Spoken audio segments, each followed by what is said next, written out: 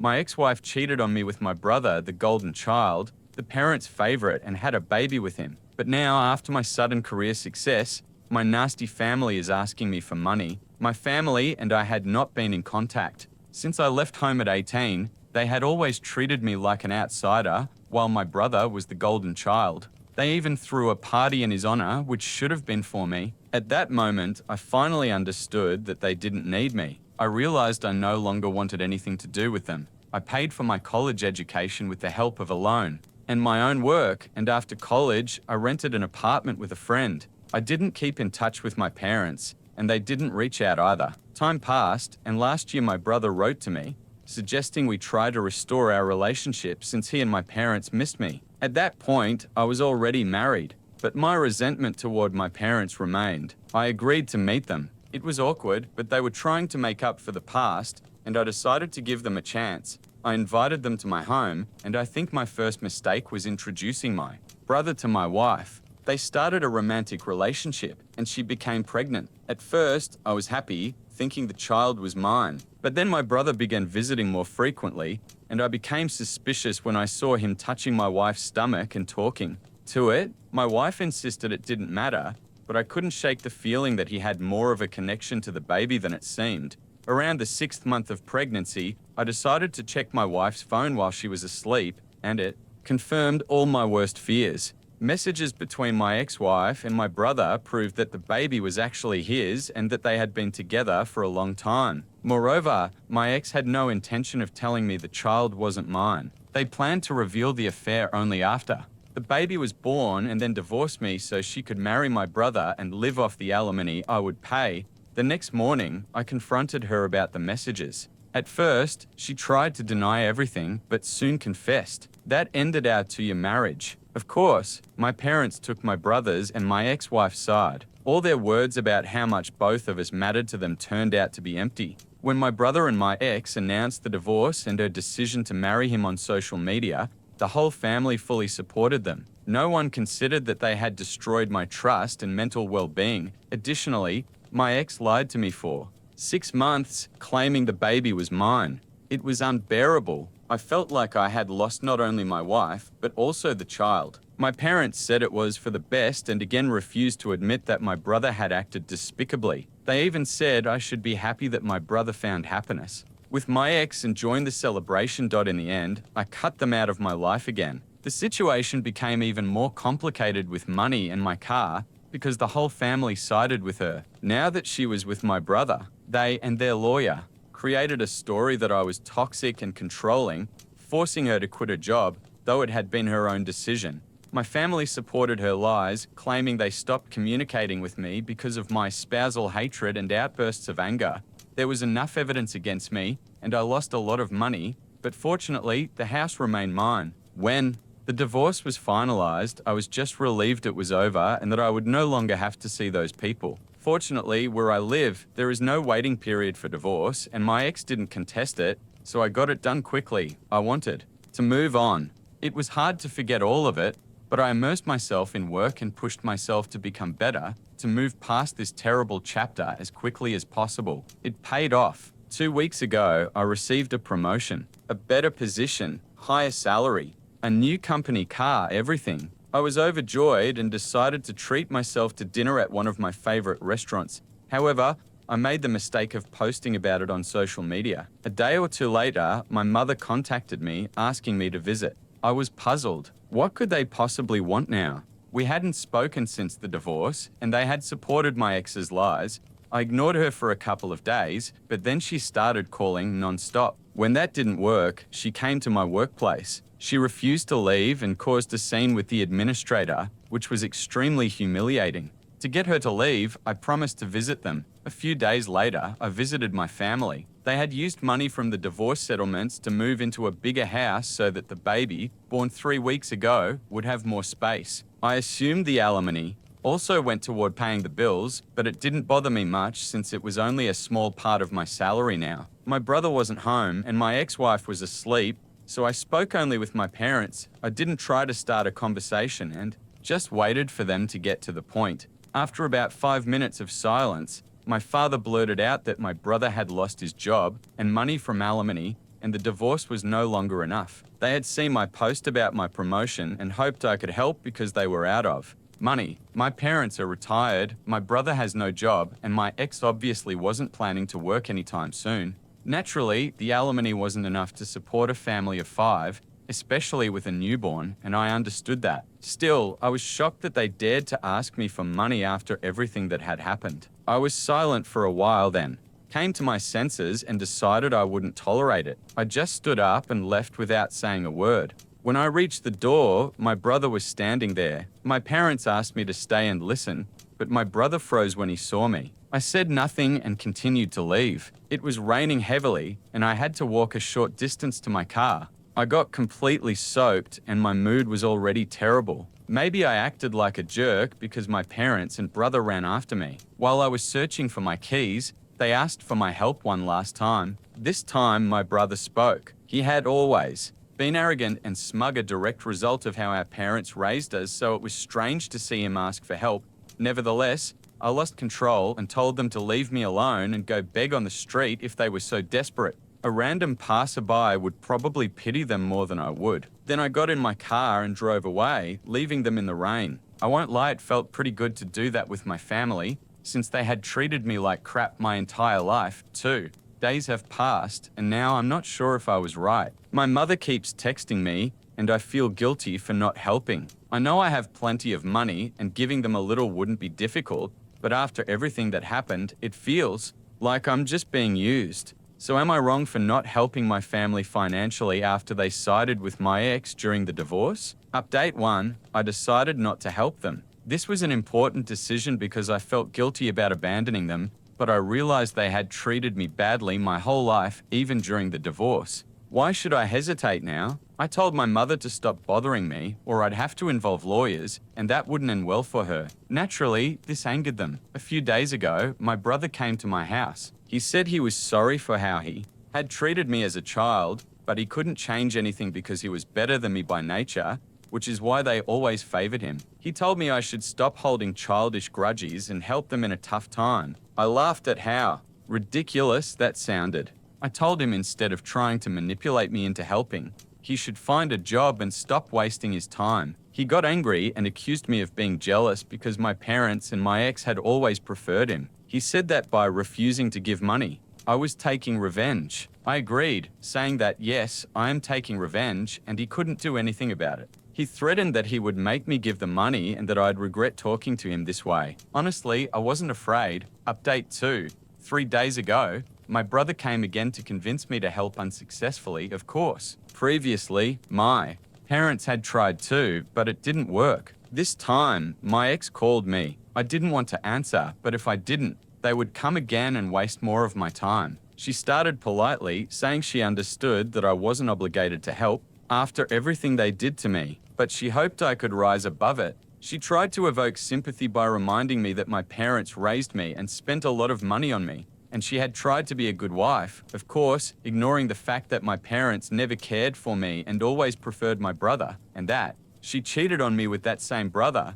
After refusing to give money to his family, the narrator's ex-wife called him. She tried to manipulate him by claiming that he owed money because of what his parents and brother had done for him, and she accused him of selfishness and heartlessness. She threatened to take him to court to increase alimony. The narrator, however, refused to be manipulated. He explained that he was already paying alimony that she didn't deserve, given her infidelity, and that his family had lied on her behalf during the divorce. He initially wanted to avoid conflict, but this time he was determined to fight. Update 3. The ex-wife actually filed for higher alimony after his promotion. This time, he was prepared. He informed mutual friends and family members of the truth, including past events that most only partially knew.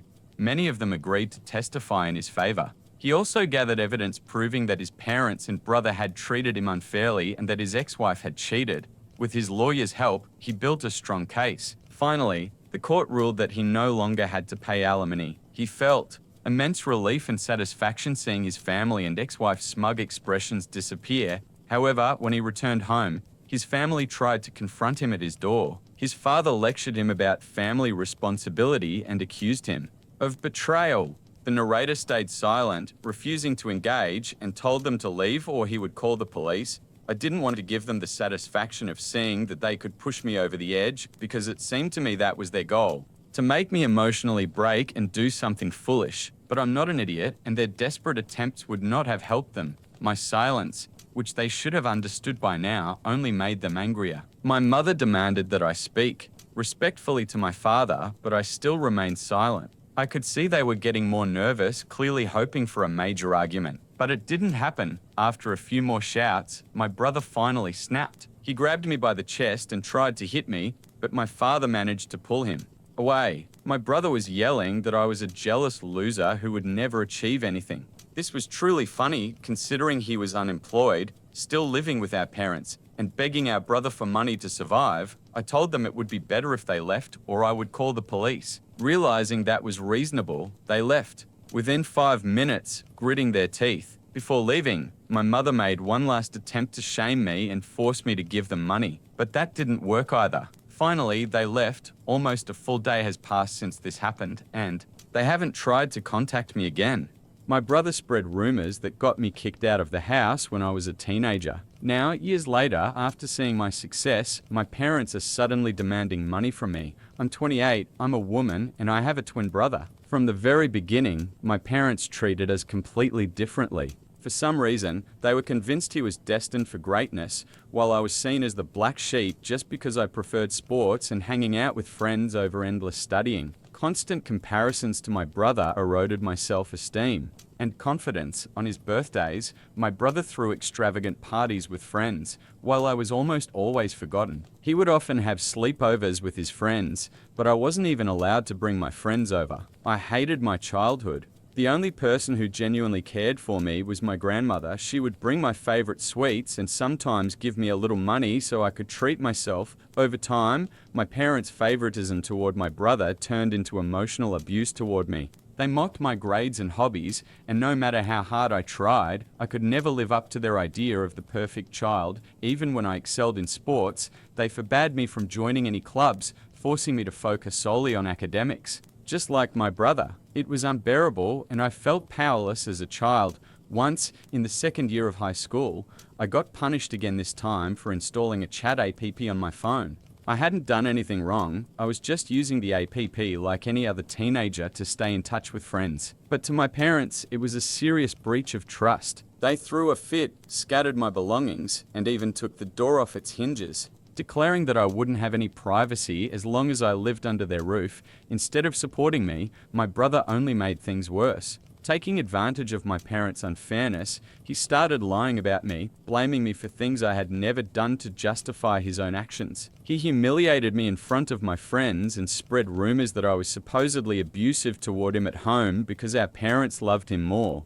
Even when he hurt himself to create bruises, everyone believed his fabricated proof of my aggression. On our 14th birthdays, his jealousy peaked. No one showed up for his celebration. I don't know why his friends acted that way, but my own friends went out for ice cream with me, and I had a wonderful day. This enraged my brother, and he began spreading even more lies about me at school, painting me as a spoiled brat. He claimed I was the one hitting him more, even though he was bruising himself to make it look like I had. The next day, he proudly displayed his injuries at school as evidence of my aggression, inventing new stories each time. When our parents asked him about the bruises, he lied that he got them while playing with friends. His words gained traction, and people started believing his twisted version of events. Rumors spread through the school, and even my friends began to look at me with suspicion. At first, the changes were subtle, but then those who used to talk to me began to distance themselves. Invitations to gatherings became scarce, as if someone had flipped a switch, and people started avoiding the spoiled girl accused of violence. One day, I finally mustered the courage to ask my former best friend why things had changed between us. She told me that my brother had been spreading all sorts of stories about me, describing the details of the lies he had fed everyone. I was stunned. It was a mix of shock and hurt, like the ground had been pulled out from under me. The brother I grew up with had betrayed me, spreading lies about things I hadn't even imagined. It was a deep betrayal that left a stone in my chest and a lump in my stomach. The next day, I approached him at school to talk, but he completely ignored me. I begged him to stop lying about me, but he just smirked and said I deserved to be alone. I was speechless because his lies and behavior were starting to frighten me. I wanted to talk to my parents, but feared they would believe him over me. The isolation was especially painful because I had always been open and social. It felt as if the jealousy-fueled lies were twisting reality itself, like I was living in a parallel world where my true self was completely overshadowed by my own brother. These rumors went beyond simple teenage gossip. Everyone's perception of me was shaped by these fabrications. The terrible rumors quickly reached the principal, and my worst nightmare became real. The principal called me, my brother, and our parents into his office to discuss all these stories. My heart was pounding as I sat there, hoping my brother would finally tell the truth. But instead, he doubled down on his lies. He told the principal that the rumors were true and portrayed me as a troublemaker who hits him when our parents aren't home. I couldn't believe it. I was overwhelmed with shock, while my brother continued spinning his twisted stories about how I supposedly hated him because our parents favored him. It was all a lie. Yet he clung to his version like a tick. My mum cried, listening to him, hugging him as if he were a hero. My dad tried to calm him down, calling him brave for telling the truth and promising to make sure nothing like this ever happened again. Of course, I tried to defend myself, begging the principal to believe that everything was made up. I felt like I was drowning in a sea of accusations, struggling desperately to reach the surface. But my brother kept insisting that I was mean, aggressive, and volatile every single day. The judgmental eyes around me made it feel like I was fighting against an impenetrable wall built from his fabricated stories. The principal sternly reprimanded me, saying the school would not tolerate such behavior and that it was grounds for suspension. I begged him not to suspend me, but he shook his head, saying he couldn't turn a blind eye. I stood there with tears in my eyes, trying to explain that I hadn't done anything wrong, but he firmly stated that I would be suspended for 10 days so that others would understand that this behavior was unacceptable. I burst into even louder sobs, literally begging him to reconsider. My parents, furious and embarrassed, dragged me out of the principal's office. I didn't want to leave. I wanted to prove I was right and make them understand. But they didn't care. We left the school, and I was crushed, overwhelmed with humiliation and despair. When we got home, something unexpected happened. My dad suddenly started packing my things. I was shocked, confused, and couldn't understand what was happening. My mum asked him what he was doing, but he shouted that he could no longer allow me to live under the same roof as my brother. I fell to my knees crying, begging my brother to tell the truth, but he remained cold and indifferent to my emotions. My father continued rummaging through my belongings and tossed my suitcase into the hallway. I clung to his legs, still begging him not to kick me out, but he said I didn't deserve to live in his house. He added that he would ask my grandmother if she wanted to take me in. It felt like the world had collapsed around me. I was standing in shock, surrounded by my scattered belongings, forcibly removed from my own home. Eventually, my grandmother arrived. She gathered all my things and helped me load them into her car. Sitting me in the front seat, she made sure I was buckled in, then stormed up to our house, knocked on the door, and when my dad opened it, she started yelling at him for how he treated me. With unwavering determination, she threatened that if he ever tried to come near me or contact me again, she would involve the police or child protective services, because what he did was essentially a criminal offense and he could go to jail.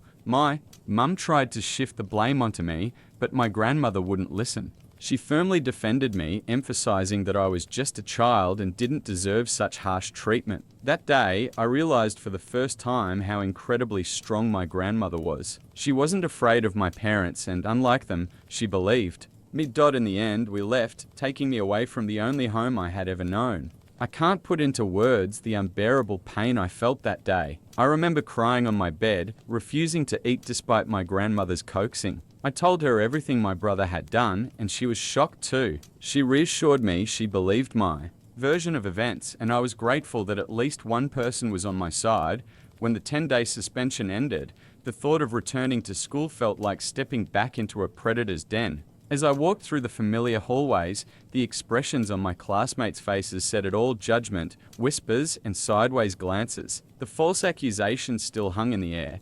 My brother blatantly ignored me, acting as if I didn't exist. He had made friends with those who believed his lies and saw him as the victim of my supposed attacks. No matter how hard I tried to speak my truth, no one wanted to hear it. I had become a permanent outcast, labeled unfairly, a stigma that followed me everywhere. Classrooms, hallways, the cafeteria. I became a loner, keeping my head down, attending all my classes, eating alone in the cafeteria, and heading home immediately. After school, I had no friends, and it felt like nobody wanted me around. Throughout it all, my parents never called to check on me. My grandmother constantly reminded me it wasn't my fault and that things would eventually get better. I graduated with good grades and eagerly looked forward to college, hoping to start a new life. Only when I left for college did I finally experience freedom. No one was monitoring my every move, no one compared my grades, no one competed with me. I met new people, made friends who shared my values,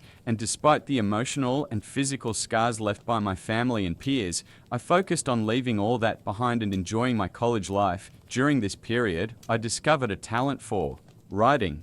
I had always dreamed of becoming a writer, but I wasn't confident I could make a living from it, so I kept putting that dream aside. However, wanting to earn some money, I decided to try freelancing. I signed up on several freelance platforms, which helped me get my first clients. Gradually, I started building my portfolio. Throughout college, I balanced my studies with freelance work and never asked my parents for money. After graduation, instead of taking an office job or working for a corporation, I realized I could pursue writing full-time. Things went really well thanks to my clients and long-term professional relationships. They kept bringing me onto new projects. Through freelancing, I became financially independent and was able to travel the world as a digital nomad. Traveling helped me heal some of the emotional wounds from my past. It wasn't easy, but I saved as much as possible and decided to take a leap of faith, trusting myself. Over the years, I've visited many incredible places, yet I still considered my grandmother my true family. I adored her. She was sad when I left, but she understood that I needed to become independent. Despite my busy schedule, I always tried to make time for her. I visited her on weekends. We often cooked together or just sat on the porch, talking about childhood memories or recent events. Sometimes I helped with chores or accompanied her on leisurely walks in the local park. Recently, I finished one of the most important projects of my career. I can't name the brand, but I was incredibly lucky to write articles and product descriptions for them. After finishing the project, I asked the team I worked with to leave positive reviews on my freelance profiles, and they happily did. I took screenshots of some reviews and shared them on Instagram, realizing that working with such a brand was a major milestone. As expected, many other copywriters congratulated me and even reshared my stories to help spread the news. Because of that, I started receiving messages from strangers needing help with their websites. Some of my relatives noticed too and reached out to congratulate me. Eventually, the director of my college contacted me. He had seen my progress and wanted to invite me to give a seminar for students about building a career as a copywriter. I was extremely nervous since public speaking wasn't my strength, but I decided to take the risk and agreed. Standing in front of a room full of attentive faces, sharing my experience, I felt like my life had come full circle. I spoke about the difficulties I faced and how hard I had worked to support myself despite the tough times. It was incredibly rewarding to inspire others and contribute to the writing community. Some clips from my talk started circulating in Facebook groups because people found my story relatable. It felt amazing to finally receive recognition for my work. Last week, I was invited to appear on a local TV show about copywriting. I shared my journey and insights with a broader audience. I was a little nervous but thrilled at the opportunity. On the show, I talked about the importance of client feedback, how even a simple thank you post can open doors, and how to seize opportunities. It felt empowering to reach a wider audience and motivate more people in the field. When the episode aired, I shared highlights on Instagram, proud of being invited to TV. That's when my relatives started noticing my career achievements. My parents had never mentioned anything about me to anyone, so they didn't know I worked with well-known brands or appeared on television.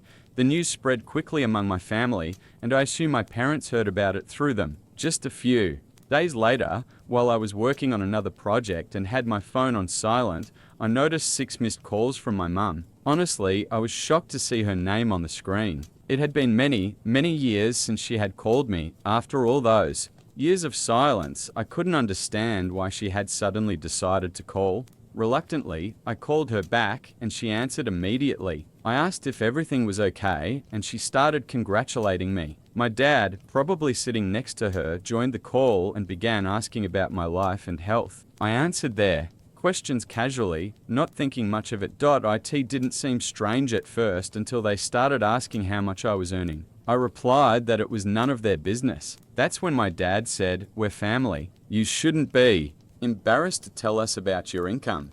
I told them that my finances were fine. Upon hearing this, my mum immediately started complaining about how hard life had been for them lately. I frowned, sensing something was off. Here's roughly how the conversation went. "Mum, we've been retired for a long time now," she began. "We want to renovate the house. Dad's health isn't the best and we have no savings left." "Okay, Mum," I replied, "your success gives us hope. After watching your TV interview today, we thought maybe you could help us cover the renovation costs." "Dad, after all, we're family. Don't waste time overthinking sharing your income with us. We really need your help." I was stunned. "Are you serious? You're asking me for money after not speaking to me for years? I don't even know what made you suddenly reach out. Thank you for the congratulations, but I am not going to help you." Immediately, Mum accused me of being selfish and insisted it was the least I could do for them. I was so angry that I wanted to tell them exactly what I thought, but then an idea hit me.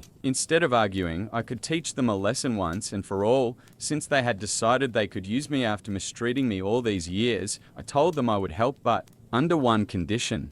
Dad, curious, asked what the condition was. Without hesitation, I stated my demand. If they wanted my help, they would have to publicly admit, in front of relatives and friends, that my brother had fabricated all the lies that ruined my reputation. I wanted them to humiliate my brother the same way they had allowed him to humiliate me, blinded by his lies and manipulations. I wanted them to take responsibility for their actions and acknowledge the pain they had caused me. Hearing my impossible demand, Dad hesitated. "Is such an admission really necessary?" he asked. Mum chimed in, "It's completely unnecessary. We can talk about this privately, without involving others," but I stood my ground. This condition was non-negotiable. It was mandatory for any help they wanted from me. Tension escalated. Dad raised his voice, reminding me he was my father and insisting it was my duty to help the family in need. Mum, in a desperate attempt to sway me, said I should do the right thing, reminding me of the years they spent raising me.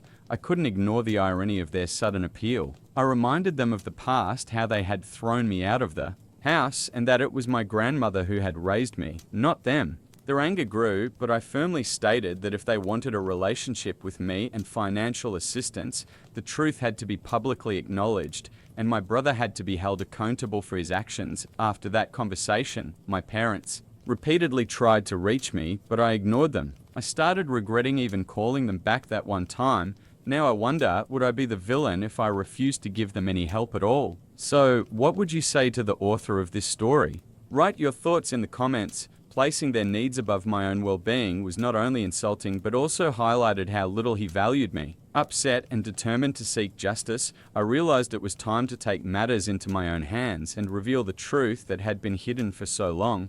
I sat down and began writing a letter to my parents and close relatives, sharing the painful details of my childhood and the unfair treatment I endured within our family.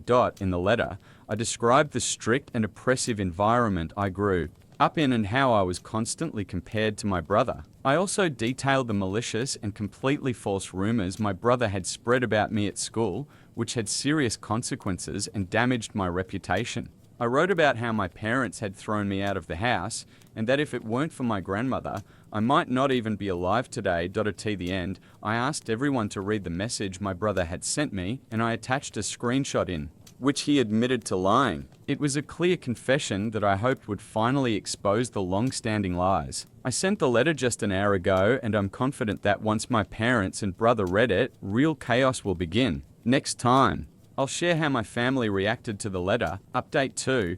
A month has passed since my last update, and a lot has happened in that time. As expected, after receiving my letter, chaos erupted in the family. My parents faced criticism from relatives who had previously been unaware of the extent of the unequal treatment and emotional abuse. Many relatives reached out to me saying they had no idea what had happened and apologized for not supporting me when I needed it. My brother and parents started bombarding me with messages that became increasingly insulting and threatening. As a result, I contacted a lawyer who sent a cease and desist notice. The notice stated that if they continued trying to contact me, they would face serious legal consequences. It seems this frightened them because they stopped attempting to reach me. My grandmother believes I did the right thing by telling the truth to everyone and supports me 100%. She is the only person who truly matters to me, and I am grateful she is on my side. Update 3. 2 months have passed, and I'm happy to report that everything is going well. Professionally, my copywriting career is thriving. I continue to receive invitations to give seminars and appear on podcasts, which strengthens my reputation in the field. My grandmother and I still share a very close relationship. I recently took a short vacation to spend more time with her. She's currently passionate about gardening and has shared so much knowledge about the flowers and herbs she grows. The moments I spend with her, whether shared meals, heartfelt conversations, or simply enjoying each other's company, have become some of my most cherished and valuable memories. My family has not contacted me since receiving the letter from my lawyer, so I'm pleased that things are moving in the right direction. I've also started seeing a therapist and hope this will help me heal the emotional wounds I've carried for so many years. The betrayal that changed everything. How I survived it and started living a gynae. Never thought this would happen to me. I always heard the stories, friends whispering about affairs, people talking about trust broken, marriages crumbling, but it always seemed distant, like a news headline about someone else's life. Until it hit mine. Hard. I'm Alex, 34, and I was married to Lisa for 7 years. We met in college, laughed at the same dumb jokes, dreamed of the same big, absurd future. From the outside, we seemed perfect. People called us a power couple, which always made me cringe because behind closed doors, we had our fights, insecurities, and disagreements like anyone. But I never imagined she could do this to me. It started subtly. The little things. First, she would suddenly disappear for late nights at work or get defensive about her phone. She was never overtly cold, but the warmth that had been effortless between us felt thin. I brushed it off at first, convincing myself I was just being paranoid. You know how it goes, you tell yourself, don't be that guy, don't overthink it. But then came the day I found the messages. I was looking for a receipt on her laptop. She had asked me to print something, and I needed the PDF, and her email was open. I shouldn't have looked, I know. That's the thing about betrayal. It forces you into places you never thought you'd go, driven by gut instinct and the creeping sense that something's off, and there it was. Her inbox full of messages to someone named Drew. At first, I thought, maybe it's innocent, just a friend, right? But the words hit me like a punch to the gut. Can't wait to see you tonight. I hate lying to Alex. I wish I could tell him the truth, but I don't want to hurt him. I froze. My hands trembled. I don't think I even breathed for a solid 30 seconds. I closed the laptop and walked out of the room, trying to act normal. Lisa was in the kitchen, humming. I didn't even know how to start. My mind was a storm. Anger, disbelief, betrayal, hurt, and beneath it all, a gnawing question, why me? That night, I pretended I was asleep.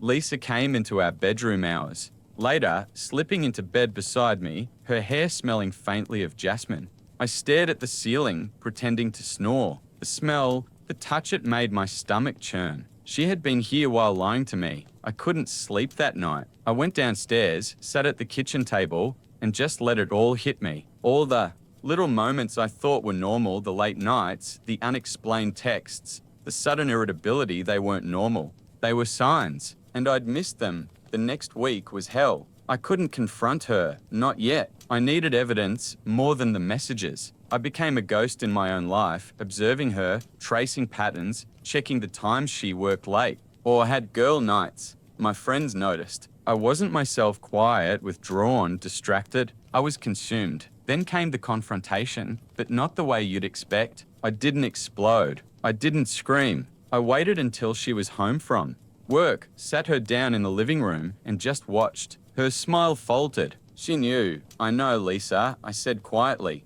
I know about Drew. The color drained from her face. She stammered, denied, laughed nervously. Of course she did. That was her defense mechanism, laughing to cover guilt. I didn't yell. I didn't cry. I just stared at her, the quiet rage building inside me like a storm cloud. She finally broke down, crying, apologizing, saying she'd made a mistake, that it meant nothing, that she loved me. And I realized in that moment that love doesn't always make sense. Betrayal can exist. Even in love, I didn't know what to do.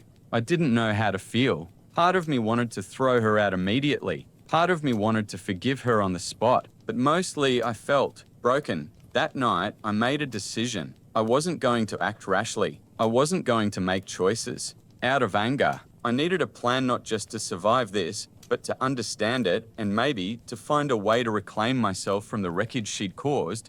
And that's where my story really begins. Update 1: the days after the confrontation felt like I was living underwater. Everything was muted sounds, colors, even my thoughts. I went to work, but my mind was elsewhere. I'd stare at spreadsheets and emails, but really, I was replaying every conversation with Lisa, every laugh we shared, every I love you that now felt like a lie. I started questioning everything. Did I ever really know her? The intimacy, the trust, the little quirks I adored, were they just performances? Part of me knew I was spiraling, but I couldn't stop. I began to notice her little tells, the subtle signs I had ignored before. How she'd quickly shut her phone when I walked by, how she avoided my gaze, how she started dressing differently at home, almost deliberately. My paranoia became a second skin. I hated myself for it, but I couldn't stop. One night, I stayed up until AM, scrolling through the messages I had found. I found more hundreds of texts, images, late-night voice notes. Some were mundane, some flirtatious, and some deeply intimate. The intimacy made my stomach twist into knots. I wanted to delete them, but I couldn't. I needed to remember to feel the full impact. I realized that I had a choice. I could implode here, dissolve into despair, or I could take control. I couldn't stop thinking about revenge, but it wasn't the flashy, destructive kind that movies show. No, this would be slow, calculated, and above all, satisfying in a way that let me reclaim myself. I began documenting everything: screenshots, timestamps, locations, patterns. I created folders on my laptop, each labeled Lie 1, Lie 2, Late Night 1, Excuses. It was obsessive, yes, but for the first time in days, I felt some clarity. At the same time, I needed an outlet. I couldn't carry this alone. I called my friend, Mark, my oldest and truest friend. Alex, you sound like hell, he said when I picked up. I admitted. I found out she's been cheating for months. Mark didn't flinch, didn't ask for details right away. He just listened. That's what friends do.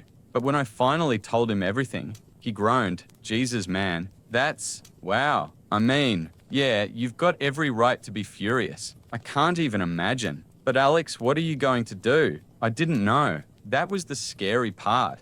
I wanted to hurt her in some way she would feel, not physically, not legally yet, just emotionally. I wanted her to look at me and realize what she had lost. But more than anything, I wanted to heal myself. That night, I walked the city streets, headphones on, music blaring, just to keep my mind from spiraling. I passed couples laughing, friends hugging, and my chest tightened with this odd mix of jealousy and longing. I thought about our apartment, our life, all the little routines we had, and I hated that she had tarnished them. I started planning small, almost imperceptible shifts in my life. I changed routines, left her to her own devices, and I stopped doing favors for her. Subtly, without confrontation, I was asserting boundaries. And I noticed she reacted. She became anxious, asking me questions, trying to engage me in conversation, trying to charm me back. I realized something chilling. She had been using charm as a weapon all along. Meanwhile, I kept discovering more. Emails, receipts, messages on apps I didn't even know she used. The scope of it was staggering.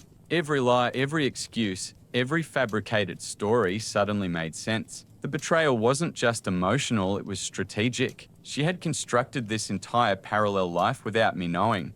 One night, I confronted her again, but this time with evidence. I sat her down, opened my laptop, and silently showed her the folder I had made. I didn't yell, didn't cry. I just let the silence speak. She froze. I saw it, the mask slipping, For the first time, she looked genuinely afraid. Not of me, exactly, but of the consequences. I didn't mean, she stammered. I know you didn't, I said, my voice calm but cold. But you did it anyway. And now, we need to figure out what comes next. Her face paled. She had never seen me like this, calm, collected, yet utterly unyielding. She had expected tears, anger, maybe begging. What I gave her was control over her exposure. I was deciding the pace. The next few weeks were a study in psychological warfare. I stayed composed, maintained normalcy at home, but I subtly asserted myself. I changed the locks, monitored accounts, shifted our shared finances subtly. Each action was small but deliberate. Each moment was a reminder I was no longer the naive, trusting husband. I also began therapy. I realized I couldn't just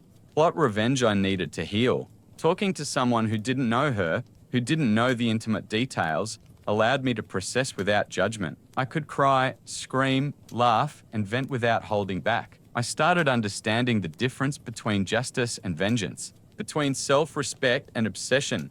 One day, as I left therapy, I had an unexpected encounter. I saw her sitting in a cafe, laughing with Drew. The sight twisted something in me, but instead of rage, I felt a curious detachment. They were just two people, pretending their affair was some great adventure. I realized then, my power wasn't in confronting them, it was in reclaiming my own life, and that became my obsession. Reclaiming myself, building my identity outside of her lies. I started going to the gym, reconnecting with friends, traveling for work trips I hadn't taken before. Every step was a brick in my fortress, a shield against the chaos she had caused.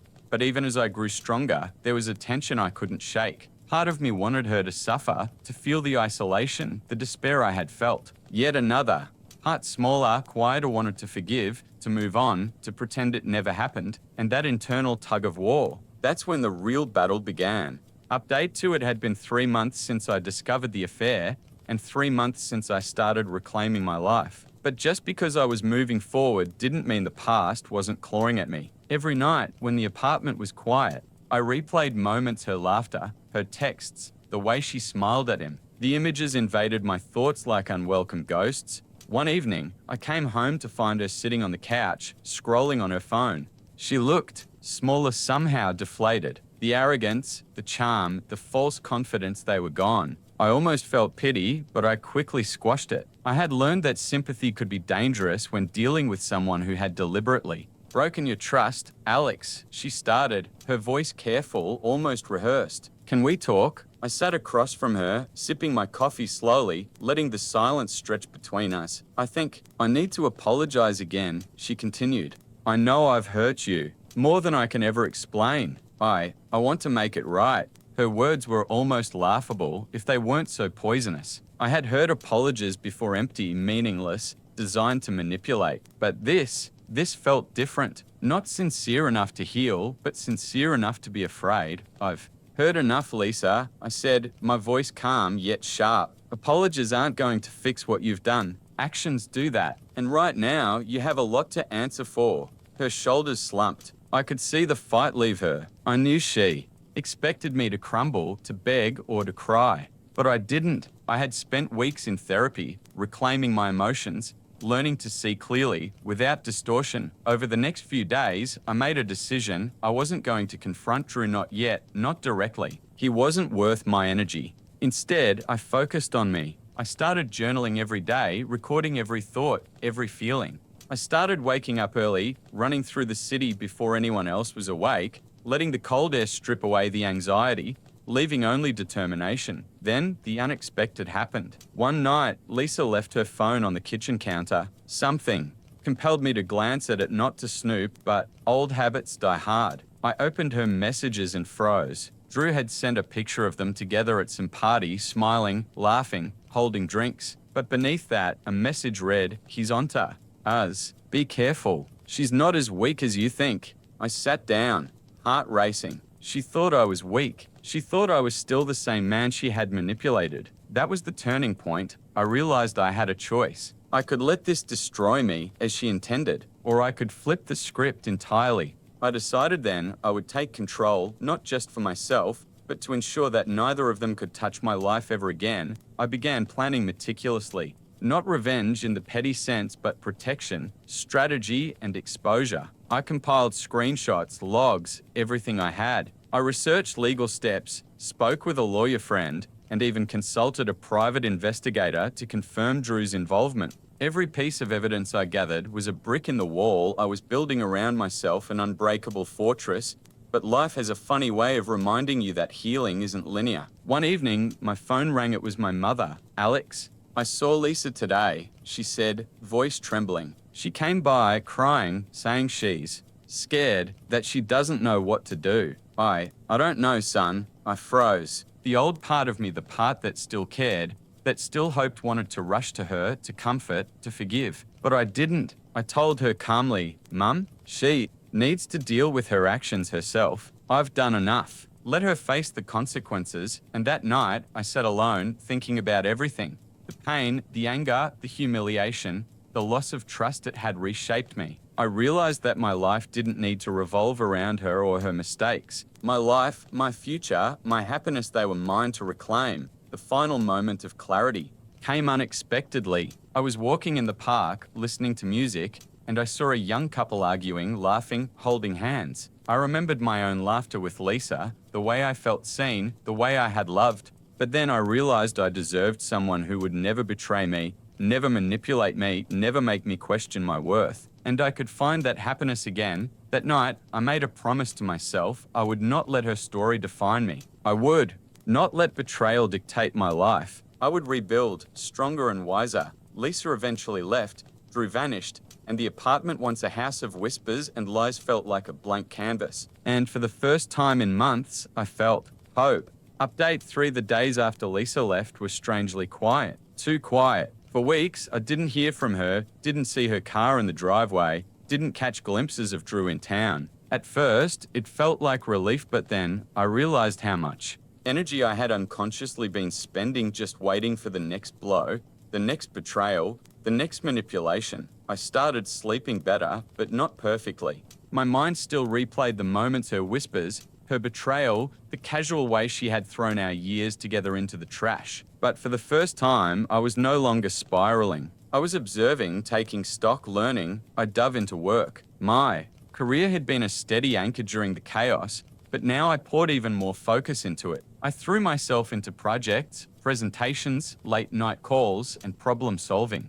My boss noticed, of course, and commented one day in passing, "You've been on fire lately. Everything okay?" I smiled, a little bitter but mostly resolute. "Yeah, just refocusing my priorities." Outside work, I started reclaiming my social life. I reconnected with old friends I had neglected during my marriage. I joined a local running club, met people who laughed, pushed me to my limits, encouraged me without judgment. I even started volunteering at a community center, mentoring young guys who were going through rough patches, divorces, breakups, family strife. Helping them reminded me that pain was universal, but recovery was possible. But one night, everything changed again. I got a text from Lisa. "Alex, we need to talk. I'm messed up. I don't know what else to say. Please, just hear me out." For a moment, my chest tightened. Part of me wanted to respond, to scream, to confront, to throw everything I had collected in evidence back in her face. But I didn't. Instead, I stared at the text for what felt like an eternity. And then I deleted it. It wasn't vengeance that made me do it. It was freedom. Finally, I realized that my life no longer belonged to her story. I could choose whether to let her back in, and I chose not to. A few weeks later, I got an unexpected call from Drew. "Alex," he said, voice low, cautious. "I need to talk. It's about Lisa and me." I felt a surge of anger, the old instinct kicking in. I wanted to yell, to tell him off, to make him feel even a fraction of what I felt. But I didn't. Instead, I listened. Drew was remorseful, terrified. He admitted everything, confessed that he had loved the thrill, loved the secret, but never thought it would explode like this. He apologized for what he did to me, to our lives, to the trust that had been broken. I let him speak, but I didn't forgive him, not fully, not yet. What I did do was something much more powerful. I listened, understood, and then closed the door. Life continued. Months passed. The emptiness Lisa left behind slowly filled with laughter, with light, with my own choices. I started dating again, not casually, not recklessly, but carefully, thoughtfully. I was learning to trust myself, to trust my instincts. One evening, after a long run, I sat on a bench overlooking the city lights. I remembered every betrayal, every tear, every sleepless night. And for the first time, I smiled, not because I had revenge, not because I had closure, but because I realized that I was whole again. I had survived, I had rebuilt, and I had finally chosen myself. The past was still there, a scar on my heart, but scars, I realized, could become marks of strength, not just pain. And as I watched the lights shimmer across the water, I knew one thing for certain: I wasn't just surviving anymore, I was living. Update: for dating after betrayal was like learning to walk again on shattered glass. Every step was hesitant, every touch, every word carried a weight I hadn't expected. I wasn't afraid of being hurt, I was afraid of trusting myself to recognize what was healthy, what was toxic, what was love. I met Emma at a coffee shop. It wasn't cinematic or accidental in the movies kind of way. I spilled my coffee on her notebook by accident, classic clumsy me. She laughed, and I laughed, and somehow, in that moment, a bridge formed. Our first few dates were cautious. We talked about work, hobbies, silly things. Nothing heavy, nothing intimate. I wanted to test the waters to see if I could open up without collapsing in anxiety. Emma had her own ghosts, her own past heartbreaks, and somehow that honesty made it safe to open my own wounds. One night, after a dinner at a small Italian place, I felt the familiar pang of insecurity. I told her my story, not the full nitty-gritty details, but enough to hint at betrayal, at broken trust, at how careful I had to be now. "Alex," she said softly, taking my hand, "you can't live in the shadow of what she did forever. I know it hurt. I know it destroyed things you loved. But you survived. That's more than most can say. You deserve to be happy again." I wanted to believe her, but the fear clung stubbornly. "It's not that simple," I whispered. "I keep thinking, what if I misjudge someone again? What if I trust too quickly and end up in the same hell?" Emma smiled, a quiet, knowing smile. "Then we'll face it together. You don't have to do this alone anymore." That night, I slept for the first time in months without nightmares. And I realized something. Healing didn't mean forgetting. Healing didn't mean pretending the past never happened. Healing meant moving forward, carrying the lessons without letting them chain me to pain. Of course, life wasn't perfect. There were moments when texts from mutual acquaintances would mention Lisa, or her name would pop up in news feeds. Each time, a flicker of anger, betrayal, and fear surged. But instead of letting it consume me, I used it as a mirror. I asked myself, did this have power over me? No, not anymore. Work became a sanctuary. Emma became a safe harbor. And slowly, my own house, my sanctuary, started to feel like home again. I even laughed more freely, cracked jokes, and started dreaming about the future. Then came the unexpected twist. Lisa had somehow learned I was dating. I got a cryptic message from her through a mutual friend. "I see you're moving on. Enjoy it while it lasts." I didn't respond. I almost didn't feel the old sting. Almost. But that tiny pulse of irritation reminded me how far I had come. I was no longer her victim. I was no longer living for her reaction, her validation, or her chaos. Months later, Emma and I took a weekend trip out of town. Sitting by the lake, she leaned her head on my shoulder, and I realized something profound. I was finally capable of trusting again, not just others, but myself. I could see the horizon of my life stretching out, uncertain, but mine to shape. It wasn't a perfect ending. Life rarely is, but it was a beginning, a real one, and for the first time in what felt like forever, I felt like I could breathe without looking over my shoulder. Update 5: it started with a letter from Lisa's attorney. At first, I thought it was a mistake, some bureaucratic glitch, but no, she was suing me. Not for money, not for custody, not even for slander. She was suing for emotional distress that she claimed I had caused by exposing her infidelity. I read the letter 3 times, each time wondering if my eyes were deceiving me. I showed it to Emma immediately. She barely looked at it before shaking her head. "Alex, you don't even need to respond. It's baseless. It's ridiculous. And honestly, it's kind of funny how desperate she sounds." Funny? I wasn't laughing. My stomach twisted. I'd fought so hard to survive, to heal, to move on, and now she was trying to drag me back into her mess. I called my lawyer.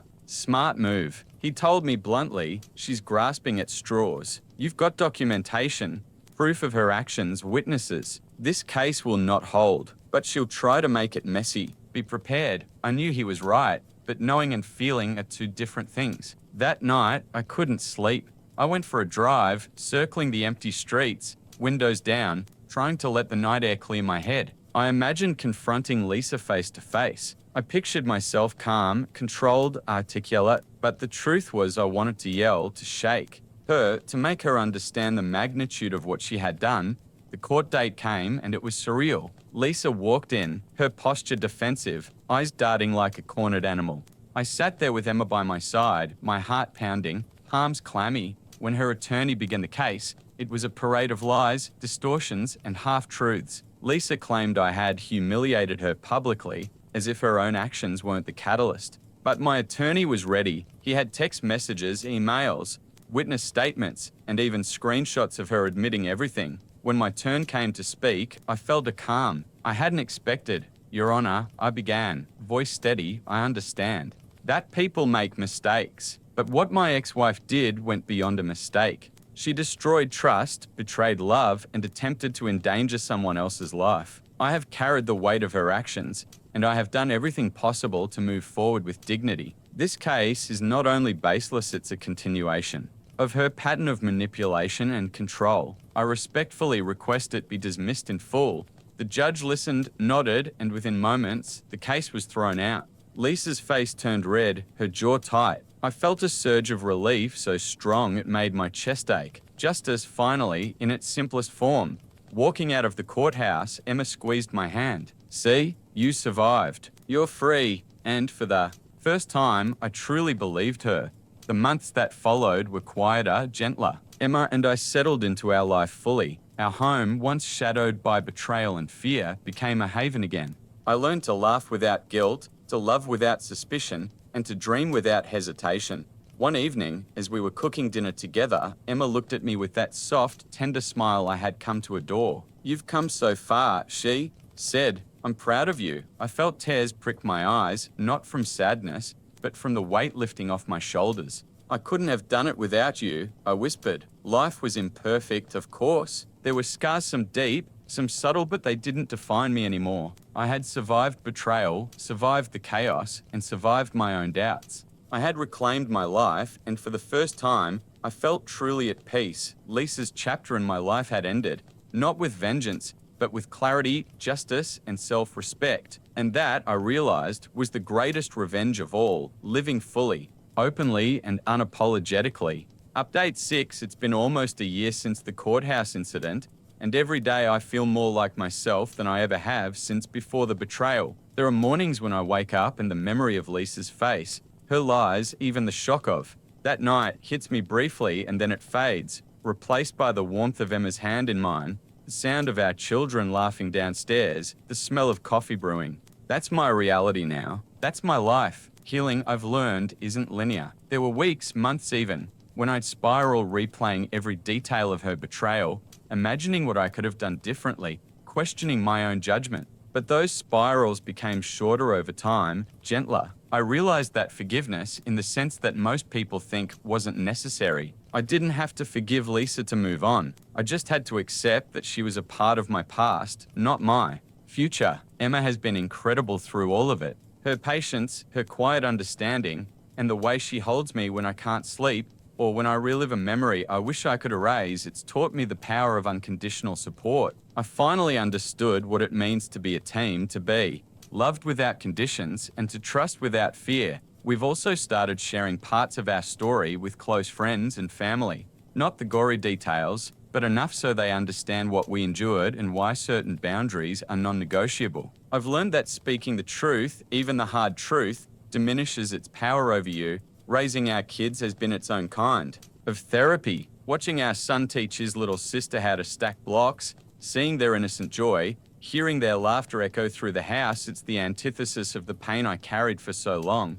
Every milestone reminds me why I fought to survive, why I refused to let her actions define the rest of my life. I won't lie, sometimes, when I'm alone, I catch myself imagining what could have been if Lisa hadn't cheated, if our marriage had worked. But those thoughts no longer linger. They're fleeting, ghosts I acknowledge and then let go. I've accepted that some stories don't have happy beginnings or middles, but you can always choose how they end. Speaking of endings, there's one final thing I did, quietly, for myself. I went through old boxes in the garage, the mementos of a life I shared with Lisa, the photos, gifts, letters. I didn't destroy them immediately. I spent hours sorting through, crying sometimes, laughing at memories that felt like someone else's life. And then, when I was ready, I donated, recycled, or threw away most of it. No dramatics, no rage-fueled fire, just a conscious choice to leave the past behind to honor the life I'm building now, not the one that was stolen from me.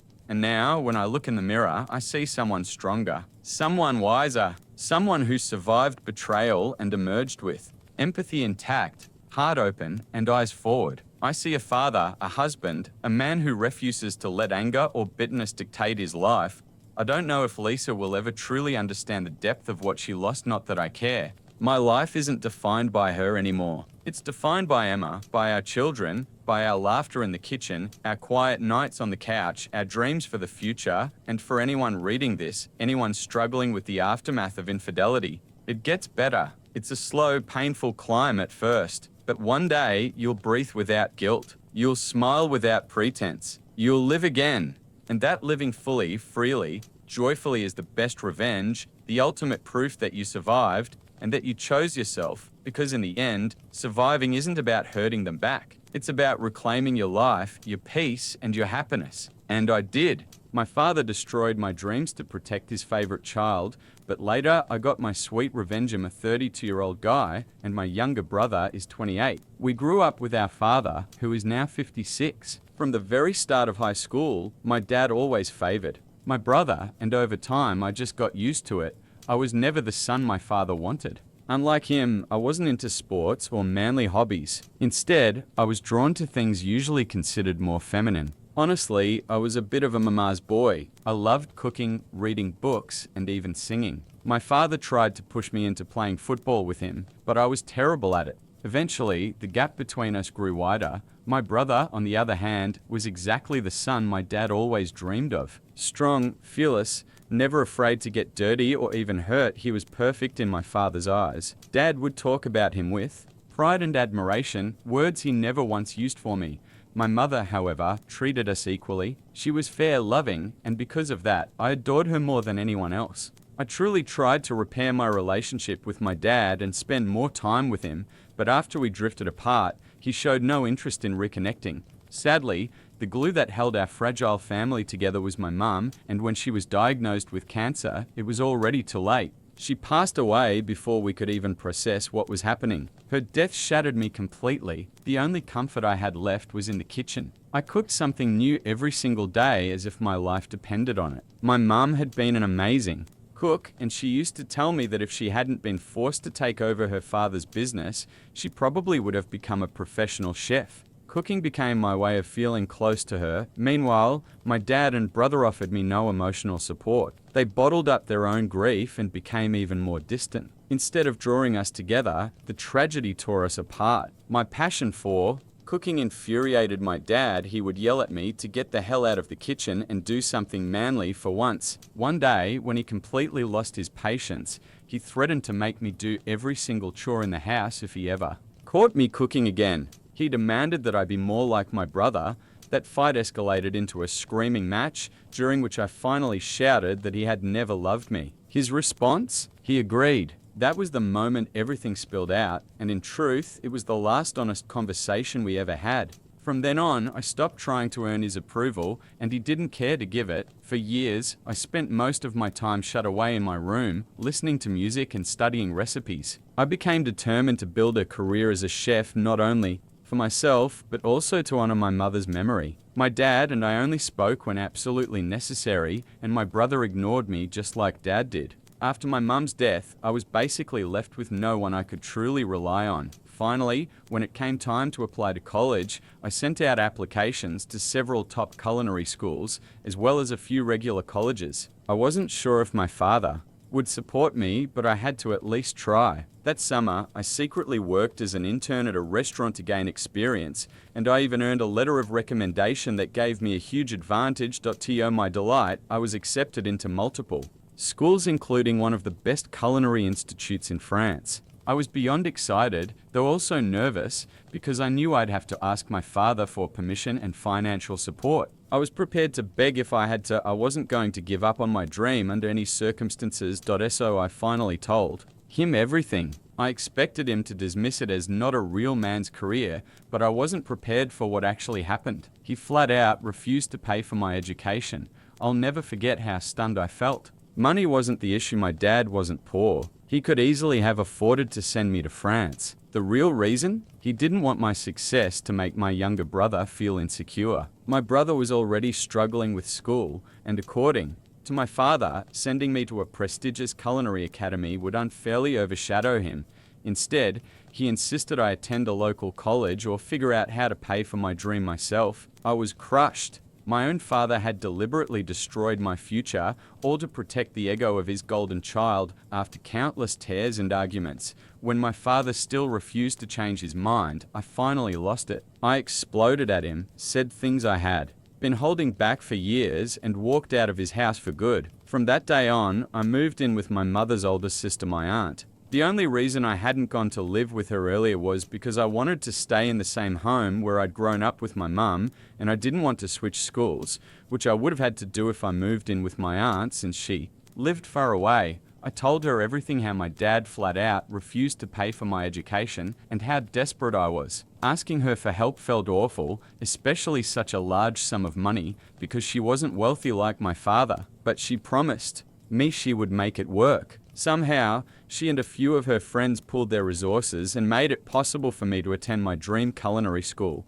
I will forever be grateful to her for that. Once I got there, I worked part-time and threw myself into my studies, determined to make every penny worth it. I worked harder than I ever thought possible and steadily climbed my way up. By the time I graduated, I was recognized as one of the most talented chefs in my class, and I landed a position at a prestigious French restaurant just months after finishing school. Half of my salary went straight back to my aunt so I could repay her bit by bit. Honestly, I was lucky I didn't have to take out student loans. If I had, I might still be drowning in debt. I spent several years in France, saving up until I had enough money to return to the US and eventually open my own restaurant. For a few years, I worked as a head chef at another establishment, all while chasing my ultimate goal. Finally, just a few weeks ago, my dream became reality. I opened a restaurant of my own. Two close friends I met in France joined me as CO owners, and they kindly let me choose the name.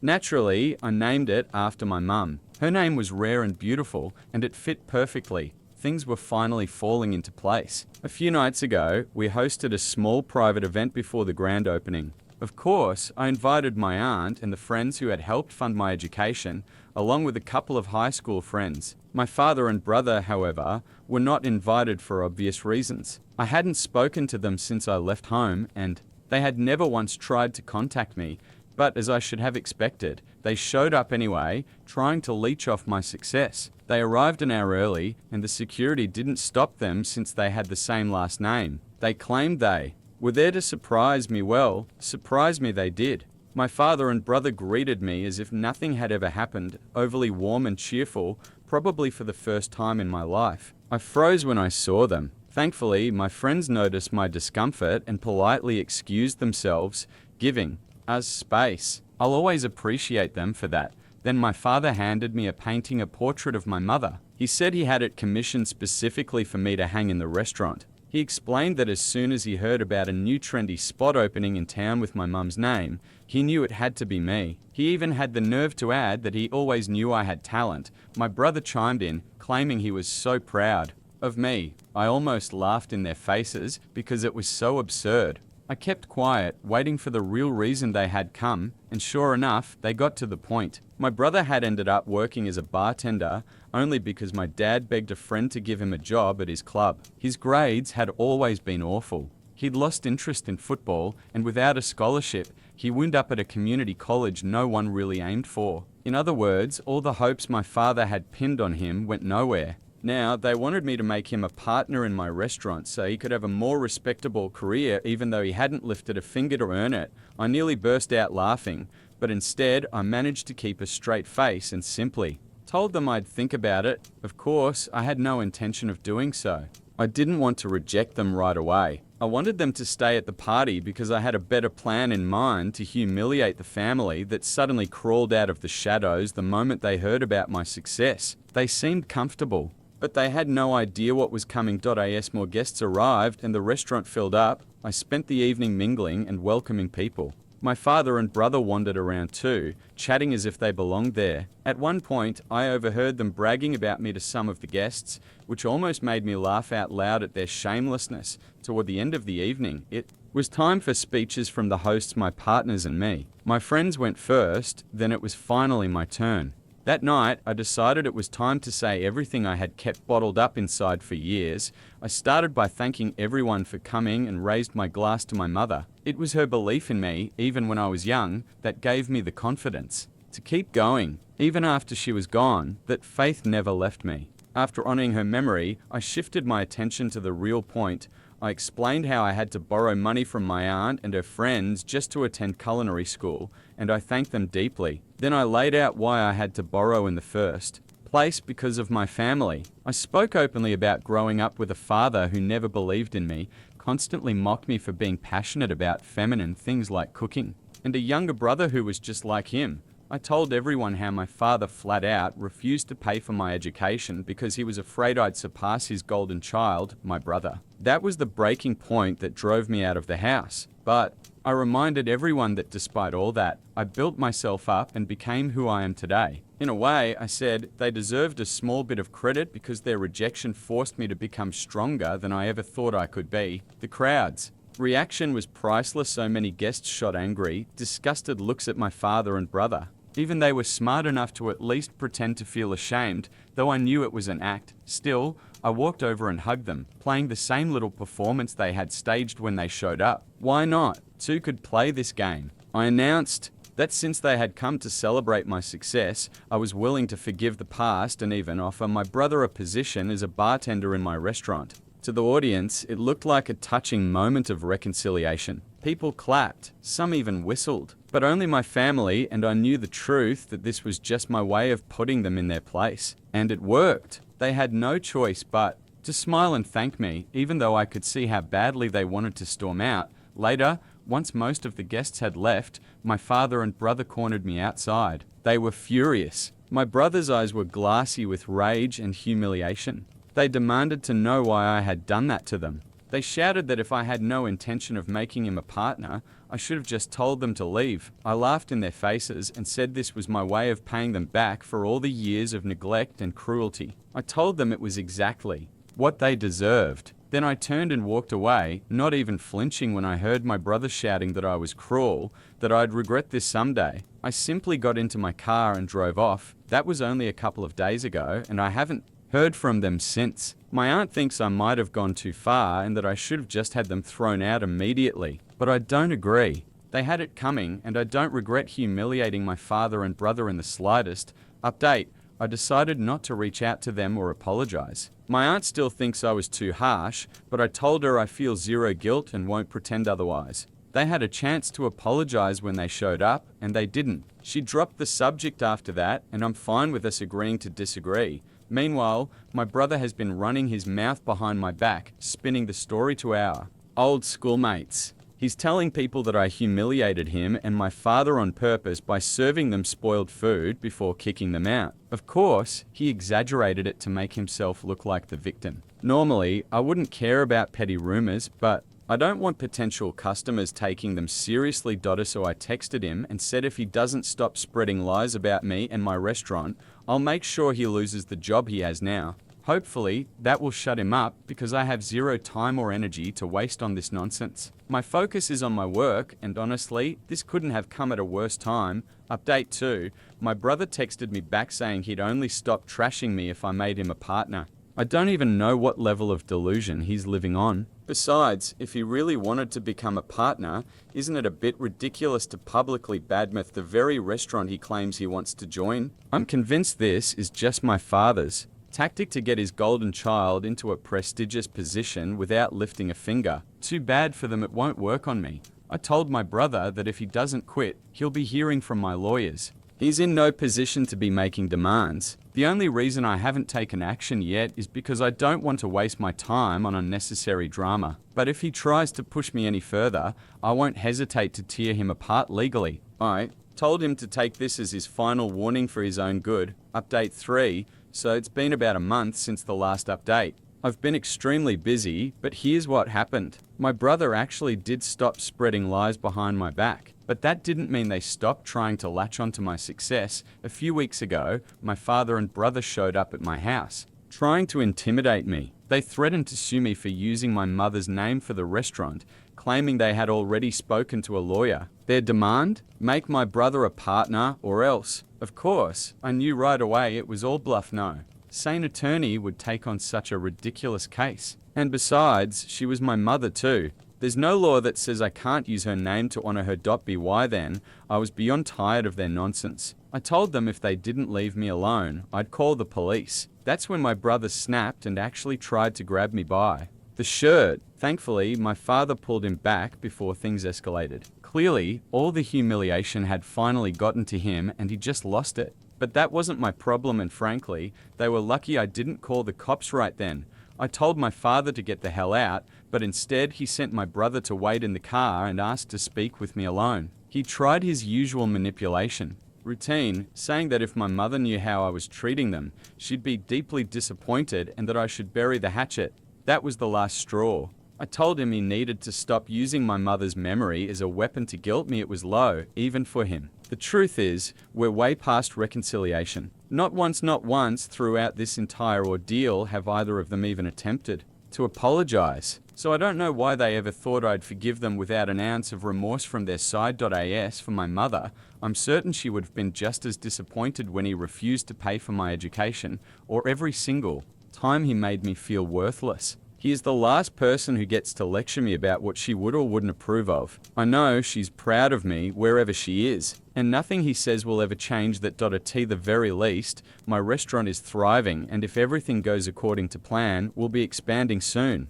I kicked out my husband and his manipulative friend after he let her move into our house and even wanted to share a bedroom with her. I'm 28, my husband is 30. We've been married for 4 years, having tied the knot after 3 years of dating. Overall, our relationship was fine except for one major issue: his deep connection with his best friend. He always called her his best friend, and she's been his neighbor since childhood. They were inseparable from a very young age. Let's call her Fiona. Fiona and my husband went to the same kindergarten, attended the same primary, middle, and high school, and even enrolled in the same college, though they studied in different departments. They were attached at the hip, and it was impossible for me to forget it because they constantly brought up memories from their past at every opportunity.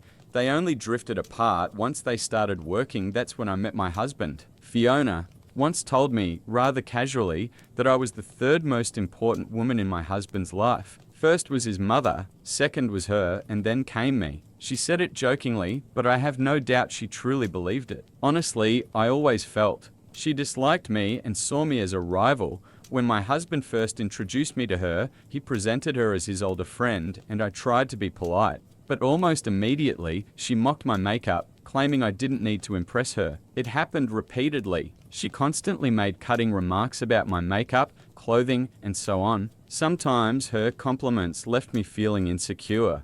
Once, she bluntly told me that my husband had a thing for dumb blondes and I was a blonde. I'm sure you get the picture. I tried talking to my husband about it several times before we got married, expressing my uneasy feelings about Fiona. But he brushed me off, saying I'd get used to her over time. He insisted that she wasn't liked by everyone because she never filtered her words and was too blunt for most women. Looking back, the fact that he belittled others to make her look good should have set off alarm bells. But at the time, it seemed trivial compared to the chance to be with him. He was perfect in every other way: intelligent, funny, charming. I was willing to tolerate Fiona because I loved him deeply, and he constantly reassured me that he loved me. So I let it slide. Over time, I stopped paying attention to Fiona and refused to let her get under my skin. Things improved even more when she got a boyfriend. She no longer picked on me without reason. 4 years ago, Fiona met Eddie through a dating app, and within a year they were engaged. Saying she was head over heels in love doesn't even begin to cover it, and it seemed he was just as smitten. Despite their obvious attachment, I still believed that a year wasn't enough to truly know someone. They hadn't lived together long enough to consider marriage seriously. Fiona and I weren't friends, and I knew if I said anything, she would throw a fit, so I stayed silent. I confided in my husband, hoping he would gently guide her toward a rational decision, but he only gushed about how wonderful it was that he and Fiona got engaged around the same time as us, even hinting they might have a joint wedding. They actually discussed having a combined ceremony, but I stopped it early, pointing out that Fiona and I had too many fundamental differences. Thankfully, she didn't push it. Fiona married Eddie about a month after our wedding, and everything was fine until recently, 5 months ago, Fiona confided in my husband that she was having trouble conceiving. They planned to get medical evaluations after trying unsuccessfully for nearly 6 months. Unfortunately, it turned out Fiona was infertile. From that point, their marriage began to unravel. Even therapy with a family psychologist didn't help, because Eddie went ahead and filed for divorce. He didn't want to be with a woman who couldn't have children, unwilling to spend his life in a childless marriage. Honestly, I felt some sympathy for Fiona. She started visiting us much more often than before, and I tolerated it because I understood how difficult things were for her, and apparently, my husband was her only true friend. I couldn't get upset about her frequent visits, especially since she would just cry every time, and my husband would try to console her. It was almost impossible to be angry at someone already enduring such emotional pain, especially knowing she truly loved Eddie. Then came the divorce proceedings and property negotiations. They had to see each other often, which made things even harder for her. She began spiraling into complete despair. That's when my husband asked if she could stay with us for a while, claiming it would help her feel normal again being near him. This was about 2 weeks ago. As soon as I let her into my home, I immediately regretted it. She criticized literally everything I did, and it always seemed to slide off her back. She was depressed, unhappy with the food, our home decor, even my choice of TV shows. Ultimately, we had to follow her rules because according to my husband, that's what she needed right now. I told him multiple times that Fiona needed to leave, that if she disliked everything, she should return to her parents. But he begged me to let her stay, worried she might do something foolish if we threw her out in such a fragile state. I stayed silent, unwilling to take responsibility if something happened.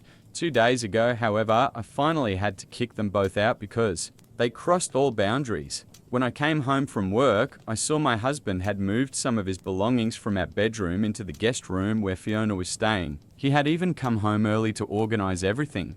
When I walked in, they were still moving his things into the room. I was in shock and asked my husband if we could talk privately, but he said we could talk right in front of Fiona. Honestly, for the first time in weeks, she looked happy. I asked why he was moving into the guest room, and he calmly replied that he would now be living in the same room with Fiona. I just froze for a few seconds when I asked, "What the hell is going on?" He said that Fiona had been having panic attacks for several days and needed someone to comfort her at night when she woke up in a panic over the divorce. I immediately told him that was out of the question and that he must be insane if he thought I would accept this. But once again, he used his favorite excuse about Fiona. She's like a sister to him, and I had nothing to worry about. Both of them stood there, smiling at me, as if that smile could make the whole situation normal and acceptable. I was so angry and disappointed that I wanted to hit them both. But instead, my rage reached a point where I decided to act differently. I smiled at them in return and said that I completely understood and that everything was absolutely fine with me. My husband even dared to say he was sure I would understand, and they continued arranging the room. Meanwhile, I went back to our bedroom and retrieved the house documents. My father had given me this house when I started my first job, and it was legally in my name only, so the house legally belonged to me. When I found the papers, I returned to the guest room and politely asked if they had finished unpacking. When they said yes, I told them it was time to pack again because very soon they would be outside, free to play happy family as much as they liked. My husband couldn't understand what was happening for a few seconds until I showed him the documents and told him that the house was mine and that I would no longer tolerate this in my own home or allow them to humiliate me. He tried to joke, thinking I was kidding, but when he realized I wasn't laughing, He said I was being absurd and couldn't just kick them out. I told him I could, and I was doing it so arguing was pointless. I said I was disgusted by him, and even more by Fiona, because she now represented a strange mix of a drama queen and a whiner, which drove me crazy. Fiona, of course, burst into tears again, and my husband defended her, accusing me of always being jealous because of my insecurities. I didn't deny it because it was true. I really am that way. But the cause wasn't me, it was their twisted relationship. I told them that if they couldn't live without each other, they shouldn't try to build relationships with anyone else and ruin their lives the way they ruined mine. A heated argument followed, but in the end, they left. My husband said he felt insulted because he loved me and that still wasn't enough for me. Fiona kept crying, accusing me one last time of jealousy and cruelty. I didn't respond. I had no energy left to argue with them. I just wanted them gone. I thought all my problems would end once they left, but I was wrong. As soon as I kicked them out, our mutual friends, the ones who never cared about our marriage before, started messaging me, saying I was making a mountain out of a molehill. In their view, my husband only wanted to support Fiona because panic. Attacks are serious, and instead of showing empathy, I turned it into drama and made it about my own insecurities. I immediately realized he had probably orchestrated this because all the messages were almost identical. I tried to ignore them, then he involved his family. Everyone insisted I was awful for kicking them out while Fiona was going through such a difficult time. They said I had no heart and didn't deserve a husband like him. From the start, it was clear he wasn't the right match for me. Deep down, I always knew it, which is why I felt threatened by Fiona. I realized arguing with them was pointless, so I blocked everyone for my own peace of mind. No one tried to understand my feelings. They didn't care, they only cared about my husband and Fiona and their own feelings. I thought blocking them would solve the problem, and I was already planning to file for divorce. But my husband reached out again from a different number, saying he was still willing to come back if I apologized. In that message, he repeated that he had always considered Fiona a sister, not someone he had romantic feelings for. So, I must have misunderstood everything. He said he cared for her and even loved her, but it was a platonic, brotherly love, not the kind he felt for me. He said the thought of living without me was unbearable, that leaving had been a mistake. But he also felt I overreacted and misunderstood everything. He asked me to think calmly, weigh the consequences, and not make a foolish decision I'd regret for life. He said he was willing to restore our relationship if we both apologized for the misunderstanding. I honestly don't know how to respond because I feel like I didn't overreact. And now, I'm not even sure if divorcing him is the right decision, especially since he keeps insisting Fiona is like a sister to him. Honestly, his message threw me off completely, and I'm not sure if I should follow through. I really feel like I did the right thing by kicking him out after he said he wanted to sleep in the same room as his childhood friend to comfort her during nighttime panic attacks. Before we continue to the update, I want to hear your thoughts in the comments. Personally, I think the author did the right thing. It doesn't matter what kind of relationship her husband has with this friend. Romantic or platonic, it's all inappropriate. Even a sibling-like bond of this intensity is unhealthy. It reminds me of the movie The Dreamers 2003, where a young man befriends a brother and sister with extremely strange boundaries. They weren't sleeping together, yet their relationship went far beyond what's normal for siblings. They were stuck in some kind of childhood period, even though they were already fully grown adults. And it all ended with the main character simply not being able to take it anymore and leaving because these people started doing complete nonsense, putting their lives in danger. Not just minor danger, but real, life-threatening danger. So yes, absolutely. The author should leave a husband like that if he allows himself such behavior. Now, let's continue. Update 1. Well, it seems I was truly blind. The comments on my first post opened my eyes because I realized I had simply let my guard down. And now my marriage is ruined. I should have stopped his friendship with Fiona from the very beginning.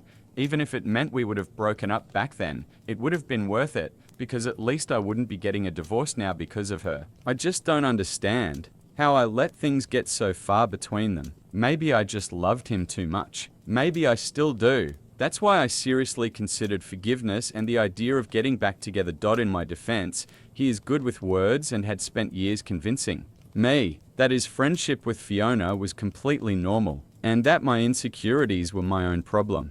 He constantly gaslighted me, insisting I was wrong. It was years of manipulation, and in the end, he pushed me to the breaking point by wanting to sleep in the same room with her. That was the final straw. My parents support me and believe I did the right thing filing for divorce. After something like that, restoring the marriage is impossible. He can't just take back his words, and I don't think he will break off his relationship with Fiona for me.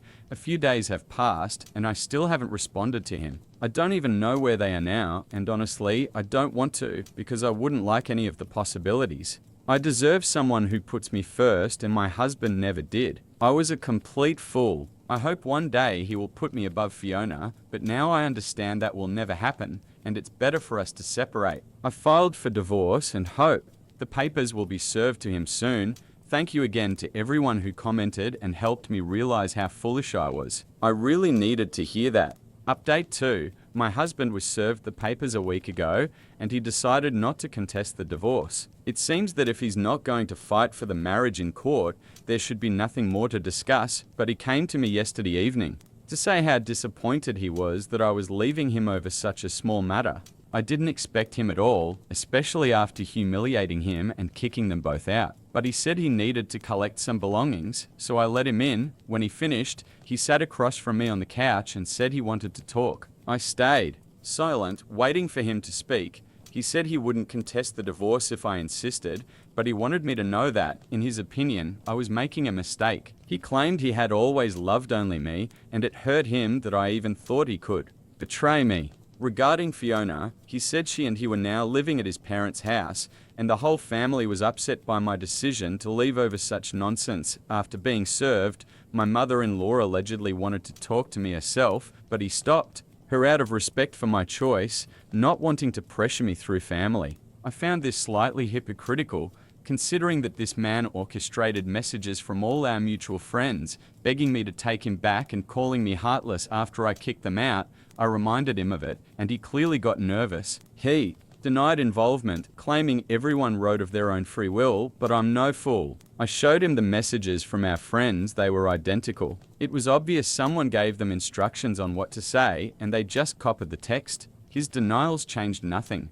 He tried to steer the conversation elsewhere and complained about how hard the last few days had been, realizing our marriage was ending. He began crying on the couch, saying life would never be the same without me. And he kept thinking about how it could be fixed. It was already fairly fake, but the tears were too much. I felt no sympathy, and the first thing that came to mind was maybe I would reconsider the divorce if he promised never to see Fiona again. That truly shocked him. He almost immediately stopped crying, and we sat in silence, waiting to see who would speak first. For the record, I had no intention of staying with him, regardless of his answer. Even if he said he would end things with Fiona, I still would have left. Of course, he didn't say that. Instead, he argued that I was unfair, repeating the same lines I had heard in every argument about their friendship, that Fiona was his oldest friend, like a sister, and he couldn't abandon her, especially now during her hardships. But leaving me, his wife, to whom he had made vows, that was somehow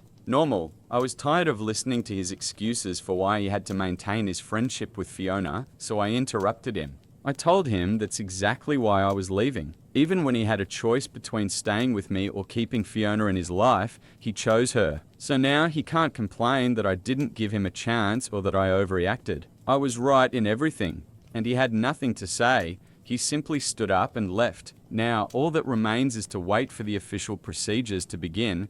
Update 3. A few weeks have passed since the last update, and today we met in court for the first time. According to the laws of our state, we have to wait at least 6 months before the divorce can be finalized. After the hearing, my husband approached me and said he was willing to wait all 6 months if it would help me come back to him. I was completely shocked that he was still trying to win me back, even though we hadn't seen or spoken to each other for weeks. I thought there was nothing left to talk about now that we were at the point of divorce, but he spoke and tried to make contact. I asked if he was still living with Fiona, and he couldn't answer. We just stood there in silence. I rolled my eyes and was about to get in the car when he said Fiona couldn't go back to her parents because her mother is unbearable and blames Fiona for the divorce, supposedly because she is responsible for not being able to have children. That's why she first moved in with us and then with his parents. I knew I probably should have felt sorry for her, but honestly, it was hard to feel compassion for someone who always made me feel worthless and ultimately caused my divorce. I told my husband, already sitting in the car, that Fiona had plenty of other friends, including some single people who would gladly take her in. He just refuses to admit that there's something wrong with their friendship. It's because of her that we're divorcing, but he still refuses to face the obvious truth that letting her move in with us was completely unnecessary.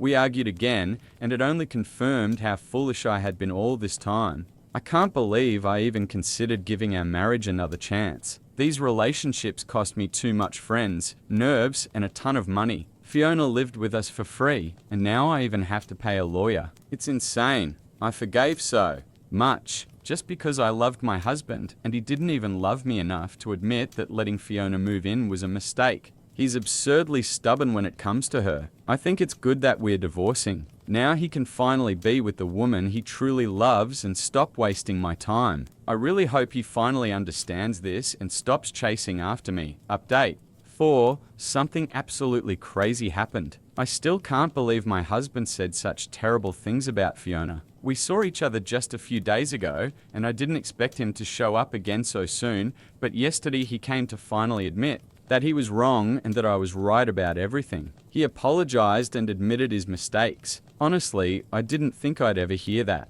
I still can't believe he finally realized how wrong he was and that Fiona was always against me. I got home from work and was calmly going about my day when he suddenly started banging on the door. When I opened it, he just stormed in without waiting for me to say anything, and I immediately knew he was on edge.at first.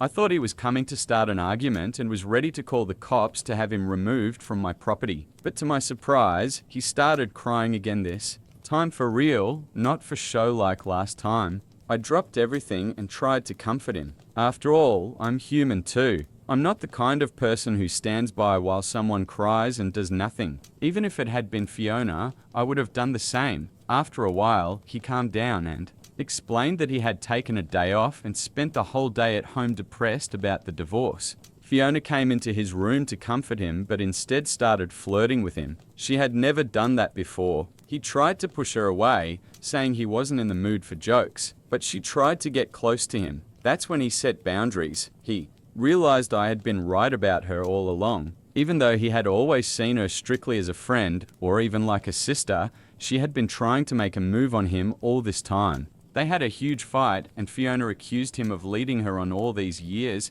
then marrying me, called him a traitor, packed her things, and moved back with her parents, and now he came to apologize to me and admit that I was right about everything. He said he regretted taking me for granted and recognized that he didn't deserve a woman like me, and maybe this divorce would finally help him get his life together. We talked a little and clarified things. I realized he wasn't lying when he said he loved only me and saw Fiona as a sister. It still wasn't enough for me to go back to him, but at least I feel much better about my decision. We're still divorcing, but we'll try to finish things on good terms. I really hope we manage that. My husband left the family to join a men-only crowd, then years later came crawling back hoping for a warm welcome in 29. I got married 6 years ago, but we've been divorced for 3 years now. I have 2 sons from my ex-husband. Adam, he's 30, ages 4 and 5. I have full custody because he didn't want the burden of a family. We were happy for the first 3 years of marriage, had 2 wonderful children, and were even planning to buy our own home to move out of our apartment. Then suddenly he says, I want to be free and explore the world. We'd been together since high school and were everything to each other. He was my first in everything and I was his. I always thought we'd be together forever. He seemed fine with not having much experience with other women besides me. But 3 years into the marriage, he told me he was unhappy and wanted us both to free ourselves from the burden, meaning our marriage and family, so we could live life to the fullest. It all sounded like nonsense. I couldn't understand it because I was sure he loved me. Adam insisted he still loved me, but you see, he also loved himself and wanted to give himself a chance to see the world. I even suggested temporarily opening our marriage, even though it would hurt me, just so he'd stay and not leave for good. But that idea didn't work for him. He wanted a divorce to keep things honest. I was crushed because it came out of nowhere. When I cried, he told me everything would be fine and that if we were meant to be, he'd come back. It was absurd and unfair, but that's how our marriage ended.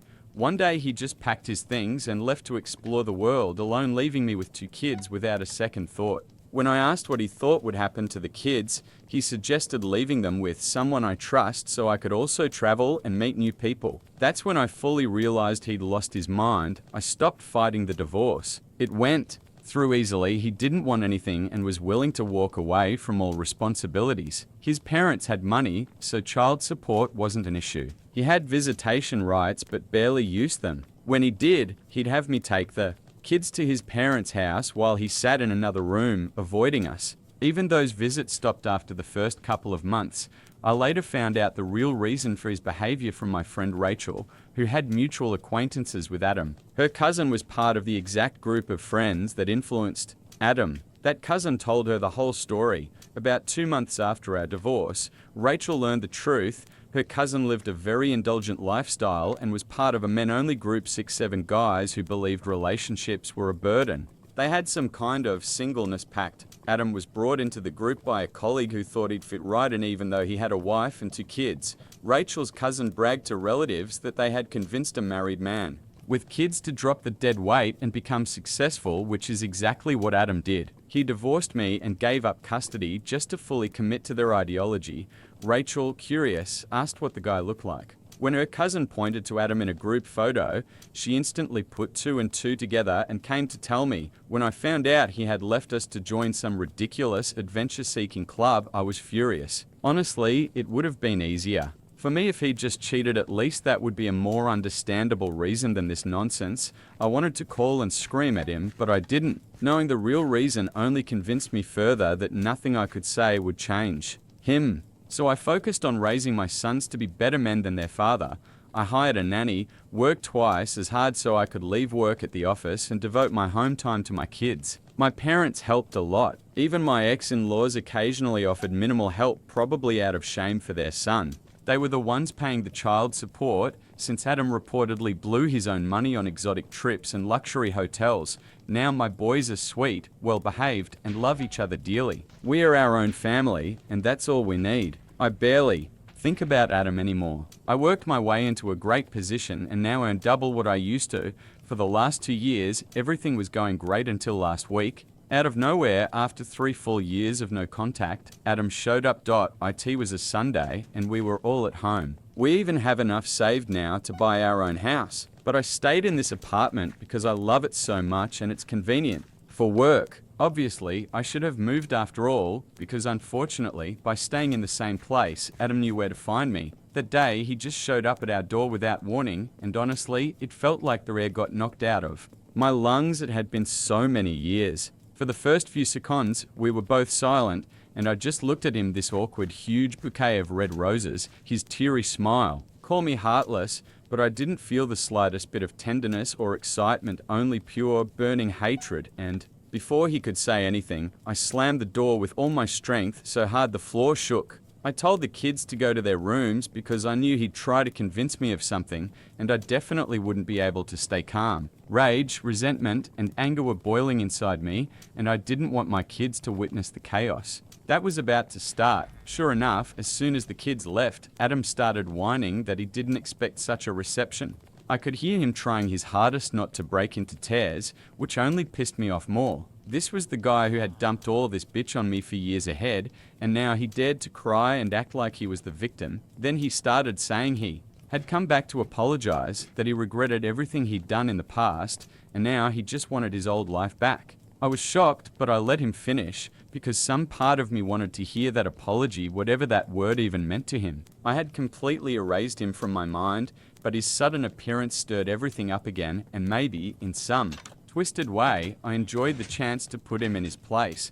I wanted him to know that without him, our lives had only gotten better, and nobody missed him. He went on for a couple of minutes about how much fun he'd had all these years, but in the end, he felt empty because there was no one to come back to accept another lonely hotel room. He admitted that in recent months, he felt like something was missing and finally made the very difficult decision to come back and apologize so he could fix everything. Turns out the thrill of traveling and exploring life with his new group of friends had burned out within a few months, but he clung to that lifestyle because he was afraid to return. He thought that since he'd sacrificed so much for it, He had to stick with it until the end. But now, he just wanted to get it all back. The more he talked, the more I wanted to open the door and punch him in his stupid face with all my strength. I couldn't listen to this nonsense anymore, so I told him to leave us alone, that I didn't want to see or hear him again. But Adam being Adam, he was sure that if he kept rambling and begging at my door, he'd convince me eventually. At some point, it got extremely annoying and the kids needed to be called for dinner, so I just banged on the door and yelled that we were no longer a family and that he should get the hell out. I think that actually stunned him, because after that, I didn't hear him anymore. When the kids were having dinner, I immediately called my lawyer and told him everything that had happened just in case. Then I called my parents, told them about Adam's visit, what he said, and how I responded. They assured me I'd done the right thing and had nothing to worry about. I didn't call my ex-in-laws, I didn't even know what to say to them, and I'm sure their son will tell them himself anyway. But as soon as I finished those calls, Rachel rang. Since she was the one who once told me the truth about why Adam left, I answered, already guessing she had something important to say, and I was right. The first thing she asked was if Adam had come by. I said yes, and then she told me her cousin had just called her to explain exactly why he had come back. Rachel and I are very close friends, and ever since she passed me that information from her cousin, she's told him to inform her immediately about anything related to Adam, because I was the one he dumped back then. When her cousin found out about me, I think he suddenly stopped feeling proud about recruiting Adam. I don't blame them, it's Adam's fault alone for being such a spineless coward. Her cousin promised to keep us updated about Adam and even contacted me once himself to apologize. I forgave him, I had no grudges, but of course, we didn't become friends. He had been telling Rachel what Adam was up to, so I'd always known what was going on with him.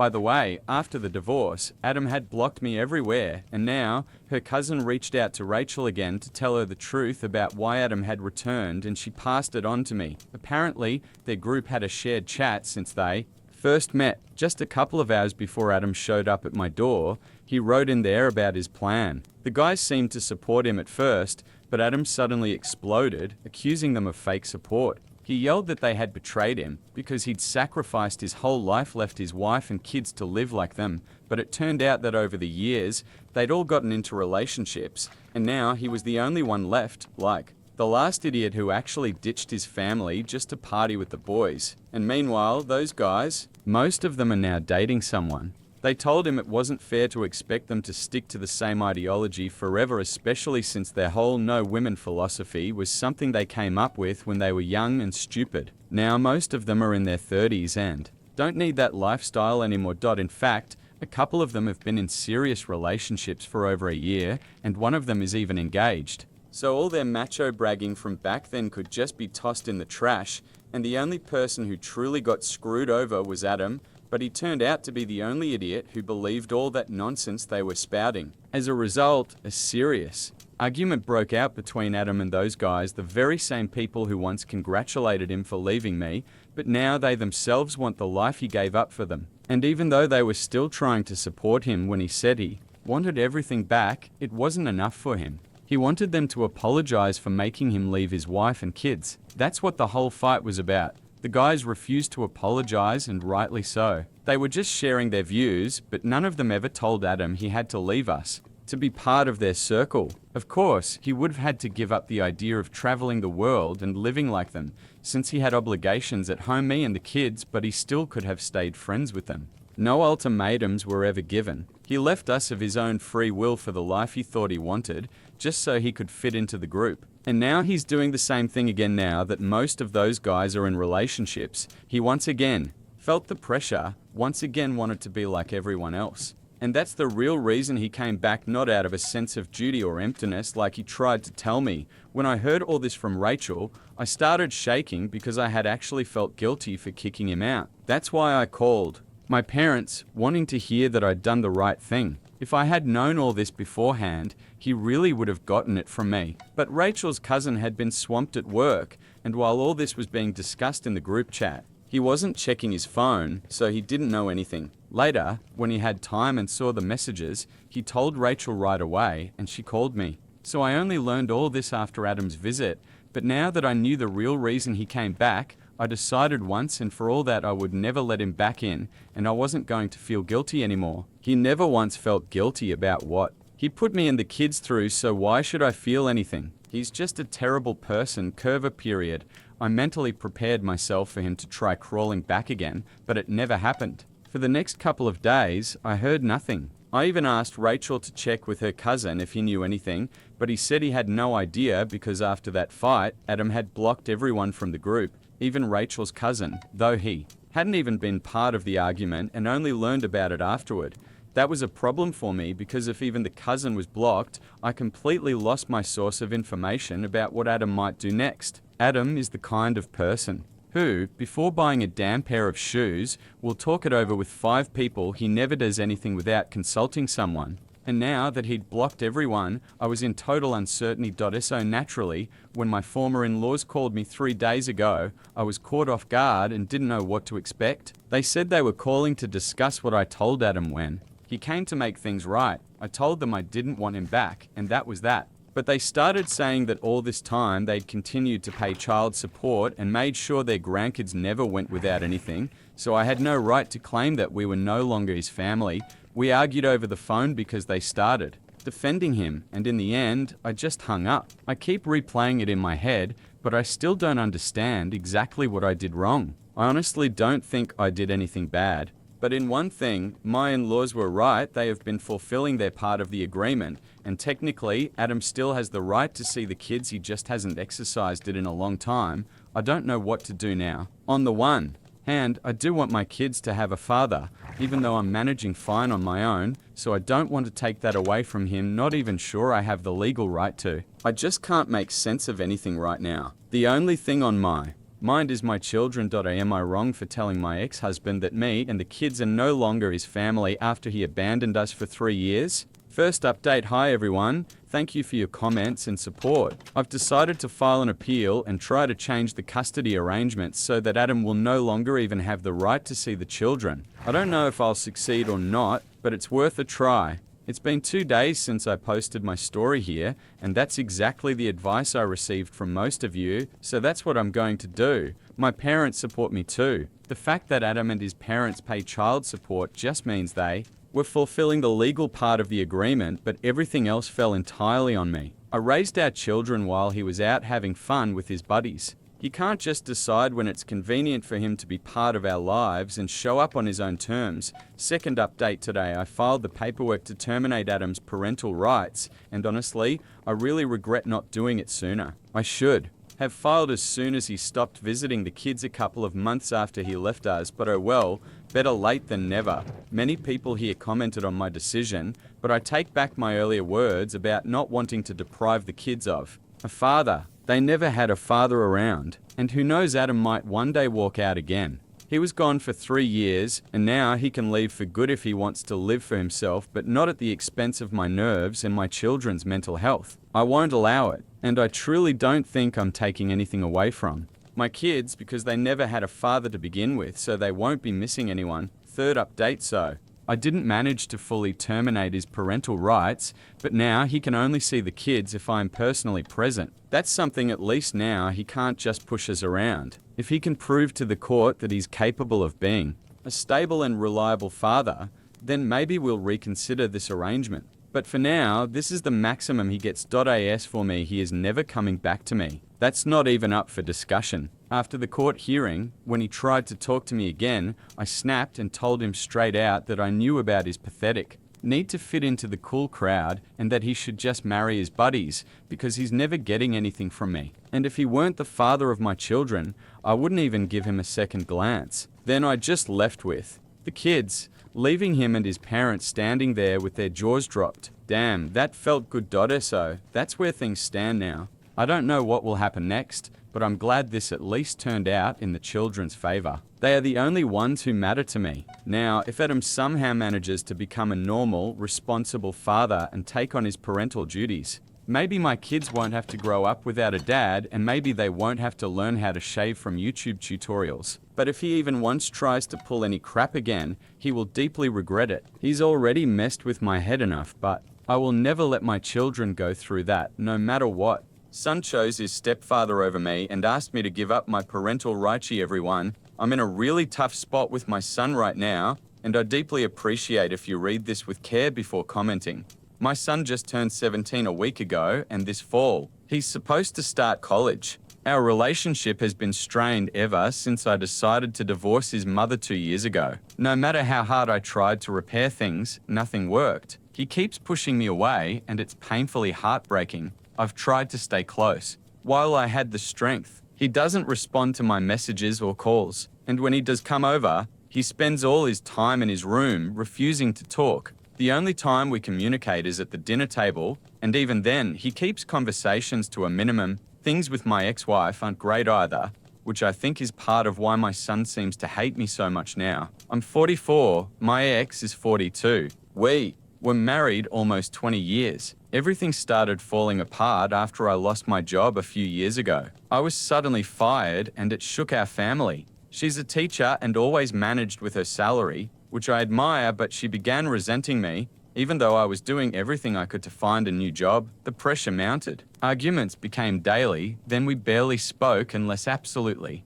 necessary. Bitterness built, and she filed for divorce. I didn't fight it. We were both exhausted, but she probably expected me to fight at least a little for our marriage. When I didn't, her hatred only deepened. During the divorce, she called me once, asking if I really planned to end it all. I told her, yes, everything we owned was divided evenly, no disputes, but our relationship was shattered. We had to work together for our son's sake, who struggled with our split. He didn't want us to divorce, and when it happened, he sided with his mother. It hurt deeply. After the divorce, we lived separately. My son naturally stayed with his mother, and I stayed with a friend. I think this is when she convinced him it was all my fault. She pulled him into our battles. It was cruel, but she wanted revenge, and she got it. 3 months ago, she married her colleague. I know him. He'd even visited our house a few times during her work gatherings. Everyone was shocked by their wedding, myself included. I don't know how long they'd been together or if she cheated, but at this point, it doesn't matter. What really hurt was seeing my son's posts about his new stepdad. They attended football games together, spent time together. Even on his birthday, which I wasn't invited to, he posted a picture with his mum and stepdad captioned, "Mum and Dad, it crushed me." I later organized a birthday for him, but he showed zero enthusiasm. He and his friends were in his room with the cake while I sat in the living room, wondering what went wrong. That evening, after his friends left, my son said he wanted to discuss something serious. He told me he had thought a lot and decided he wants me to give up my parental rights so his stepdad can legally adopt him. He said he no longer feels any connection with me and prefers his new family, and he doesn't want me in his life anymore. I was stunned. At first, I wanted to argue, but quickly realized it wouldn't help. If he wants this new life, I can't force him otherwise. Heartbroken, I told him I would do whatever makes him happy. He thanked me and left the next day. The following days were the hardest. I couldn't make myself do anything, even skipped work for a few days. Everything felt meaningless. I had tried so hard to give him a good life, but he doesn't want that life from me at least. I spent days lying in bed, staring at the ceiling, trying not to break down. I had no idea how to fix things, or if they could even be fixed at all. I knew my ex-wife played a role in this, and I suspect she's happy that she completely severed my bond with my son. I also despised her new husband, not because he married the woman I once loved, but because he was taking my son away from me. But there was nothing I could do. Arguing with my son would only make things worse. All I could do was accept it and hope he might change his mind someday, and then a miracle happened. My son came back yesterday, but not for the reasons I had hoped. I thought maybe he finally realized that I'm his father. Perhaps his mother had brainwashed him, making him believe his stepdad would be a better father. But that wasn't the case. I hoped he'd understand how deeply I love him, and that love would make him reconsider. When he arrived, I was overjoyed, thinking he had changed his mind. But he looked extremely upset. When I asked what was wrong, he told me he didn't want me to give up my parental rights anymore because his stepdad said he couldn't afford his college tuition, so he had to come to me. There were no other options. His mother alone couldn't cover it all, so if he wanted to attend the college of his choice, he'd have to follow the custody agreement. He was heartbroken, and it cut me deeply. I never treated him badly, in fact, quite the opposite. I couldn't understand why he hated me so much. I hadn't done anything to deserve this hatred from my own son. It infuriated me that he despised me for no reason, except maybe because his mother had filled his head with lies. I have to admit she did a good job. I told him he didn't have to engage with me if he didn't want to, and that there are other ways to pay for college, get a job, apply for student loans. If he thinks I'm the worst father, then let him. Do what he needs to ensure his stepdad adopts him, because I don't want him to suffer any longer. Of course, I said it with heavy sarcasm and he understood. He looked embarrassed, said nothing, and I just kept talking. It felt like years of bottled up frustration and hurt, caused by my own son's hatred, finally erupted. I told him I didn't divorce by choice, his mother wanted it. And the only reason she hates me so much is because I didn't fight for our marriage. I don't know what stories she fed him while he lived with her, but I can assure him that the divorce wasn't just my fault. He's only 17 and knows almost nothing about me or my life. If he believes everything his mother told him, he's in for an unpleasant surprise. I'm not his enemy and never wanted the divorce. But if she did, I wasn't going to cling to that relationship. I knew he was upset about the divorce, but I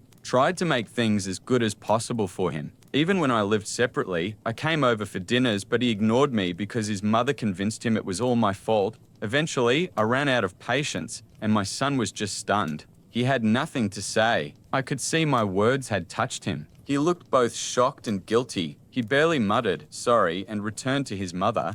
The next day, we didn't speak, and I felt terrible about what happened. I should have controlled my emotions, and I'm ashamed for raising my voice, even though he's only 17 and his mother manipulated him for 2 years. But I also feel it was cruel of him to say the only reason he came back was so I would pay for his education. That felt completely wrong, so maybe yelling was my fault, but I couldn't hold back. Before we go on, I invite you to drop your thoughts in the comments. Personally, I think he did the right thing. I've spent my life holding back emotions, never speaking up when hurt, and it backfired. People, unfortunately, don't see silence as virtue, they see it as weakness to exploit.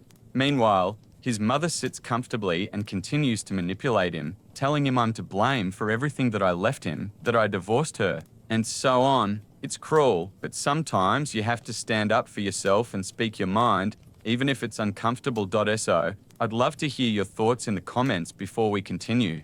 Update 1. Hi everyone. I just want to say thank you for all the support and kind messages. It warms my heart to see so many single dads connecting with my story. Stay strong, guys. I also noticed many of you asked whether I ever suspected my ex-wife of cheating. Honestly, no. Even during the divorce, there was nothing that made me think she was unfaithful.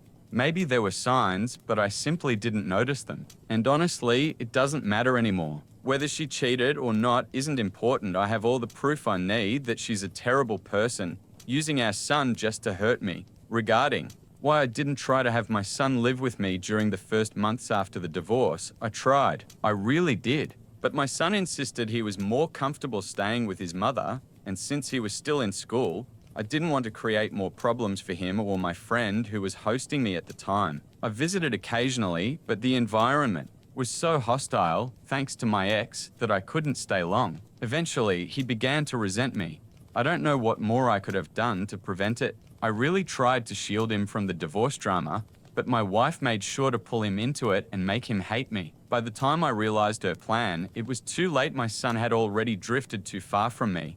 It's been a few days since I last spoke with him. We've been texting but haven't called or met. I haven't heard from my ex either, so I assume he didn't tell her I yelled at him. Usually, he would have complained immediately, causing a huge scene, but since he hasn't, maybe it means he's finally starting to change. I'm cautiously hopeful, just hoping he calls or comes over so we can have a proper conversation and start mending our relationship. Update 2. Today, my son finally visited me, and the meeting, let's just say, was intense. I won't pretend our relationship magically healed. That's not how it works. Fixing years of damage takes time and effort. But today was at least a first step, and I'm grateful for that. At first, he was awkward and uncomfortable, but he apologized for his behavior. He admitted that during our divorce, his mother told him I destroyed our family and didn't fight for it, and he believed her. He hadn't heard my side, and at 15, he just needed someone to blame. I was the easiest.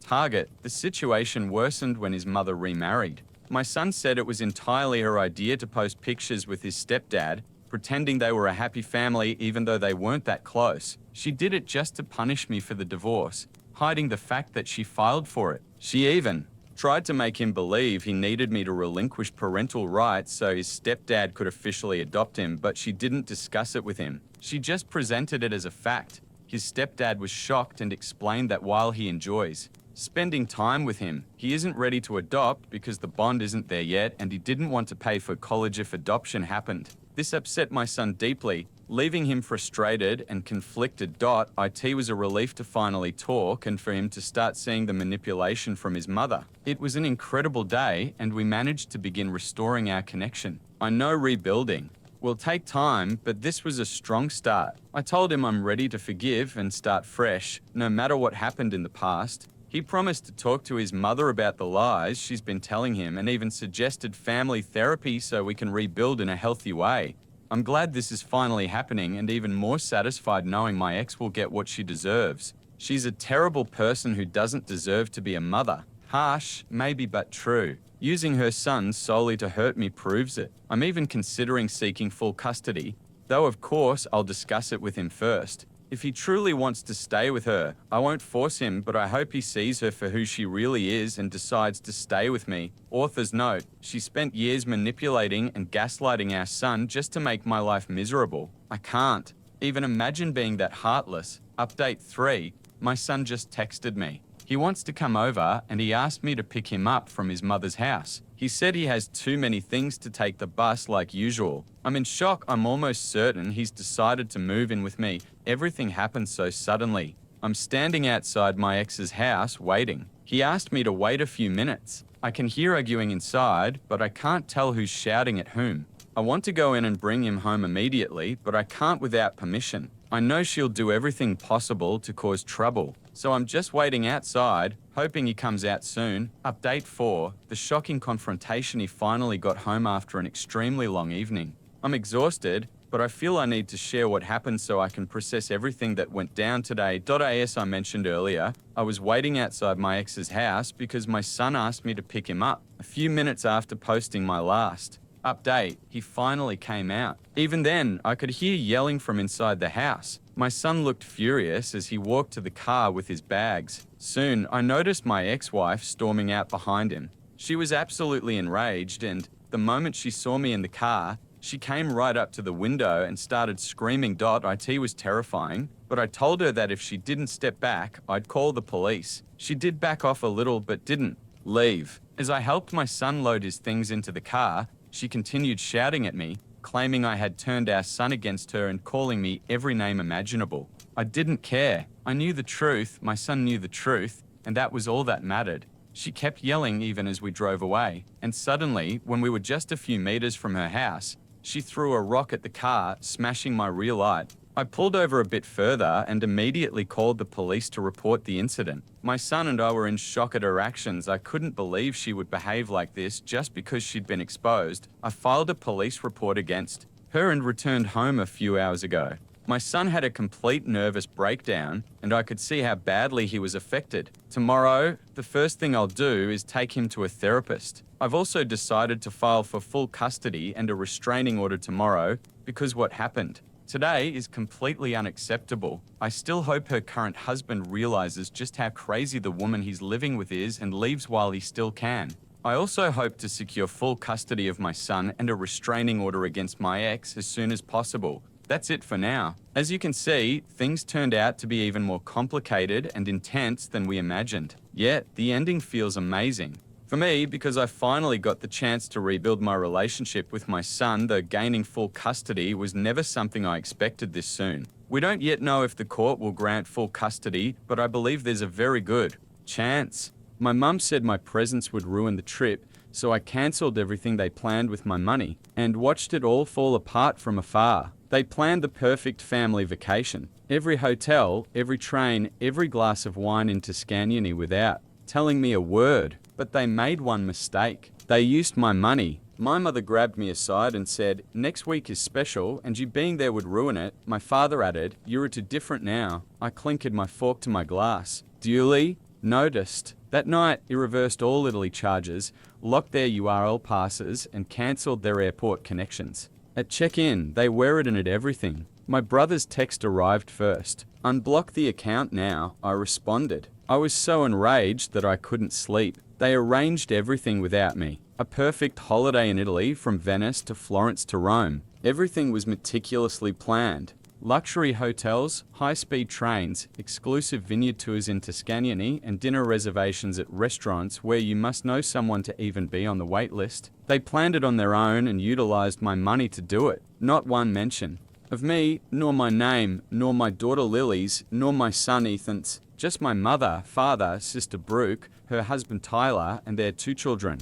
That was the family they envisioned, the one that counted. It hit me when I received the email confirmation. It wasn't intended to come to me. Brooke must have forwarded it by accident. It showed everything, dates, passengers, and the schedule. And it felt like someone punched me in the chest. I sat there rereading everything, hoping to see my name somewhere in the footnotes. It never arrived. Mum proposed the idea 6 months ago during one of our regular Sunday dinners. She stated that she had always wanted to take a large family trip. She stated that she wanted the kids to experience Europe while they were still young. She added that Brooke and Tyler were short in cash and asked if I'd be prepared to help handle the initial expenses. She said she will settle it later. With enthusiasm, I replied, yes, of course. I recently secured a large consulting contract and wanted to do something special for the family, something that would help us become closer. I paid for the entire thing, flights, hotels, boarding cards, and so forth. Then they cut me out altogether. I didn't approach them immediately. I waited till Sunday. They were all there acting as if nothing had happened. Mum prepared baked CDASI if it were just another Sunday. Dad spoke about golf. Brooke sat there smiling as if the knife had not already been twisted. After dinner, I casually mentioned the trip, saying, "It all sounds beautiful this time of year." Silence. Mum looked at me and said, "Next week is just special, and having me there would ruin it." Dad leaned back and remarked, "You're too different now." Nobody disagreed. None of them spoke up. It seemed as if they had all practiced it. I clinkered my fork against the glass. Duly noticed. I did not argue. I did not ask for an explanation. I took my kids home and helped them prepare for bed. And once the home was quiet, I began tow work. Everything remained in my name, including hotel rooms, passes, and transfers. They hadn't touched the bill. They did not even have the decency to conceal their arrogance. I reversed each charge one by one. Freeze the travel cards. I locked the train passes. We cancelled the transfers. The hotel reservations are no longer Lilia label. I sat back and watched everything burn. Tyler sent his first text message at 7:42. I am the next day. I've unblocked the account now. I said, "Sorry, I'm too different now." Then followed the calls from Mum and emails from Dad. Brooke texted me a screenshot of her crying daughter and claimed I was being unkind, but I did not respond. They intended to focus this trip on their family. Okay, let them find it out on their own expense. They were still unaware that this was only the beginning. They strutted it into JFK like they owned it. First class tickets with matching baggage sets. Tyler even wore loafers without socks. He seemed to believe that this automatically made him European. Brooke's Instagram story captioned, "Kai Bella," featured a boomerang of champagne glasses clinking. I wasn't even upset at that point. I was simply waiting. They had no idea anything was gone. I had not just reversed the costs and cancelled the appointments. I had contacted each motel and described the scenario. Cancelled the Rome airport car service and the Chianti Vineyard excursion. I reported the URL passes as stolen. Changed the login information for the travel portal. Left no sign that the journey was ever theirs. I knew exactly when it began to fall apart. Their flight was scheduled to board at 6:40 p.m. At 6:12, I received a text from Tyler. "Why are we denied boarding?" Then Brooke, "Did you cancel the flights?" Then came a flood of calls. Everything is neglected. It must have been chaotic. 4 parents and 2 children stood at the gate, astonished, trying to figure out why a trip that was meant to be completely paid for suddenly did not exist. Brooke may become loud. Tyler pretends to be calm. Dad attempting to assert some fictitious authority. Mom is probably just standing there mad. Someone told her no. I sat in my kitchen with Lily and Ethan, helping them bake pizza from scratch. They knew nothing. I wanted it that way. I continue to believe that Grandma and Grandpa had to cancel their vacation due to unforeseen circumstances. Approximately 9:00 p.m. The text tone shifted. Tyler, you are acting psychotic. You're harming your own family. Brooke, your children will hear about this someday. I did not respond either. I allowed the silence to work. Then Dad sent a message that nearly made me chuckle. You have embarrassed us. I said, you've gone too far. I hope it was still special. Next morning, I noticed their car in the driveway. They returned 20 hours after flight, defeated and drained. That's when the new game began. The second stratum of this entire tragedy. At 3:47 p.m., the doorbell rang. It was Mum. No makeup, hair pulled back. Her tongue ranged between neutral and annoyed. She did not begin with an apology, not even close. She said, all right, you have made your point. I let her speak. She went on to say how such acts build wedges in families. I needed to be more tolerant, and it wasn't fair to spoil something they had planned for so long simply because I felt excluded. Following this, she stated, anyway, I wanted to talk to you about the backyard. The contract is still scheduled to start next month, and we don't want to lose the date. Your dad said you might be able to help cover the deposit. He gave her a look. She truly believed I would come around. Some part of me still wanted in. That money was simply something I would always provide because that is what I had always done. I nodded slowly. Let me check my accounts, I said. I'll let you know by the end of this week. She smiled as though she had won something back. She left satisfied. And that was ideal because it was now my turn to play. The silence was strategic. I could tell they were allowing me just enough space to save face. Calculation, not respect. In their views, I was presumably sulking, regretting my actions at the airport and running out of steam. They expected me to return with a check and an apology as I usually did. They didn't comprehend that something had finally shattered in me. On Thursday, the first feeler arrived. Brooke texted as if she were contacting a co-worker. Hey, Mum mentioned you were thinking about helping with the backyard project. Please let us know so that we can confirm with the contractor. There was not even one question in there. There was no warmth, only the blank family tone they used whenever they needed anything. I left it unread for several hours. Then I replied, we're still sorting things out. We'll let you know soon. That quickly changed into tomorrow, then the day after. By Friday morning, Mum had sent a longer note. The contractor requires the deposit today to hold the schedule. We're attempting not to miss the fall installation window. Could you confirm? I wrote back. I might be able to ship half. Let me check with me bank. I did not check anything. Saturday.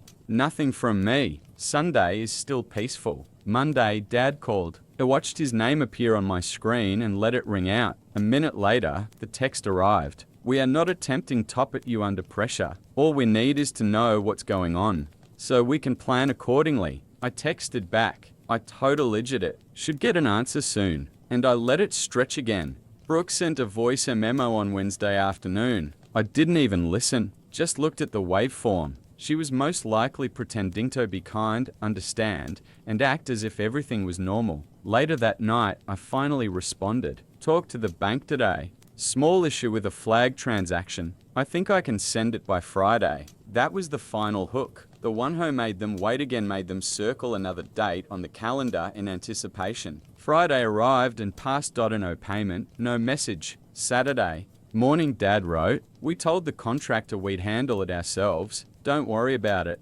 Followed by a different message from Mum. If you still wish to contribute later, every bithups. I could sense the frustration building beneath those remarks. Not because of the money, but because I wasn't doing what I was used to doing. Save. Them. Smooth it all over. Make the discomfort go away. And now we're trapped with their agony. Brooke emailed a photograph that night. Their backyard had patchy grass with a few white markers designating where a patio may have gone. She captioned it, still hoping to accomplish something before few other turns. I did not respond. I simply stared at it. The space between us was no longer uneasy. It was expanding with purpose. For the first time in my life, I was finished making sure they were okay. And they were just beginning to understand what that meant. A week passed with nothing but stillness. There was no note from Mum, Dad, or Brooke. No nice nudges in the backyard. There have been no developments about rescheduling the trip. Just nothing. It might have seemed tranquil if I hadn't known them so well. They were not moving on. They were. regrouping, waiting for me to leave, and making me believe I was the one who had walked away. Then a completely unexpected event occurred. I received anthems from my cousin Rachel. "Hello, just checking in. Grandma is terribly upset about the Italy situation. You okay?" It completely stopped me. Grandma, she had not been mentioned once in the entire fiasco. She lives alone in Albany and has not traveled in over a decade. Shezin's handmade thank you cards and remembers everyone's birthdays. I always avoided family drama. I asked Rachel how Grandma was concerned about. She proceeded. Brooke told her you cancelled the trip out of nowhere and made them lose thousands. Grandma's confused and thinks you might be having some kind of breakdown. That's it. They were already altering the story. I was no longer the man who had to foot the tab and was excluded. I was now the erratic son who ruined a pleasant family getaway. Of course, they were distorted in that direction. They have always had control over the narrative up until now. I called Grandma. She responded right away. Voice is soft but heavy. "Nathan," she asked, "what happened, honey?" I told her everything. I didn't make it overly dramatic. I did not vent. I just lay everything out. How I was requested to pay months ago. How they prepared every aspect without involving me or Michaeldren. How I discovered out by accident, and so when I brought it up, they said I had destroyed the trip simply by being there. She did not interrupt once. After a long pause, she stated, "That is not what they told me. They said you refused to go.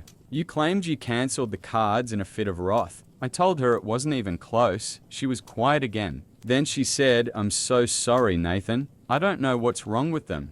That was all I needed to know. But the consequences came swiftly. An hour later, I received a text message from my mother. "Did you tell Grandma a warped version of events?" Then Brooke, "You're making matters worse. She is old, Nathan. She does not need this much stress." Tyler even joined in. "This is harmful behavior, man. You are turning people against their own families." I finished reading each one without feeling furious or sad. They had excluded me, lied about it, attempted to influence Grandma, and now have the audacity to accuse me of being divisive.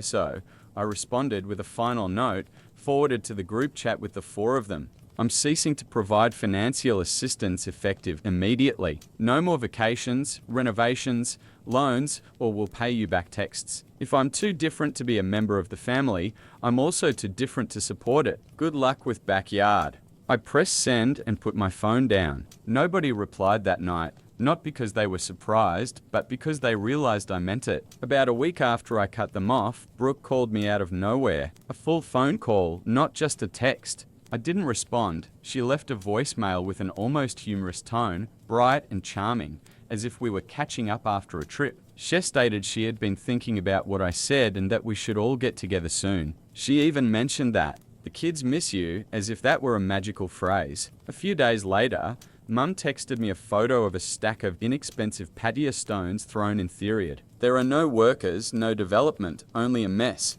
She wrote, "We're still going to try and make it work ourselves. Found a good deal locally. It was a shift, subtle, careful, just enough to imply how hard we're working without you, while still offering me a door to crawl through if I wanted to. Return." I said, "Looks promising. Let me know if you need help falling." This opened the door just enough, and they walked right in. Mum texted a long essay about how every family goes through seasons and how she hoped I understood that money was not the reason we wanted you around. She explained that we had all gotten a little lost in the planning process and that it might be time for a reset. Brooke contacted me separately. She said she had been feeling odd since the airport incident and wanted to reconnect. There is no pressure. She asked if we could get coffee next week just to discuss. No expectations. Even Tyler, who normally sent one-word replies or passive-aggressive emojis, texted, "I think I overreacted." We all did. No hard sentiments. It was an impressive shift, similar to a full-fledged rebranding campaign. Suddenly, I wasn't toxic, unpredictable, or too unconventional. I was valuable again, useful. So I decided to give them a taste of their own medicine. I informed Brooke that I would love to meet. I selected a date and time. She responded with a heart emoji and even expressed an interest in purchasing. Then, the morning of, I cancelled, said something cryptic about a long work call. She was disappointed but polite. "I completely understand. Let us reschedule soon." We did not. A few days later, Moo asked if I could pitch in a little with gravel delivery. Just $300 will help offset the shortfall. I replied to check some things and get back to her. I did not. Dad indicated they were looking into firewood delivery for the winter. They said that the provider they used last year had hiked pricing. I asked him to provide me the URL. I said I would see what I could do. He did. I did not. And each time they followed up, he responded in the same tone they had used with me for years. Empty courtesy, courteous avoidance, and hazy curiosity, no commitment. It worked better than I expected. Brooke became silent first. I stopped responding to even the most basic text messages. Then Mum's communications became shorter, more spread apart, and then stopped entirely. Tyler unfollowed me on Instagram. When October arrived, Dad did not send out his regular happy birthday group text to the entire family. That one was strange. It has been going out like clockwork for 10 years. The funny aspect was that they couldn't say anything about it. I'd done nothing wrong. I had not yelled, cursed, or told them off. I'd just become them. They had always been this version of themselves to me. All promises, no payment, all surface, no substance. And he believed for the first time they experienced what it was like to be outside of their own games. It must have been hellish. Thanksgiving arrived as it always does, creeping up while you're still certain it's only October. Something was different this year though. My phone remained quiet. Not a single group text from Mum. Brooke sodded not provide a passive, aggressive reminder. Please RSVP this year as she used to do. There will be no half-hearted invitation from Dad, which is generally inserted as a forwarded message, like an afterthought. It wasted first occasion in my life that I wasn't invited. I did not say anything. I didn't ask. I didn't send a hello. What's the plan? SMS merely to pretend that I wasn't expecting one. Instead, on the Wednesday before Thanksgiving, I saw it all unfold on social media. Brooke went full Pinterest this year. There was a large table set for 10 with many pumpkins as placeholders, handwritten name cards, and napkins folded in Tosmal fans. She captioned it, grateful for the real ones. Each chair was full, each plate has a name. Mine was not one of them. Neither was Lily's nor Ethan's single quotes s.it was deliberate. It was not about forgetting. It wasn't a miscommunication. They made a choice. No, Nathan. There was no reminder of what had changed, just a carefully crafted version of family. The one who did not challenge them. They were never asked to feel sorry or responsibility. I did not tell Lily or Ethan anything. We prepared our own dinner, not turkey. They voted for homemade mac and cheese and waffles. So that is what we did. We ate on the couch, watched old movies, and laughed so hard that I almost forgot what day it was. A few days later, I ran across Rachel again. The parking lot for the grocery shop. Same weird half smile. They did not invite you. She inquired even though she already knew the answer. Nope, I said. First year. She nodded slowly. Brooke explained to Grandma that it was just easier this way. Less tension means less tension. That's how he put it. Cutting me and my children out altogether. They could mute us just like background noise. As if their issue isn't what they did to me, but how uncomfortable it felt them to look at it. Christmas came next and I didn't even check my phone. The only snapshot I saw came from a neighbor who follows Brooke on Instagram. She displayed a family photo in front of the fireplace. Matching pajamas, 5 stockings, hot cocoa as usual. I zoomed in out of curiosity. There were names on the stockings. None for my children. There was no Lily, Ethan, or me, not even a just-in-case placeholder hanging at the end. The message could not have been clearer. They weren't simply excluding. They were deleting us. It seems ridiculous at first. I would be lying if I said otherwise. But the discomfort did not last. It transformed into something colder and quieter. Not bitterness, but distance. I had no idea I could achieve such emotional quiet. By January, I had stopped checking their names and my alerts. I drove Lily and Ethan to Seattle for New Year's. It's just us. We walked around Pike Place Market in the rain, rode the Ferris wheel, purchased costly souvenirs, and stayed in a hotel with a fireplace and robes that made them chuckle. It was not traditional. It was not planned down to the second. It was real. And for the first time in years, I didn't feel as though I was missing anything. I did not feel left out. I felt free. Surprisingly, that was my most financially successful year. I landed 3 new clients, finally completed a nightmarish project. from the previous year and had more money in my accounts than I'd ever had. I could have purchased Melanie's entire backyard times over. They could have paid for the trip again and upgraded every seat. Could have given them a blank check to show a point. Instead, I constructed a headed driveway in my home and began arranging a summer road vacation with my children. There's no need for group conversation. No approval is required.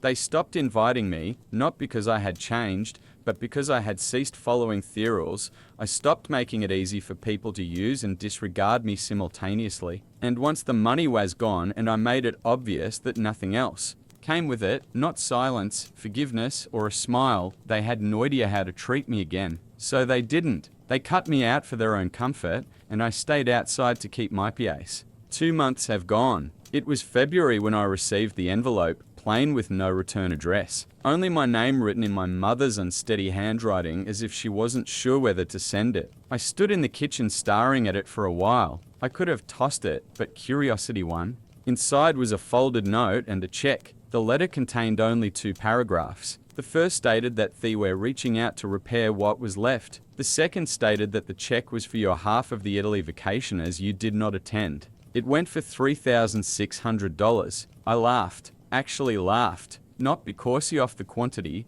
but because they still assumed it was about money. Like they could wrap a ribbon around that week, repay my missing experience, and pretend nothing occurred. As if writing me a check will make up for the way they abandoned me and my children. I did not cash it. I fastened it on the fridge with a magnet and left it there. Tyler sent me a message 3 days later. Only one sentence. We need to talk. I ignored it. Brooke then texted, Grandma's in the hospital. She asked for you. That made me pause. I called the hospital and confirmed it was correct. She had a mild heart condition, nothing serious, but she had asked for me twice. So I drove up. When I walked in, she smiled like if I hadn't missed a beat, like we hadn't missed 2 holidays and a dozen family gatherings. We talked for an hour largely about books, weather, and miscellaneous topics. Then she continued, don't let them write theming without you. I wasn't sure what to answer. On the way home, I stopped at a diner and sat in my car with a coffee, staring at the check once again in my thoughts. That night, Brooke called again. This time, I picked up, cherished right in, saying they wanted to reset everything. Said it could be time for a real conversation. She did not apologize, not precisely. However, she stated that the children inquired as to why they had not seen Lily and Ethan in such a long time. She suggested we get everyone together soon. Then comes the unexpected part. She mentioned that her mother and father were discussing selling the house. She stated that the proceeds from the sale might be put into a pooled account for family purposes. She called and they hoped I might help construct something for the future. It did not even respond. I've just ended the call. The following morning, I mailed the check back. There's no note, just the check. That was the end. No fighting, no yelling. Just silence. Nothing has happened since then. No texts, calls, or phony family brunches.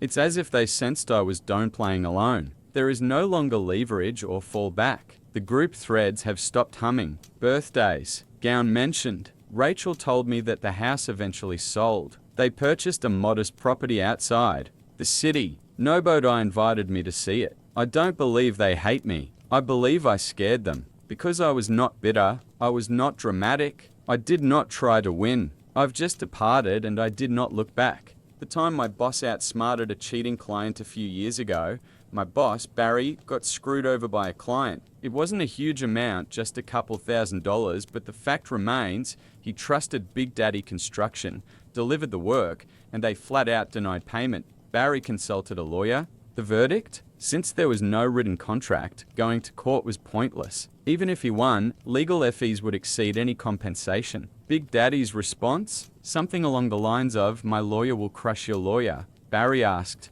the one question every lawyer dreams of hearing, so what exactly was I supposed to do differently? It was 2017. Big Daddy landed a project to build a new restaurant. Barry submitted a bid to supply and install door hardware, handles, emergency locks, door closers, and 3 automatic door operators. These are the things you've seen at accessible entrances: a metal button with a wheelchair symbol that opens. The door for people with mobility challenges. Barry won the tender and called a meeting. He would personally manage the project. All communication with Big Daddy had to go through him. Anyone calling about trivial matters like, "Nice weather, isn't it?" would be transferred immediately to Barry, under threat of immediate termination. No one on the team could give Big Daddy staff Barry's number. After hours, technicians could only call back and leave a message for Barry. Weeks later, the general contractor GC called. He managed the project on behalf of Big Daddy and was the boss's son. He was a tyrant, aggressive, foul-mouthed, and convinced the world revolved around him. GC's job was coordinating all contractors and ensuring the construction phases happened in order, walls first, then plumbing, electrical, drywall, tiling, painting, ceiling, cabinets, fixtures, and finally, the plumbing fixtures. Managing all that is stressful, requiring collaboration, but screaming and cursing doesn't help. We needed to install 3 automatic door operators, 2 at the entrances and 1 in the accessible restroom. By law, there had to be a wheelchair accessible. Restroom. This restroom was in the corridor used by waiters. The restaurant's decor was a dark Victorian gentleman's club, thick oak, carpets, a decorative wall with niches for sculptures and paintings. When GC called saying everything was ready, Barry and the team installed the door operators according to the tender. Big Daddy was supposed to provide 120 volts power to the operators and 12 volts wiring from the activation buttons to the control board. None of that was done. Barry improvised. He connected the operators via an extension cord and used a wireless transmitter and receiver so the buttons would work. This was all allowed under the tender conditions. Once the permanent wiring was installed, Barry personally supervised the connection. GC signed the installation acceptance document. In fine print, it stated that Big Daddy was fully responsible for compliance with building codes. GC didn't even read it, just scribbled a signature and left. Barry made sure a technician watched him sign. About 2 weeks before the restaurant's opening, GC called in a panic. None of the door operators worked, and the restaurant couldn't open without them. The next day, Barry went to the site with the technician. "Barry, I found the problem." GC, "Well, fix this damn problem." Barry, "The doors don't have 120 volts power, and there's no 12 volts wiring for the buttons. You didn't run the cables." GC, "That wasn't my job." Barry, "Why didn't you tell me last time? You signed this." GC, "Where's the electrician?" The electrician arrives. Barry, "What happened? Why isn't the wiring done?" Electrician, "It's not in my scope." Barry, "Good news, if we use wireless controls for the buttons, we won't need the 12 volts wiring. I'll bill this as additional work." Barry knew that once the 120 volts power was supplied, the operators would work. That's when GC realized how screwed he was. The restaurant's finishing work was 90% complete, but no power had been run to a critical part of the building. Without it, there was no way to get an occupancy permit. Big Daddy had assumed that either Barry or the electrician would handle it, but they hadn't included it in anyone's assignment.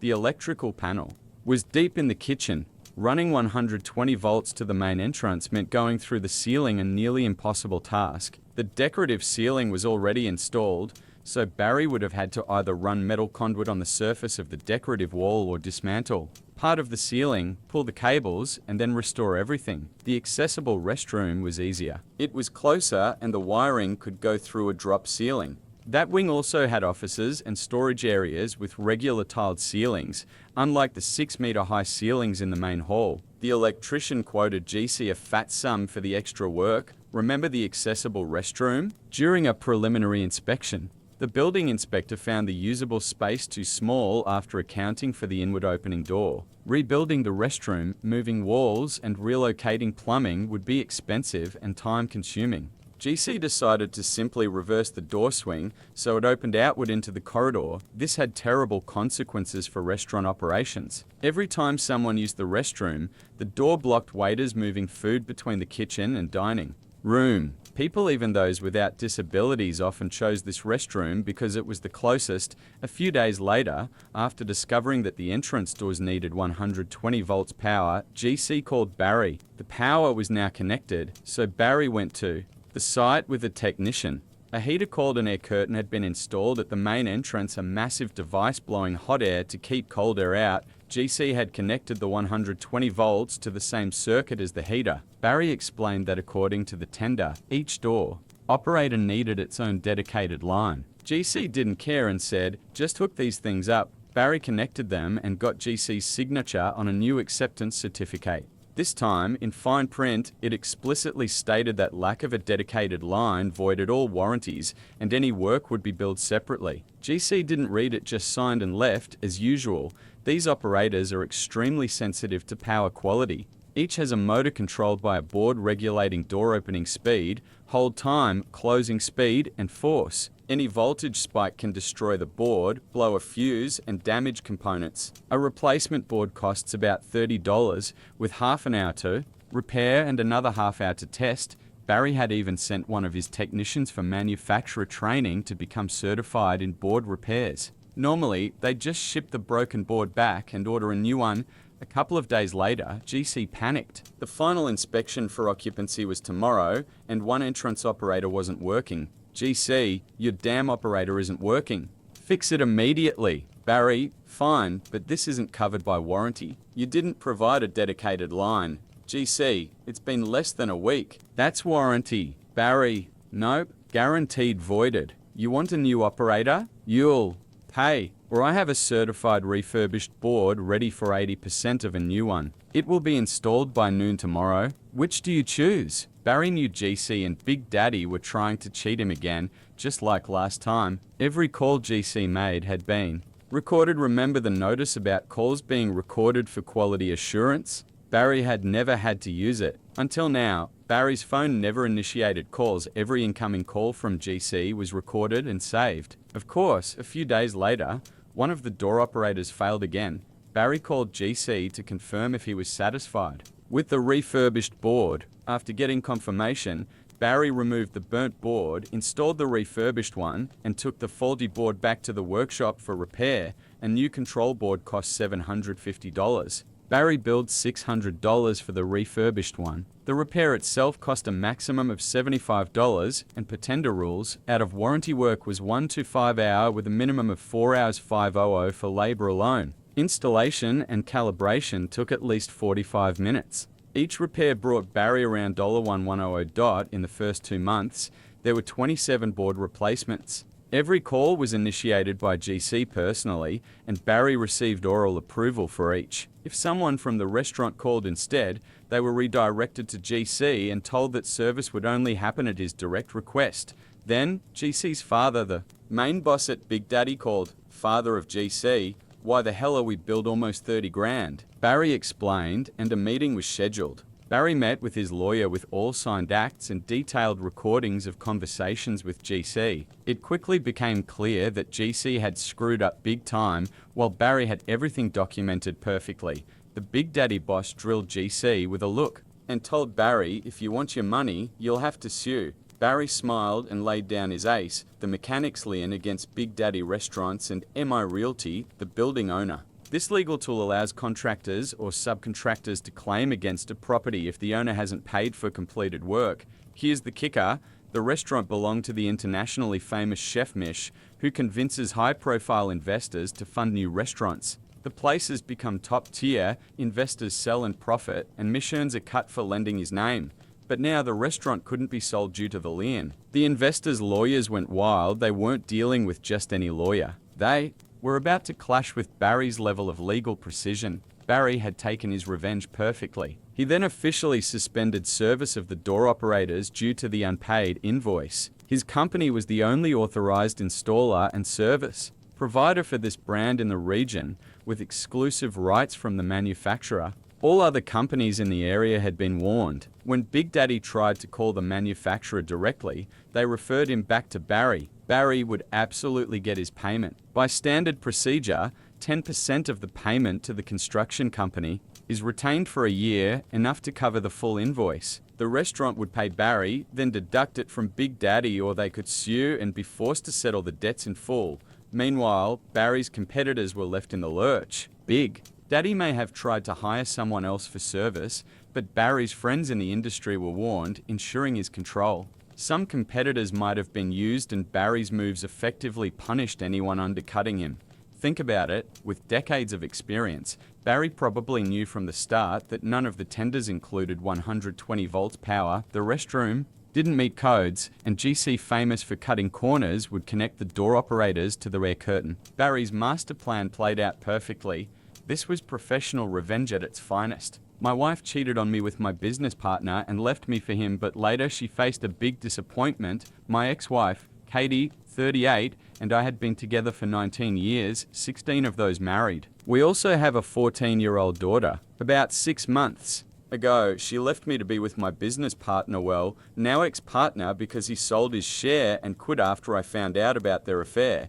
Leon used to be my colleague, and over time we became good friends, so we decided to quit our jobs and start our own company. We worked together for 5 years, and for 3 of those, he had been sleeping with my wife. I found out about it 6 months ago from Katie's phone messages. When I confronted her, she didn't even deny it. She admitted everything and said she was tired of hiding it. She told me she had long wanted to leave me. I was devastated. I had no idea she was unhappy in our marriage. If I had known, I would have done anything to fix it. The day I exposed her, she said she was leaving, but I still offered to try to make it work. A stupid move, but I was desperate. She became irritated and said she had only married me because she got pregnant by accident and didn't want to be alone. She claimed she had tried to love me for all those 16 years but couldn't, and now she had found a man she truly loved. She told me not to keep her locked up and that I should just accept it. It was incredibly painful, especially because of our daughter, but Katie didn't hesitate before leaving. She filed for divorce, asked for no alimony, and our asset split was fair. Within a couple of months, it was finalized. By that time, I had come to my senses and realized I couldn't be with her after what happened. I spoke to Leon, and he just apologized, saying he had wanted to tell me for a long time but didn't know how. A couple of weeks later, he quit and said they were moving away, partly because they didn't want to cause me problems, and partly because Katie had been offered a great job in Boston. His cousin also lived there, so he could work with him. He wrote all this in a letter, and I never spoke to either of them again. The last time I saw Katie was 2 months ago. On the day our divorce was finalized.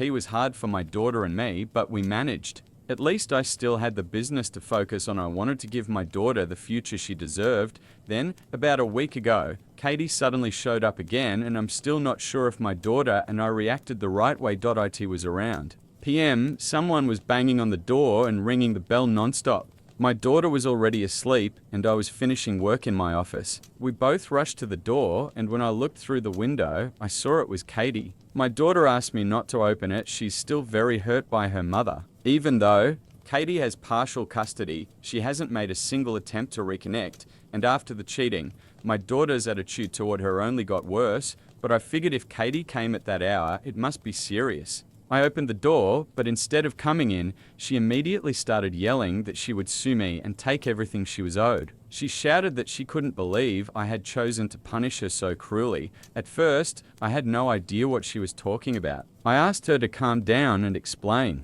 She accused me of deliberately not telling her about Leon's true nature to get back at her for the affair. Then she rolled up her sleeve to show me a spot on her arm with a bandage. I instantly understood that Leon must have done something, which shocked me. I had worked with him for years and never once saw him raise his voice at anyone.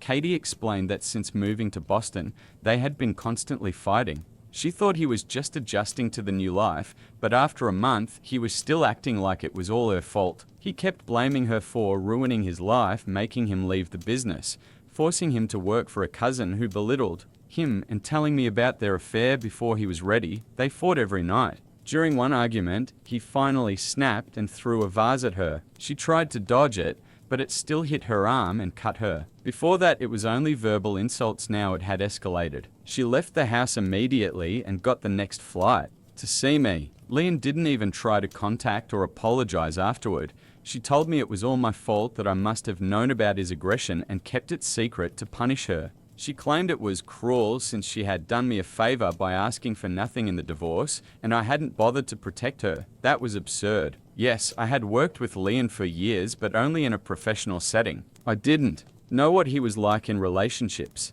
I'd only met the women he dated a couple of times. I had no way of knowing this side of him. Her accusations were nonsense, and it infuriated me that she acted like I owed her anything. I told her I had no idea and that I was sorry for what happened, but in the end, she had put herself in that situation. She could threaten me with court all she wanted, but deep down she knew I had nothing to do with it. My daughter had been standing by the door the whole time, and I'd almost forgotten she was there because I was so caught up in the argument. When the conversation started going in circles, my daughter interrupted and told Katie to leave. I was surprised she spoke up apparently. Katie was too, but then Katie snapped at her to shut up and mind her own business because she was too young to understand and ordered her to go to bed. My daughter refused. She stood her ground and told Katie she had no right to speak to me like that, especially after everything she had done to me. She reminded her that I had been broken. For months after the affair, while Katie selfishly moved on with her new life. She also reminded her that she hadn't even tried to visit or keep in touch because she was too busy with Leon. Then my daughter told Katie she had failed both as a wife and as a mother, and she had no right to stand there acting like a victim. In a situation she had created herself. My daughter is only 14, but after hearing all this, I truly realized just how much she has matured because of the divorce. Katie had nothing to say in response, and then my daughter delivered her final words. Since Katie left and is now with Leon, she should deal with everything happening to her on her own, because we are no longer her family. She dug her own grave, so now she can lie in it. That's exactly what she deserves for ruining the lives of the people closest to her. After saying that, my daughter slammed the door in Katie's face and went to her room. I heard Katie crying outside, but I didn't even go to check on her after everything that happened between us. There was no need. I just went to bed and tried not to think about it over the next couple of days, focusing on work. I was very proud of my daughter for taking my side and not letting me break down in front of Katie. After that visit, things seemed to be going fine until 3 days ago when Katie showed up again, this time with a lawyer demanding full custody of our daughter. Thankfully, my daughter was with her friends that evening, so I didn't have to tell her anything yet. But I was furious when Katie said that after the way my daughter spoke to her last time, she had decided she would no longer allow her to live with me. She claimed that the real reason she didn't try to maintain contact with our daughter after I found out about the affair was because she didn't want to get dragged into a long custody battle and make my life even harder. She said she wanted to leave quietly and not try to contact our daughter because she supposedly knew I was on edge back then, and her involvement in our daughter's life would have only made things worse. So basically, she was trying to say that she did all this for me and not just because she wanted to run away from responsibility. Naturally, I didn't believe her and told her straight out, I know perfectly well that the only reason you didn't fight for anything during the divorce, especially custody, was because you wanted to leave as quickly as possible and start a new life with Leon. It had nothing to do with me, no matter how you try to spin it. I have nothing to feel guilty about, but Katie said she didn't care what I thought because now she wanted full custody of our daughter and she was determined to get it. She said she wouldn't let me destroy our daughter's perception of her mother by filling her head with nonsense and disrespect toward her. According to her, during our last meeting, our daughter behaved in an extremely disrespectful way toward her, and instead of intervening, I encouraged it. So now she knew what to do and came to tell me she would be taking me to court. I just said, go right ahead, and slammed the door because I didn't want to talk to her or waste any more of my time. But now I'm starting to wonder, what if she's right about something? I want to believe I'm doing the right thing, but honestly, right now, I'm not sure about anything anymore. Update 1, I've decided I have absolutely nothing to apologize for. My daughter did exactly the right thing by taking my side, and the comments helped me realize how foolish I had been acting. Katie cheated on me. I don't think I owe her either sympathy or pity for what's happened to her. Many people in the comments suggested I should talk to my daughter in advance in case Katie decides to go for full custody, so it wouldn't come as a shock to her, especially after our last encounter. So yesterday I talked to my daughter and told her everything. I didn't want to hide anything from her. She has already proven she's mature enough to handle it. Yes, I do feel a little sad that she had to grow up so quickly, but at least now I can prepare her for what's ahead. So far, we haven't heard anything from Katie, but we're expecting that to change soon. My daughter is 14, and that's old enough for her opinion to be taken into account in court if it even gets that far. It would be better to resolve everything through mediation, but just in case, I wanted to make sure she truly wanted to stay with me, and she obviously does. She made it crystal clear she doesn't want anything to do with Katie, at least for now. She said that maybe in the future she'll think about reconnecting with her mother, but right now the pain is too fresh. She clearly blames her mother for destroying our family, and I can't deny that. I don't want to be the kind of father who turns a child against their mother out of spite, but in this case, I really didn't have to do anything. Katie managed that herself. Now my daughter just doesn't want to talk to her, even though they used to be quite close. This is a sharp and painful break for my daughter. It's clear Katie is angry that my daughter is on my side, especially since she always tried to be closer to her. By the way, many people asked who told my daughter about the affair. Well, it wasn't me, it was Katie herself. She wrote about it in a letter to our daughter just a couple of days after moving out, without even asking me if I agreed to that. My daughter was very upset when she learned the truth, but despite everything, she still wanted to talk to her mother at least once. But it was Katie who refused. When I tried to contact her to tell her our daughter wanted to talk and discuss what had happened, Katie said she didn't want to because she was too busy with the divorce process, and besides, she thought it wasn't something worth discussing. Everything she wanted to say was in that letter, and she supposedly had nothing to add. I tried to convince her to have at least one conversation with our daughter because it was clear she had a lot of questions. But Katie was adamant. After that, she cut off contact with us completely. So my daughter's view of her mother changed dramatically, and in my opinion, it's unfair for Katie to blame me for that. In any case, I spoke with my lawyer and we will be ready. Update 2: a couple of days ago, I finally received the summons from Katie regarding full custody. My lawyer and I immediately filed a response. Tomorrow, we have a court-appointed mediation meeting scheduled. Today, I got a call from Leon. I was pretty surprised. We had no reason to talk, but I answered anyway. As soon as I picked up, he said he wanted me to give Katie back to him. He told me he'd been trying to reach her for the past couple of days and was sure she must be with me, or at least had spoken to me. He wanted me to tell her that he was looking for her.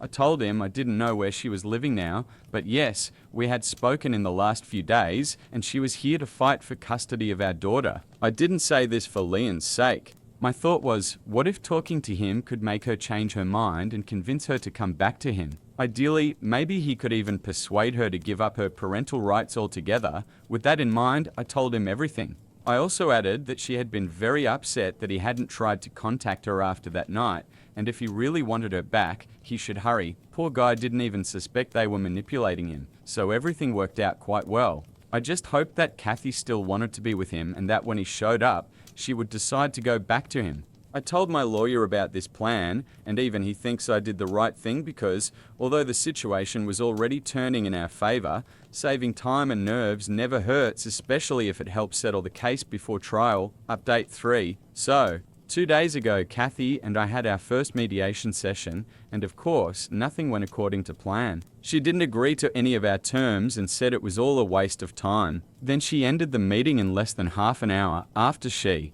left, I picked up my daughter from school, and when we got home, Leon was already waiting on the porch. He looked absolutely awful, and I could easily imagine how he got to such a state after a couple of months with Kathy. I told him to leave because my daughter and I had just come home and wanted to relax. We had neither the strength nor the desire to deal with another drama. I had already done everything I could for him. I wasn't going to go out of my way for a guy who was messing around with my wife behind my back, but he just broke down crying and said that after their last fight, Kathy hadn't replied to a single message from him and he didn't know where to find her. I told him I still didn't know where she lived and couldn't help.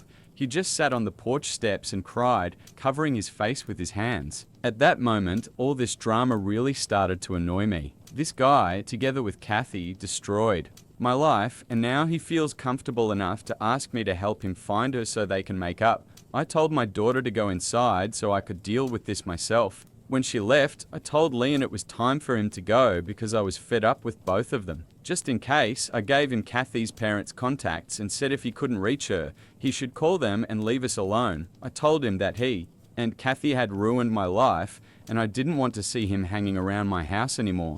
He tried to apologize and said he didn't want to hurt me but had fallen in love with her and couldn't help himself. I didn't want to hear it, didn't say anything, and he left. I constantly feel lost and don't understand what's happening in my life. I truly hope and pray that Leon and Kathy can sort things out, because if they do, maybe they'll finally leave me and my daughter alone and I can start living peacefully again. At the moment, I don't understand what's going on, or what I feel, mostly nothing.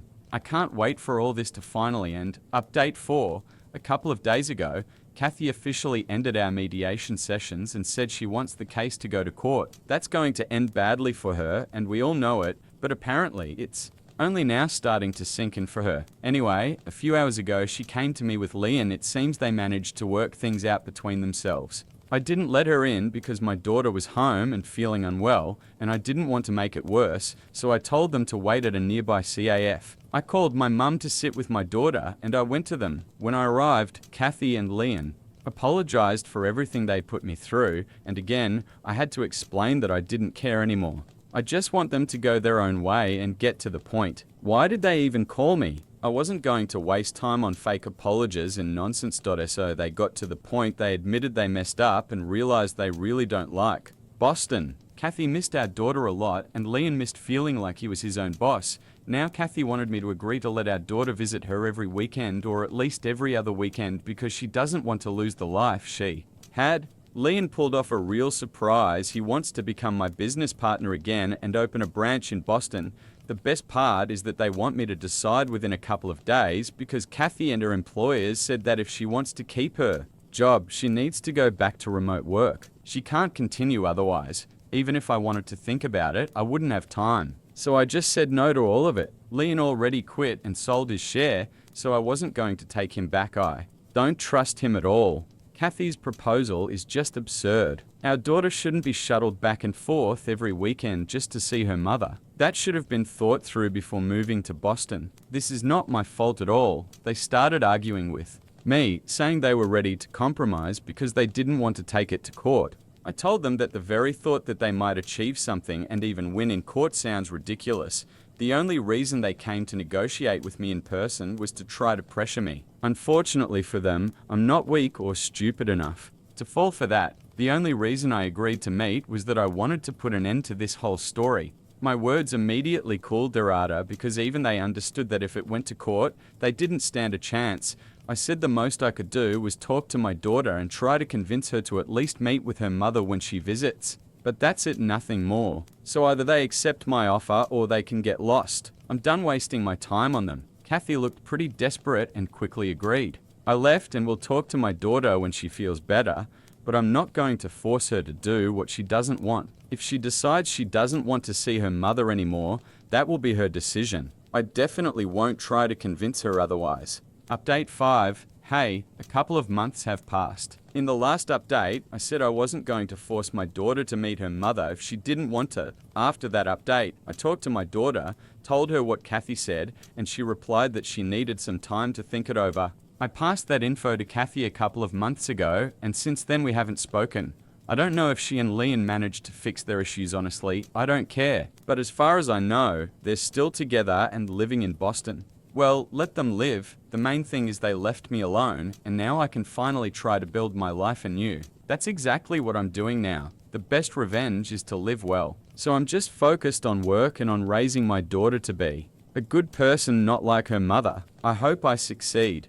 My parents took my sister on a vacation instead of me. She ruined the family trip and got arrested. Now they finally saw her true nature. I'm 23, a girl, and I have a younger sister, Liza, who is 18. I'm convinced she is the literal embodiment of evil. For many years, I tried to convince my parents to see the truth, but they didn't listen, at least until recently. For context, I've always had a tense relationship with my parents. The reason is simple. They adore her because my mum had a miscarriage and losing a child affected her deeply. Liza, born a few years later, became a miraculous symbol of hope and joy that helped them cope with the loss. My parents literally showered her with attention and love, making her the center of our family universe.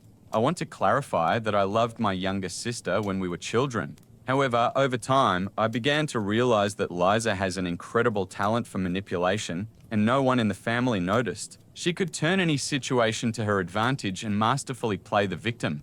Once, on my birthday, my grandparents gave me a stunning antique pocket watch. I was thrilled as my grandmother explained it was a family heirloom. Naturally, Liza turned green with envy and constantly asked me to share it. I refused as it was my birthday gift. She tried to convince my parents, but they could do nothing, since the gift came from my grandparents. That night, knowing that I'm terrified of spiders, She put a spider under my pillow so I would find it when I went to bed. I woke up to the horrible sensation of a spider crawling on me and started screaming. My concerned parents ran to my room. Liza pretended to be surprised and caring, but later, when we were alone, she admitted with a nasty smirk that she put the spider there to teach me a lesson.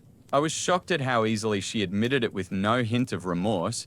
Another incident happened when I had a crush on my classmate Mark. I finally dared to invite him over to watch a movie. I was very nervous and carefully picked out a dress to make a good impression, but as soon as Mark arrived, Liza deliberately spilled a glass of juice on my dress and started laughing at me. I was horrified and had to change, trying to hide my embarrassment. As if that wasn't enough, Liza started telling Mark humiliating stories from my childhood, making me feel extremely embarrassed. She wouldn't let us spend time alone during the movie. When Mark left, Liza smirked and told him he could find someone better. Mark, who felt uncomfortable all evening, left quickly. I simply couldn't believe how cruel and cunning my younger sister could be. For many years, I repeatedly told my parents about her misbehavior, but they always brushed it off as youthful naivety. They simply couldn't see her true nature. When I complained, they just dismissed me. Liza became their favorite, and I felt more and more like an outsider in my own family. I focused on my studies and got into a good university, which allowed me to move out and start a better life. However, every time I returned home for breaks, Liza made it clear that she hated my presence. She intentionally ignored me, refused to engage in even the simplest conversations during family meals, avoided sitting near me, or interrupted me when I spoke to my parents. Her constant attempts to belittle me proved that she hated my presence and did everything she could to make my visits unpleasant. Liza even ruined my things under the pretense of borrowing them, ultimately breaking or losing them. When I complained, my parents paid little attention and only asked us to get along. Eventually, I started avoiding trips home during breaks, making excuses to spend the time with my college friends. Honestly, my parents barely objected and chalked it up to me becoming independent and wanting to spend time away from home. When Liza finished high school, she didn't have enough grades to enter a university, so she went to a local college. She didn't have to move away from our parents. Currently, I work for a large international corporation in San Francisco and genuinely enjoy my job. I sometimes keep in touch with my parents but rarely visit home. I don't speak to Liza at all. Now, to the main point, recently, my father had a near-fatal heart attack. Luckily, by some miracle, he survived and was rushed to the hospital. When my mum called to tell me, I immediately booked a flight to be with him. The doctors prescribed him multiple medications and strongly recommended he start exercising. After his discharge, my father expressed a desire to spend more time with the family and said how lucky he was to have survived. I understood where his thoughts came from, so I decided to stay with them for a few days. My job allows me to work remotely, so that wasn't a problem. However, I noticed that Liza was clearly irritated by my return. I tried to avoid her because we were both older now, and I didn't want to argue after my father's heart attack. One morning at breakfast, my father suggested that we all go on a vacation together since it had been a long time since we traveled as a family. At first, I had doubts, but understanding how important it was for him, I agreed. As for Liza, she wasn't thrilled, but she had no choice. My father organized everything: plane tickets, accommodations, and planned the vacation in advance. He even informed colleagues not to disturb me, as I genuinely wanted to spend time with the family. However, when we arrived at the airport, it turned out that my ticket had been cancelled. My father and I exchanged puzzled looks. He insisted that he had booked and paid for my ticket. After checking everything, we discovered that out of the 4 tickets, only mine had been cancelled. While I was trying to process this, I looked at Liza. She was standing there with a sly smile, looking at me, the same expression I had seen many times before, the one she wore when she successfully pulled off another manipulation. I realized at that moment that she had cancelled my ticket, most likely using my father's computer. I started yelling at her while she continued to stand there, smiling. I pointed out to my parents that Liza had orchestrated this because she never wanted me to go on the vacation with them. Instead of believing me, my mum immediately dismissed my accusations, saying, "Your sister would never do that." She added that I needed to stop being jealous of my younger sister and that my ticket being cancelled was just an unfortunate accident. My father also tried to justify it, suggesting it might have been an airline error and that I shouldn't blame Liza. I was completely desperate that my parents couldn't even imagine that their beloved miracle daughter could be involved in such deceit. At this point, there was nothing I could do. My ticket had been cancelled, and there were no other flights that day. I could have flown the next day, but I didn't want to return home, book a new ticket, and fly alone. This was supposed to be a family trip. I also had no desire to share a room with Liza during the vacation. I had hoped she would have matured over the years, but if she had really cancelled my ticket, I couldn't help but wonder what other schemes she might have devised to ruin my trip. At first, my father wavered, suggesting we return home and plan a new trip later. But then he began talking about how long it had been since he had been on a vacation. My mum agreed with him, saying that I already travel a lot for work and wouldn't really lose anything if I didn't go. These comments hurt me deeply. It seemed they were expecting me to tell them to continue the vacation without me. So I said that they could go on vacation without me if they wanted, and they agreed easily. Even though I didn't want the money spent on tickets and the hotel to go to waste, I felt sad that they didn't care whether I went or not. It became clear that they were completely fine with going on a family vacation as three.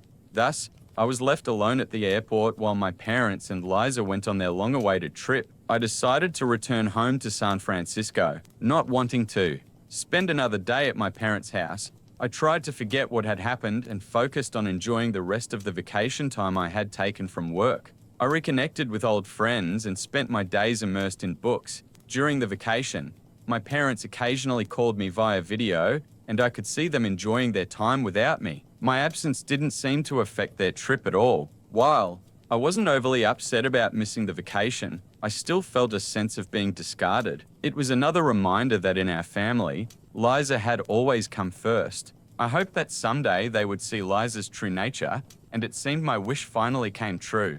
A few days after their trip, I woke up to several missed calls from my mum. Fearing that my father's health might have suddenly worsened, I immediately called back. Fortunately, she answered, but she sounded extremely anxious. I asked if everything was okay, and she told me something very alarming had happened. It turned out that my parents had noticed that my father's necessary heart medications were disappearing day by day. This was extremely dangerous because my father could not afford to miss any doses due to his fragile health. They were in another country and didn't know if they could find the same medications outside the US. They became seriously concerned about the missing pills and searched the entire room but found nothing.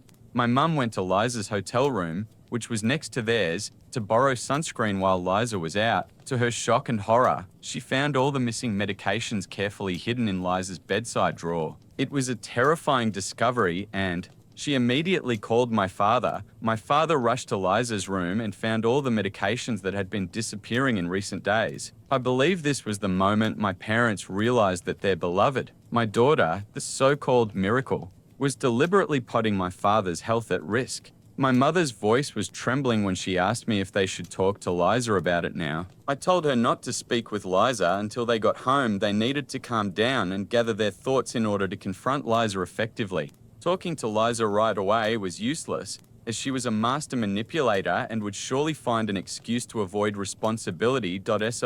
Something likely happened that night, and my parents eventually decided to talk to her. Late that night, my father called me. His voice was trembling as he told me that Liza was in jail. I was stunned. He explained that Liza had a meltdown when they asked her about the missing medications. She started throwing things and shouting all kinds of insults. Her anger was mostly directed at my father. She blamed him for buying my ticket and claimed he shouldn't have allowed me to go on the trip with them. She even said that if they continued interacting with me, she would teach them a lesson. They wouldn't forget. Liza continued raging, and the situation quickly spiraled out of control. Eventually, someone at the hotel called the police. When the officers arrived, she refused to calm down and began insulting them, which led to her arrest. Liza was supposed to be released after 24 hours, and my parents couldn't do anything at that moment. In desperation, they tried to change their return flight to get back home after her release, but their plans failed when they discovered that their passports and wallets were missing. It turned out that Liza had either thrown away or hidden their passports, leaving them stranded in a foreign country without documents or money.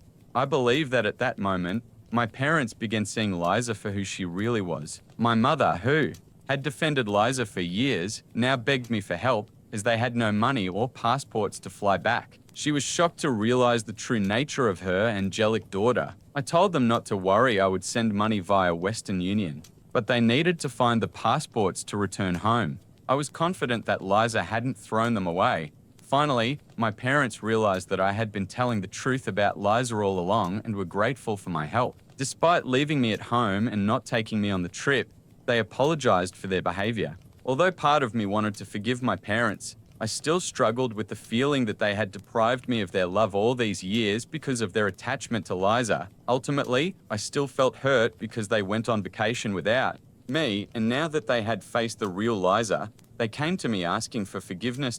So, how would you answer this? Why do you think Liza stole the medications, money, and passports? Please write your thoughts in the comments. We will continue the update every day. My parents call me with fresh news, and I grow more worried about their situation. After Liza was released the next day, my parents said they would go back to the police if she didn't return the passports. Having no other choice, Liza eventually admitted where she had hidden them. When they returned home, my parents openly told Liza that she had to pack her things and move out. They finally accepted the bitter truth about their daughter's manipulations and harmful actions.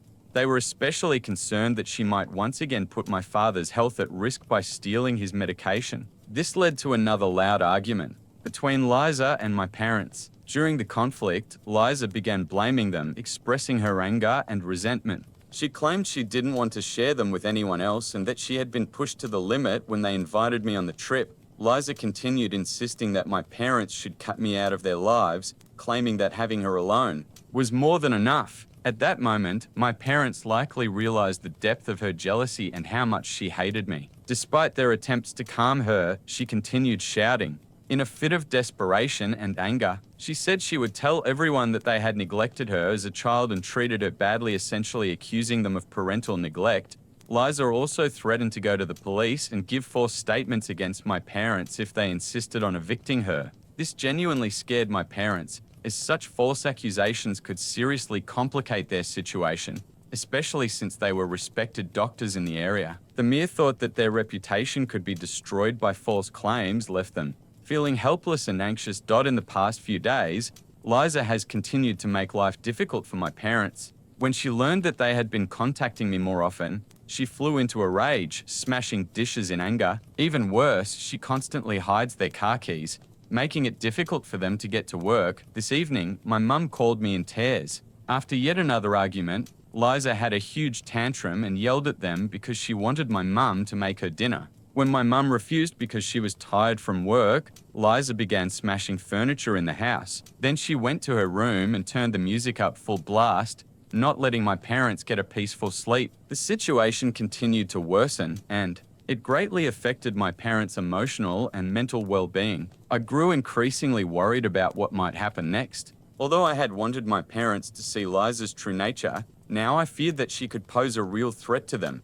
I couldn't even return home, as it might further provoke her behavior and led to new conflicts. I was doing everything I could to convince my parents to consult a lawyer so we could find a solution to this problem. The legal route seemed the best option to protect them and restore peace in our family. Update 2. As many had predicted, Liza was arrested again due to her increasingly dangerous antics. It was inevitable. One night, during a major argument, she lunged at my parents with a knife. This terrified them, and they were forced to call the police. The officers quickly detained Liza and arrested her for assault. At that point, my parents decided it was time to take a more radical step. They consulted a lawyer who explained the legal process for evicting Liza from their home. They filed an official eviction notice stating that she had to move out. They understood this wasn't an easy step, but it was necessary for their safety. My parents did not want to press charges against her. They simply wanted her to leave. They posted bail for her release from jail and handed her the official eviction notice. The document outlined all legal reasons and the deadlines by which Liza had to leave the house. My parents made sure everything was done strictly according to the law, so Liza could not contest the decision. Then, with the help of the lawyer, they went to court to begin the eviction process, which meant filing a lawsuit against Liza. 4. My parents. This was incredibly difficult. They had to take legal action against their own daughter. They felt deep sadness and guilt but understood there was no other way. The court issued an official order stating that Liza had to leave the house. If she didn't leave voluntarily, my parents would have full legal right to evict her with police assistance. Liza is expected to move out next week. My parents can finally breathe a sigh of relief, knowing they have taken a step toward restoring peace in their home. It was a difficult path, but they hope life will improve once Liza leaves. Throughout all of this, I stayed in close contact with my parents and plan to invite them to San Francisco for a few weeks. This will give them a chance to take a break and recover from everything they've endured. I'm confident that a change of environment and time away from the stress Liza caused will be beneficial. Plus, it will be an opportunity to spend time together and support them as much as I can. Update 3. Many people suggested that Liza should undergo a psychological evaluation. The problem is, since she is an adult, we cannot force her to attend against her will. Due to her sudden outbursts of aggression, we don't want to provoke her and make the situation worse.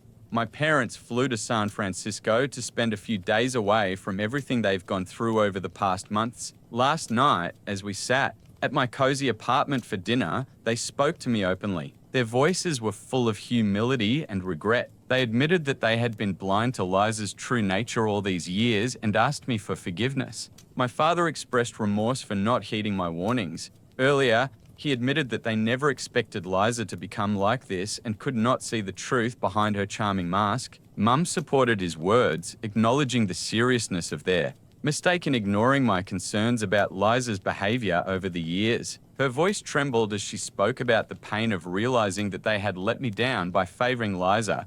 I told them that I appreciated their attempt to take the first step toward forgiveness. I shared with them some painful memories of what I had endured because of Liza's actions. My parents listened, shocked and upset, realizing how deeply I had suffered alone. They acknowledged the pain I had gone through and expressed regret that I had felt isolated in my own family. They explained that their attachment to Liza had clouded their judgment because they had not expected Mum to become pregnant again and had always considered Liza their miracle child with sincerity. In their voices, they asked for forgiveness for all those years. It was a bitter and yet sweet moment for me because I had always wanted their acknowledgement. Although this was not the perfect way to repair our relationship, it was at least a turning point, bringing the honesty and clarity into our communication. That had been so necessary. For the first time in many years, we truly acknowledged the problems that had been undermining our lives. I told them that it would take time for me to trust them again, and we all agreed to work on it together. Meanwhile, I plan to make the most of the time spent with my family while they are here with me over the next few days. Update 4. Over time, my parents and I spent more and more time together, walking through the bustling streets, enjoying leisurely meals, and simply taking pleasure in each other's company. It was a difficult journey to rebuild our relationship,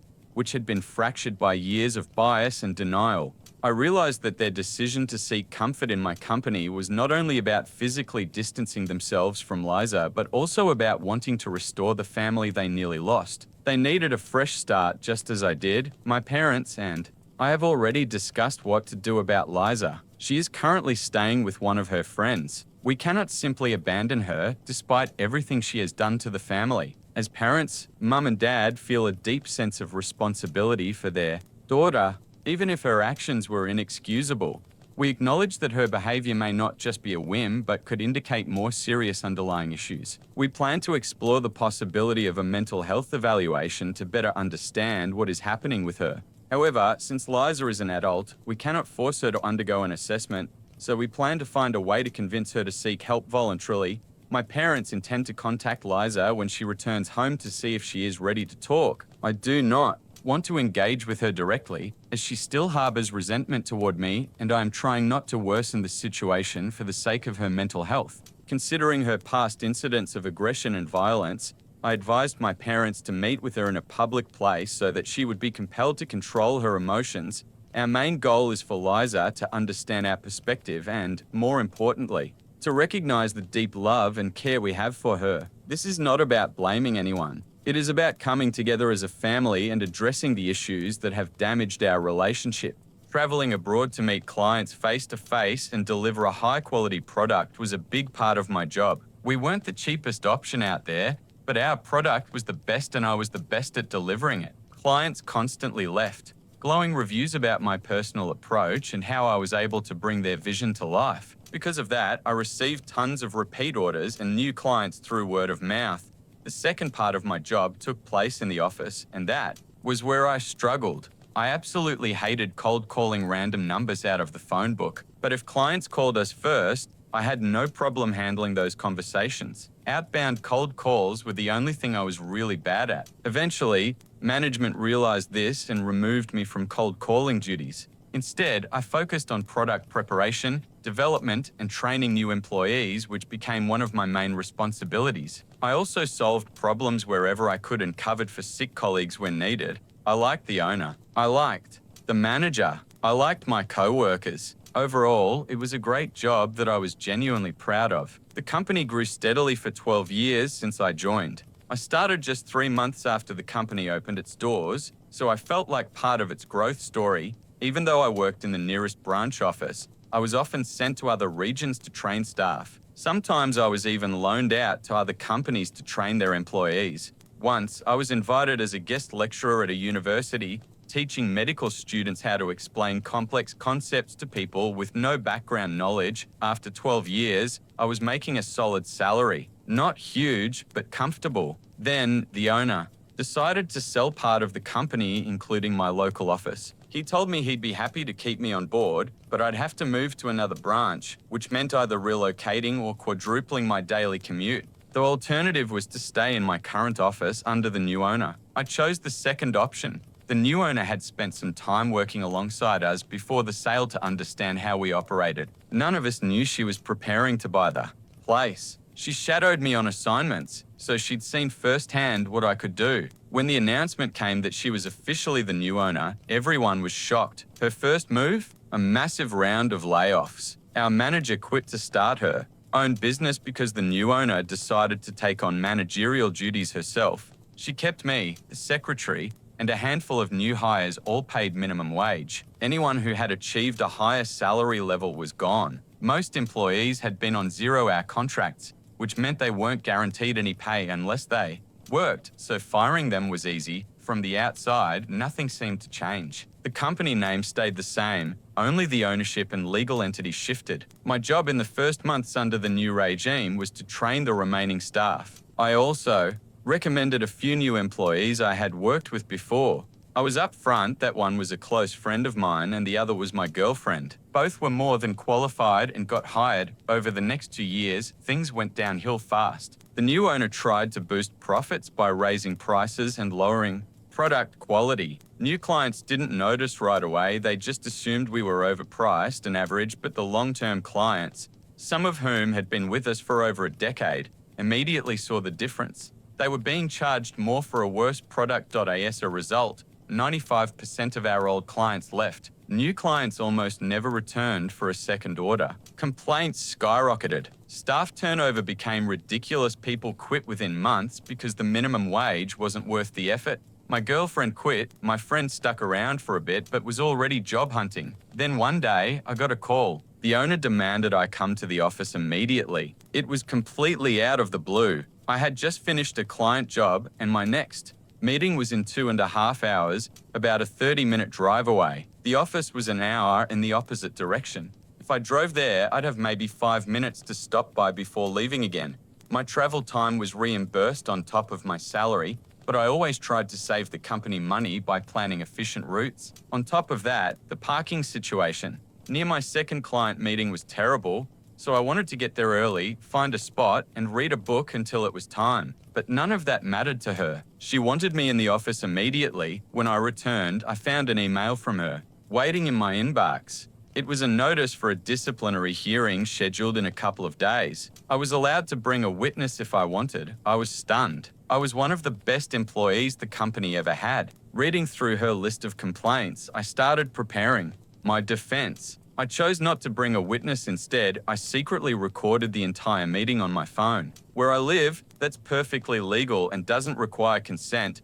Her witness was a friend she had met in a yoga class and later hired into the office after firing the previous staff. The accusations ranged from weak to laughable. You were unavailable for a whole week in August. Yeah, That was the week I took an approved vacation to attend my cousin's wedding across the country. You were late on May 12th. That was the day my car broke down. I even called the office immediately and had the repair receipt with the date to prove it. Then there was an outright lie. She accused me of serious safety violations during product delivery. That was ridiculous. I'd been doing this work for 14 years without issue. She had personally watched me perform those tasks dozens of times and never raised a concern. In fact, she had asked me to train other employees on those exact procedures. She wrapped up her list by saying she didn't want to lose me but couldn't justify keeping such a bad employee at my current pay. Her solution? I could either accept a 0-hour contract on minimum wage or be terminated with 2 weeks' notice. I pushed back. My contract clearly stated that I was entitled to 1 week of notice per year of service,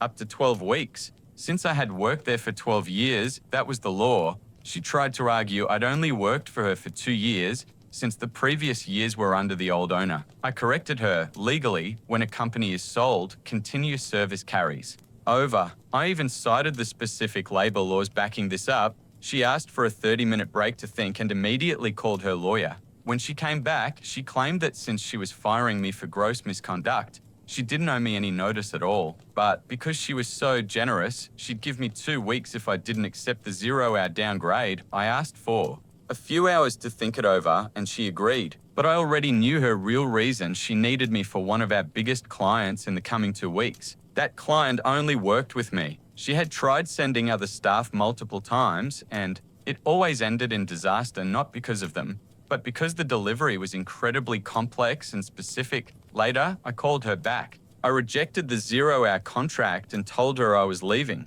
She immediately said she'd terminate me with 2 weeks' notice. I refused. If she was firing me for gross misconduct, then surely I couldn't be trusted with sensitive deliveries. For everyone's safety, it was best if I simply didn't come back at all. She panicked. Suddenly, she needed me to stay those 2 weeks. I played dumb and said I only wanted what was best for the company after all. It wouldn't make sense to let an unsafe employee deliver products to clients. But if she retracted the gross misconduct charge, I'd happily work my full 12 weeks. She was trapped. 2 weeks or 12 weeks. She chose 12, and so for the next 12 weeks, I did my job exactly as I always had for the past 14 years. No slacking, no badmouthing the company, no half measures. I trained new staff. I delivered products flawlessly. I gave clients the same exceptional service I always had.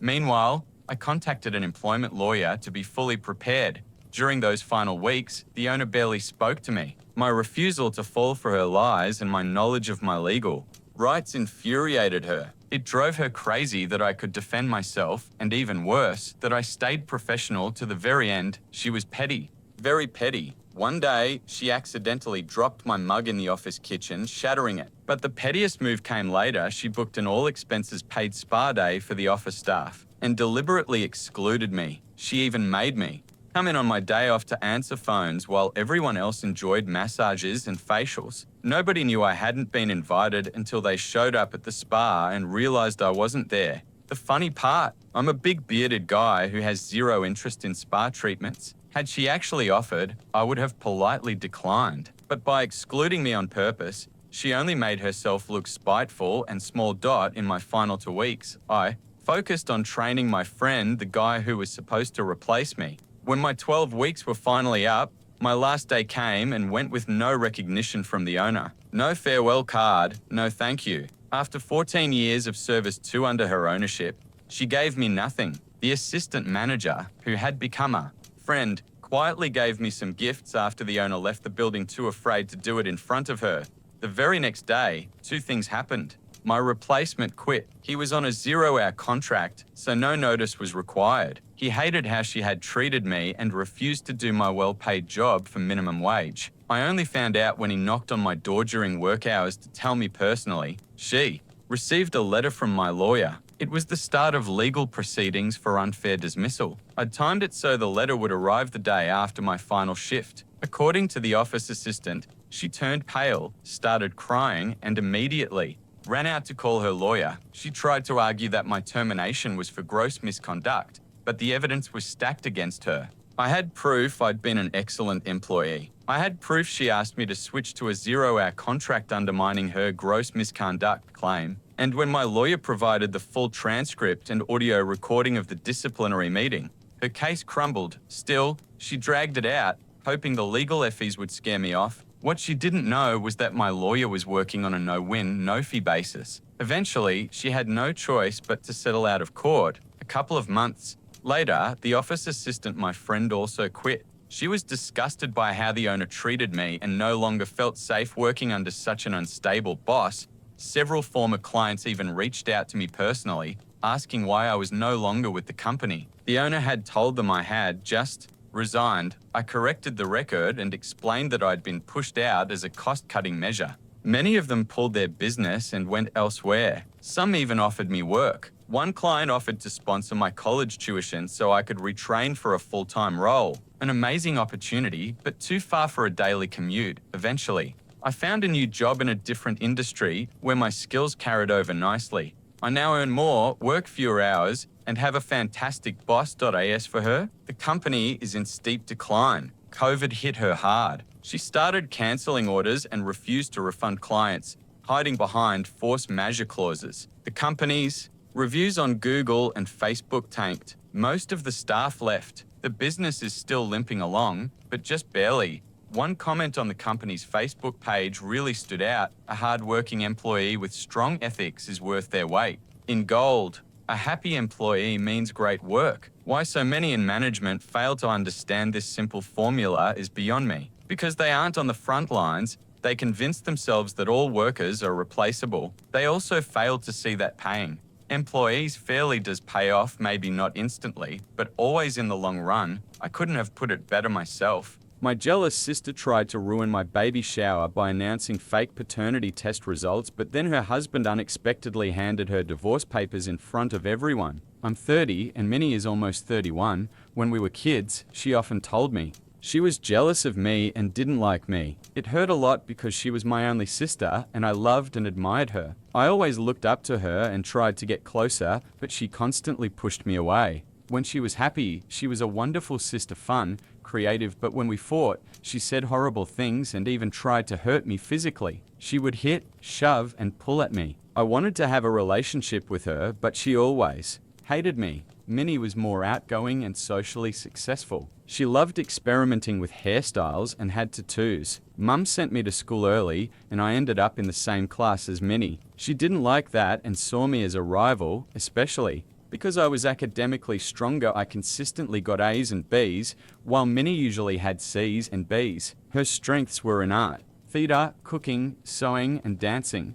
I developed a love for the violin thanks to Mum, who encouraged me to pursue music, and I also became interested in French and Korean. Minnie was part of the school theatre group and spent evenings rehearsing plays. But one day she got kicked out of the theatre group after a fight.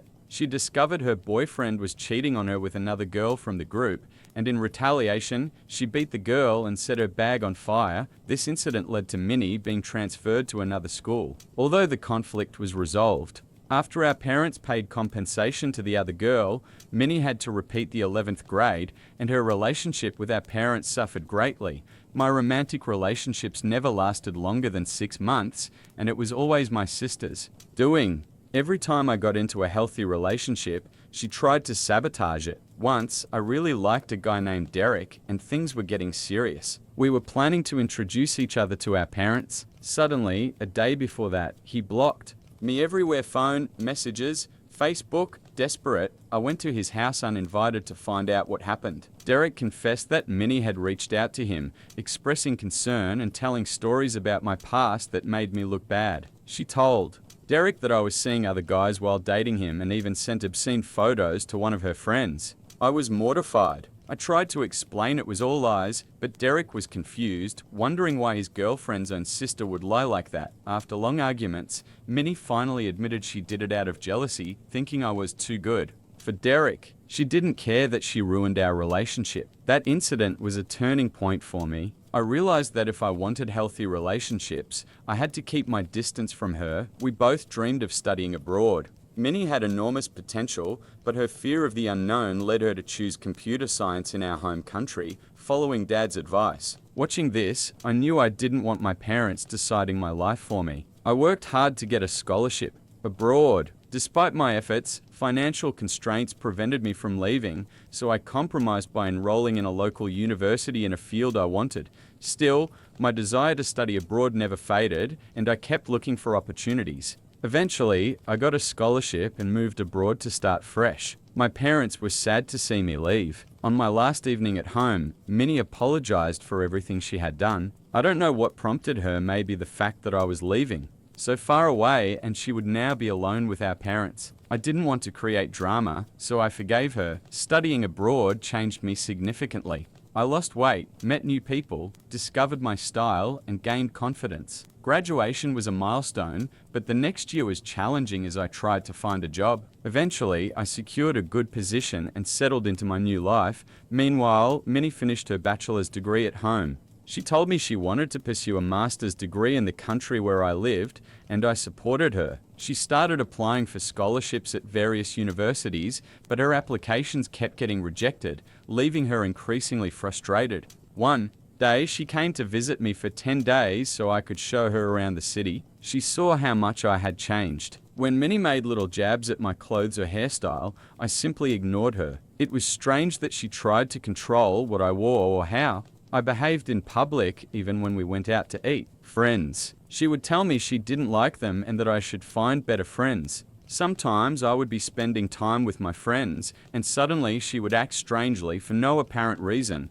When I showed her my office, she was surprised at how big it was. I enthusiastically told her about the new opportunities in my career, but she stayed silent and didn't express any happiness for me. Instead, she shifted the conversation to herself, talking about how she wished she had the same opportunities and regretted some of her past decisions. Later, during dinner, she said she wanted to extend her stay and live with me. I realized I couldn't continue to be under her constant judgment, so I politely told her it would be better to find another place to stay if she wanted to remain, because it was obvious she had some issues with me she didn't want to discuss. T that moment, Minnie lost control. She started yelling that she was tired of my presence in her life, that everyone around her was always comparing her to me, and that her achievements were never enough. I pointed out that she had always made me feel inadequate. Minnie said there was nothing special about me and that she could have achieved the same things if she had had the same opportunities. I reminded her that we both started at the same point, she just hadn't worked as hard to apply to universities or secure a scholarship. Somehow, she blamed me for her lack of success. This enraged her even more. She called me a spoiled girl and said she regretted that I was even born. Those words hurt so deeply that I just stood up from the table and locked myself in my room. 2 days later, she left without even apologizing. Finally, I could breathe. I realized how much we had both changed over the years, and honestly, I began to feel some disgust toward her presence. Over time, I met my boyfriend James, who worked in the same field as me. Our paths kept crossing, and we had mutual friends who introduced us. It was so refreshing to talk to someone who understood my work. I thought we would just be friends, but he liked me, and the next day he asked me out. We started dating and were together for 2 years before he proposed. I grew close to his family since they lived in the same country, and he met my parents over a video call. We were already planning our wedding when I got offered a job that paid double what I earned at my current position. The only catch was that the new company was based in my home country. I discussed it with James, and we both agreed it was a great opportunity. I accepted the offer and returned home, where my family finally met James. My parents adored him, and now every Sunday my father plays golf with him. Everything was going well at my new job, and James soon found a good position too. Meanwhile, Minnie avoided me like the plague. She refused to meet me and James, even though my parents insisted. She made up random excuses to avoid seeing us. We hadn't spoken for a long time, and I understood her unwillingness. It honestly suited me. I was worried that she might try to sabotage my relationship with James, as she had done before. After several months back in my home country, James and I decided to get married. We bought tickets for his parents and grandparents so they could attend. We wanted a small, intimate wedding just for family and close friends, plus a short honeymoon because we were both busy at work. We held the wedding in my parents' huge backyard, and they were thrilled. Grandparents, parents, Siblings and friends gave speeches, showering us with love and blessings. The only person absent was Minnie. She claimed she was sick and couldn't attend. The food was wonderful, everyone danced until midnight, and we had an amazing time. A week later, James and I went on our honeymoon. After returning, I was at my mum's showing her photos from the wedding when Minnie appeared. While I was telling Mum how happy the grandparents were, Minnie interrupted, asking if James and I were struggling financially. I laughed and told her that I now had a job with a much higher salary than before, and James was doing well too. She sarcastically remarked that maybe it wasn't true since I chose to have a backyard wedding at my parents' house. Mum defended me, saying there was nothing wrong with it and that I had wanted a modest wedding, which made perfect sense. I agreed and told Minnie that I appreciated her concern. James and I simply didn't like unnecessary extravagance, despite our high incomes, and preferred to spend money wisely. Minnie was furious when she heard this. She said I was bragging, as always, and probably lying about my salary. I shook my head and calmly responded that I didn't need to brag in front of her. I added that we were no longer children, and it was time for her to grow up and stop making up stories about me. I also told her that was precisely why I was glad she hadn't come to my wedding. This enraged her, and she left crying. Mum tried to smooth things over, but Minnie wouldn't listen. Later, she told our grandparents and some of my cousins about our argument and about how I had supposedly been glad she hadn't attended the wedding. I sent her a message apologizing, but she didn't bother replying. Over the years, I tried to stay away from her, even though we had a few pleasant moments. James eventually met her, but she immediately disliked him. She constantly mocked him. For example, we both liked Disney movies, which Minnie found boring, and she claimed James wasn't manly enough. I was deeply hurt by her words, and later she apologized to both me and James. Minnie had also repeatedly told Mum that James was supposedly trying to control my life. When Mum confronted her, she said she just had a bad feeling every time she met him. One day, when Mum and Minnie came over for lunch, Minnie talked about problems with her boyfriend, Larry. It turned out Larry had moved in with Minnie but lost his job after 2 months and hadn't contributed financially since. I firmly told Minnie she needed to kick him out, as he clearly wasn't pulling his weight. Then unexpectedly, Minnie asked, since I earn more than James, should I also kick him out? I explained that although I earned more than James, he still brought in enough income for our household and didn't sit all day eating chips and playing video games. Mum agreed and added that James had even sacrificed part of his career so I could take this higher paying job. Minnie reacted angrily, saying that men should always earn more and that it was strange James was fine with the situation. I calmly replied that not all men had fragile egos like hers had experienced and that James loved me just as I was. Of course, Minnie didn't listen and eventually married Larry. Despite his unemployment, Larry had a volatile temper, which became evident at their wedding when he got drunk and started a random argument with a waiter. Minnie and some of his brothers had to restrain him. It was extremely awkward, and I felt a little worried for Minnie, but I knew she would never take my advice,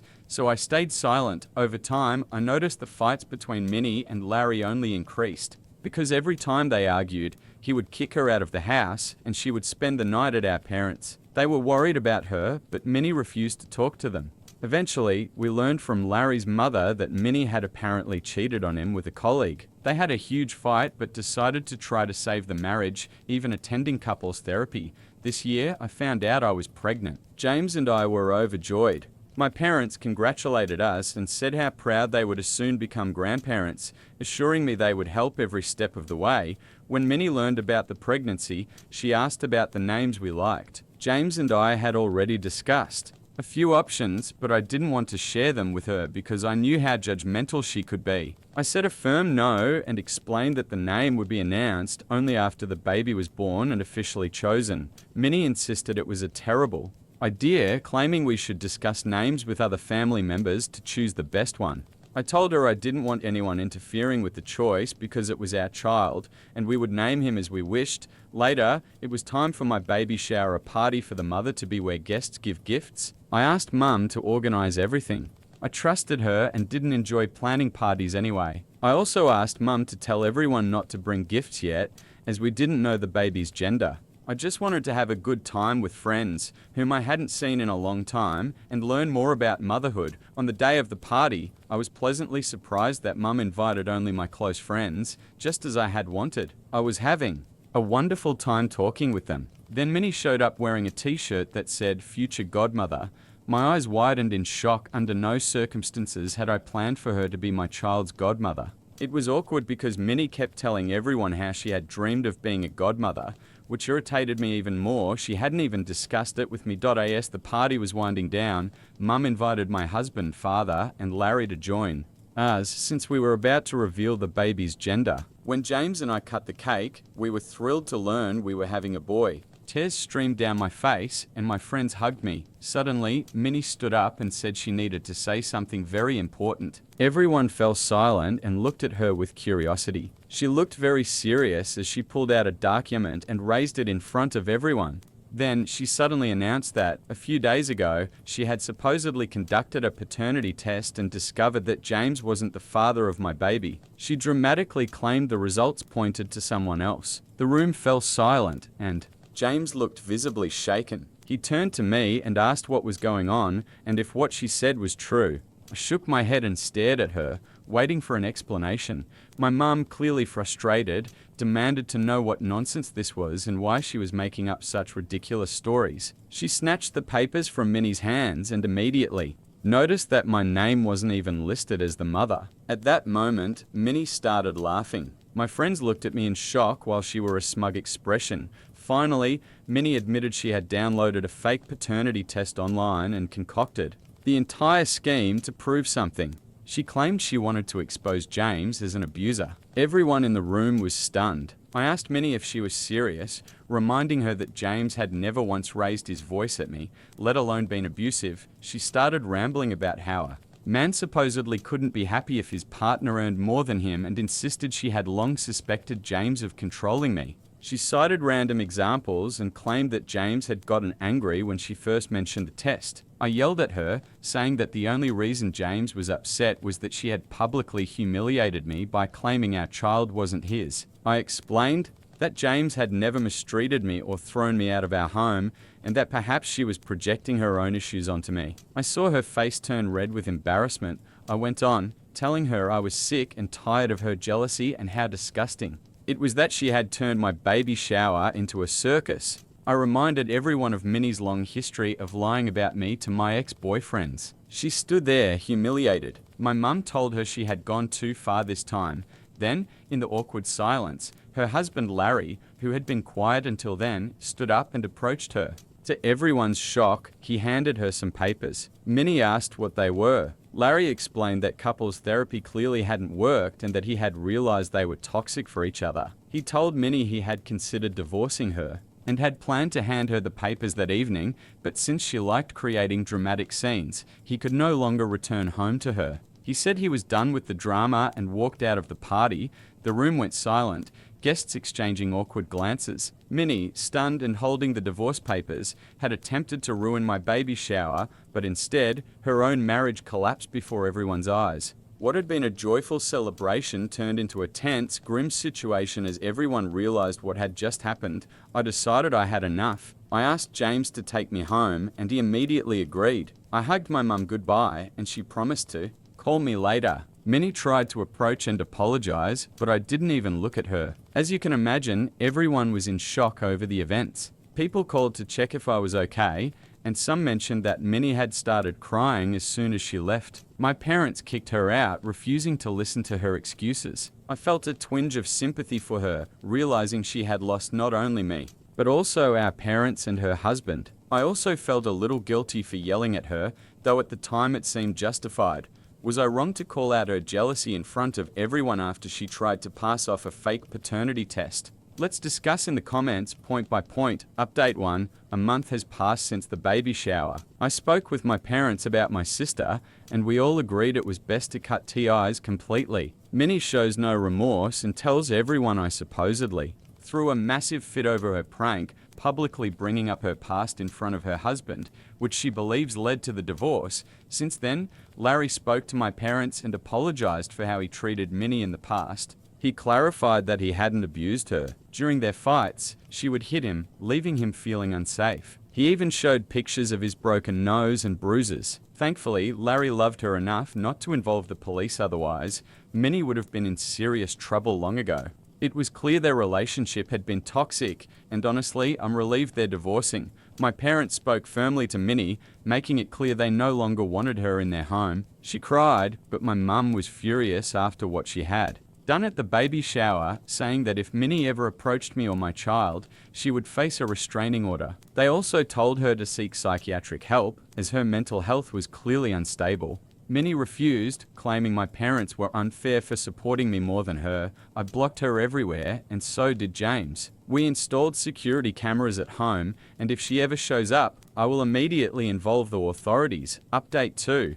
8 months later, I'm overjoyed to share that I recently gave birth to a baby boy. The pregnancy was challenging, but I'm thrilled to have our son with us. We named him Alex. I can't believe I'm finally a mother. Our home is filled with the laughter and cries of our little one. James and I are settling into parenthood and savoring every moment despite the challenges. My parents support us every day as I adjust to this new chapter. Next month, James's parents will be visiting. Minnie hasn't bothered us since. The last I heard, she and Larry divorced, and she decided to pack up and move to another city, possibly to start fresh. It's sad that my own sister is no longer part of my life, but as a mother, I must protect my child. Do you want me to check every single thing manually? Fine. I hope you're not in a hurry. One of my first jobs after college was at a small company providing financial services. There were a ton of problems there, mostly because of my boss. I'll call her Cruella Devil because she was tall, unnaturally thin,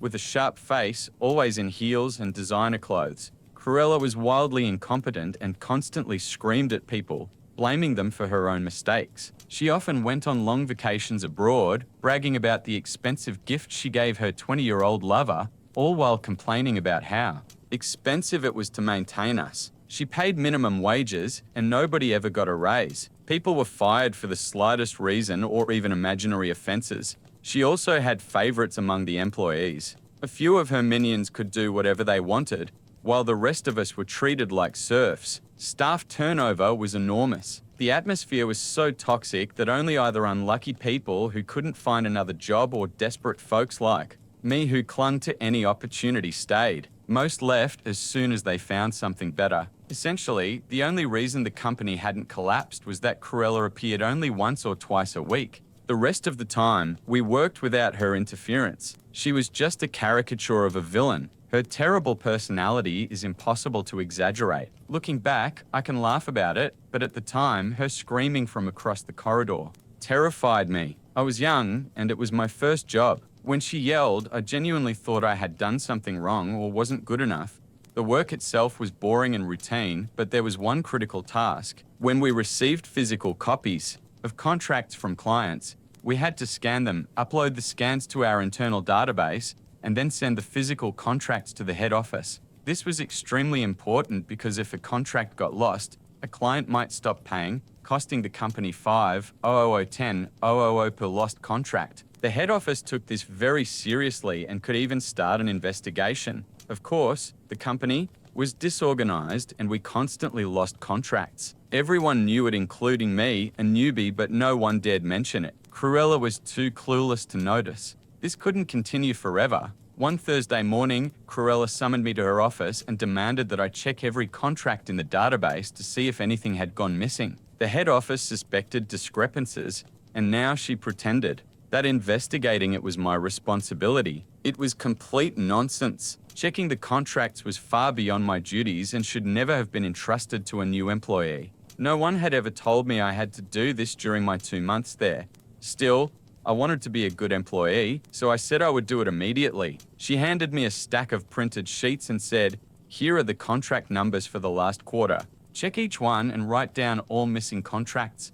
I looked at the stack. It was about 100 pages, each filled with long lists of contract numbers. There were thousands of contracts. I quickly calculated that manually checking the entire list would take me 4 to 5 days. Completing it in 1 day was impossible. When I tried to point this out, Cruella looked at me like I was an idiot and started screaming, You just enter the number in the computer, then check the info. It takes no more than 10-20 seconds. Stop being lazy and get to work. She truly believed that if one contract took 10 seconds, 1,000 contracts could be checked in 10 minutes. How could I possibly expect her to understand basic math? By this point, I was fed up with her ridiculous demands, but I still tried to do my job properly. I was young and naive. The hour of malicious compliance had not yet come. I returned to my desk and tried to figure out a way to actually finish the task in one day. After calming down from all the yelling, I realized it was actually quite simple.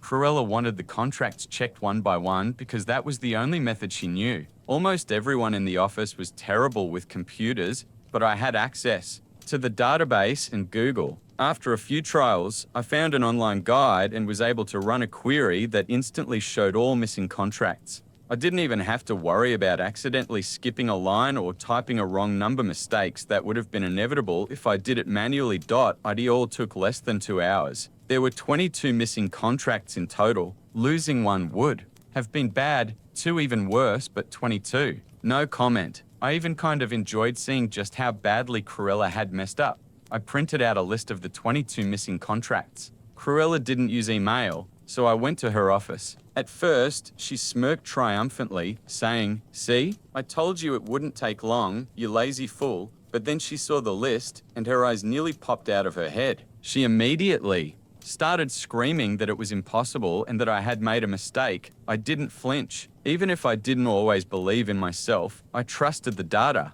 I manually checked all 22 contracts and was 100% certain they were actually missing. She yelled while I just shook my head, insisting these were accurate results from my query. I'm sure she didn't even know what a query was. All she understood was that I hadn't done what she ordered, checked each contract manually. Instead, I had produced the list through some kind of computer magic. She shouted that I wasn't authorized to hack her database and even hinted, without joking, that my degree might be fake. She threw a piece of paper at me and said my new task was to start over and do it properly. And that's when malicious compliance kicked in. I returned to my office and picked up Cruella's original multi-page contract list. Previously, I hadn't needed it because I could just filter the records by date, but now that was forbidden. No hacking the database. Everything had to be done properly. Very slowly, I typed in the first number, waited for the page to load, and carefully checked the contract. It was fine, so I ticked it off with a pencil next to the number.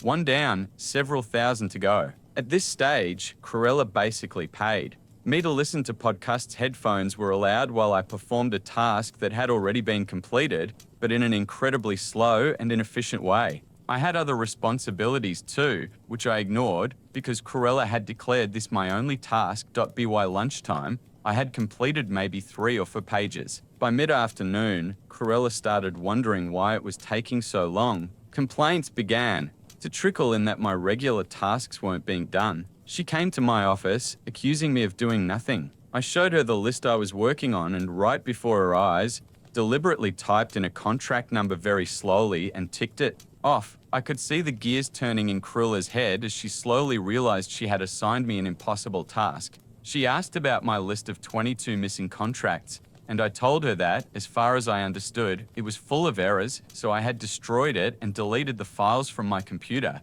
She started yelling that she was leaving for Ibiza that evening, and that I was too slow. I replied that I was being extremely careful because she had scolded me for mistakes before, and I wanted to make sure nothing like that happened again. Then she had a brilliant idea. She said I was too slow and stupid, so she would do the work herself. Of course, her method of doing the work herself involved calling each employee into her office one by one, giving them a couple of pages of contract numbers, and telling them to verify and record all the missing contracts. She refused to acknowledge that I had already proven the task impossible for one person in a single day. Instead, she decided that 30 people would do it in one day to teach me a lesson. She assigned me the lowest value, most menial task so she could compile her own list. She thought it was some kind of punishment for me, but I didn't care. I laughed at how she managed to tie up the entire office for 4 hours. Every time I handed someone their page, I said, "Seriously, be careful, don't rush. Miss Devil says it's very important not to make mistakes." Complete nonsense. She even got the secretary involved, leaving calls unanswered, and chaos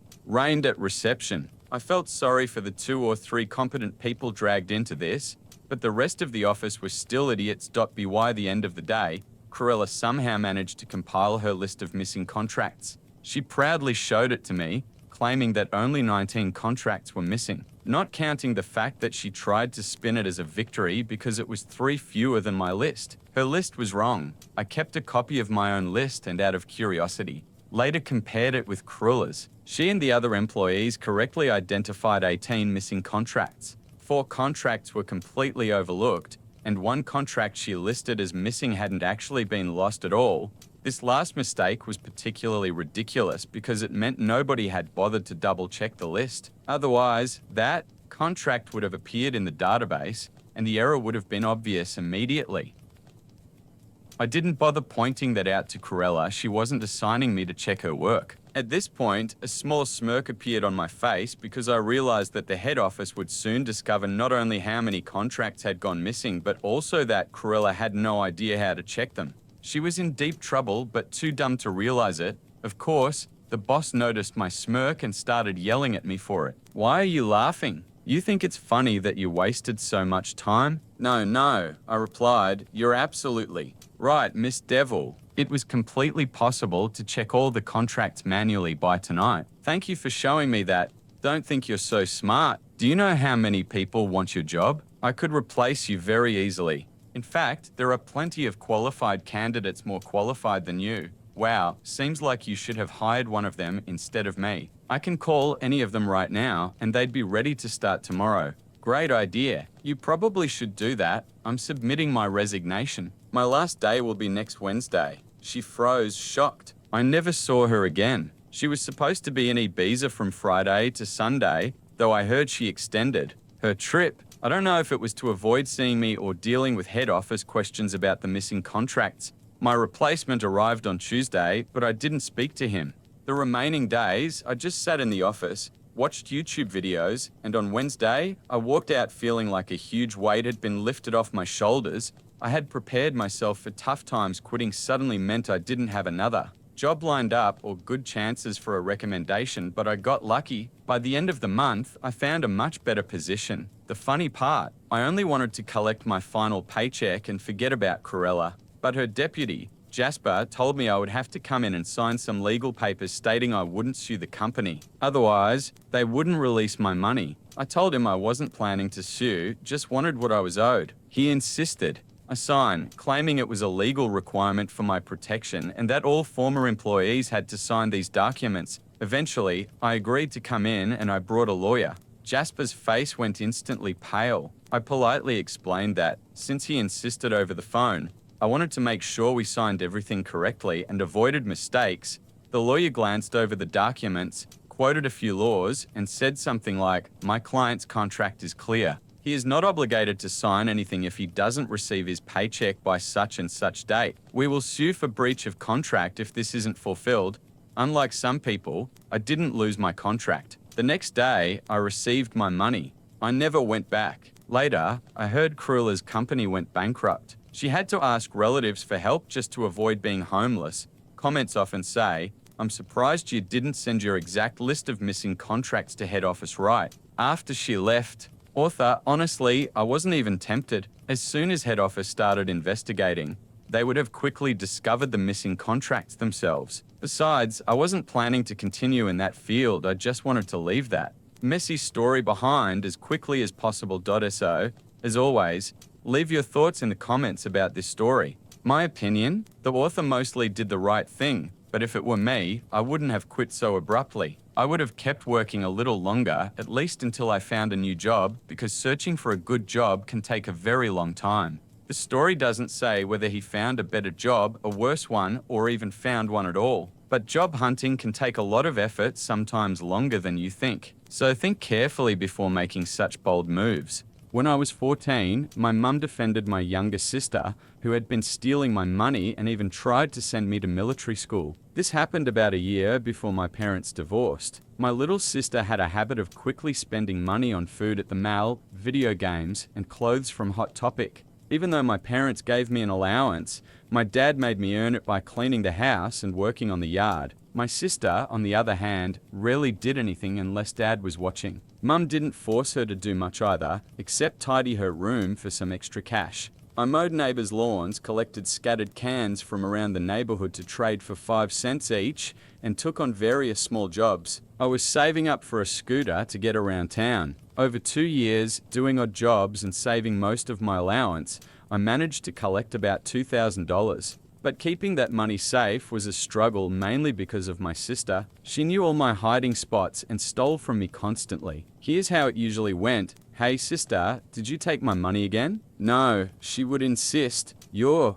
lying. $100 is missing from my savings. Leave me alone. I didn't do it." She would cry, then run to Mum. "Mum, he's bothering me. She stole my money again." I'd shout. Mum, snapping her fingers at me, would say, "Quiet. Can't you see my little one is upset? If she says she didn't take it, then she didn't. That's the end of it. Stop, or I'll punish you." I know she took it. I'd protest. "If you don't make her return it, I'll tell Dad." Mum brushed it off. "There's no need. Besides, you have no proof she took your money." "Yes, I do. I track every dollar. 3 days ago I had $4,000. Now I only have 3. 900,100 is gone. And you know she's stolen before. She's out of allowance this month, and you took her shopping yesterday. Where did she get the money?" Mum paused for a second, then frowned. "You're grounded. Go to your room, or I'll take the belt." I could have argued more, but one thing I learned in that house was when to stop talking and just call Dad. Without a word, I stormed into my room, slammed the door, grabbed my Nokia, and called him at work.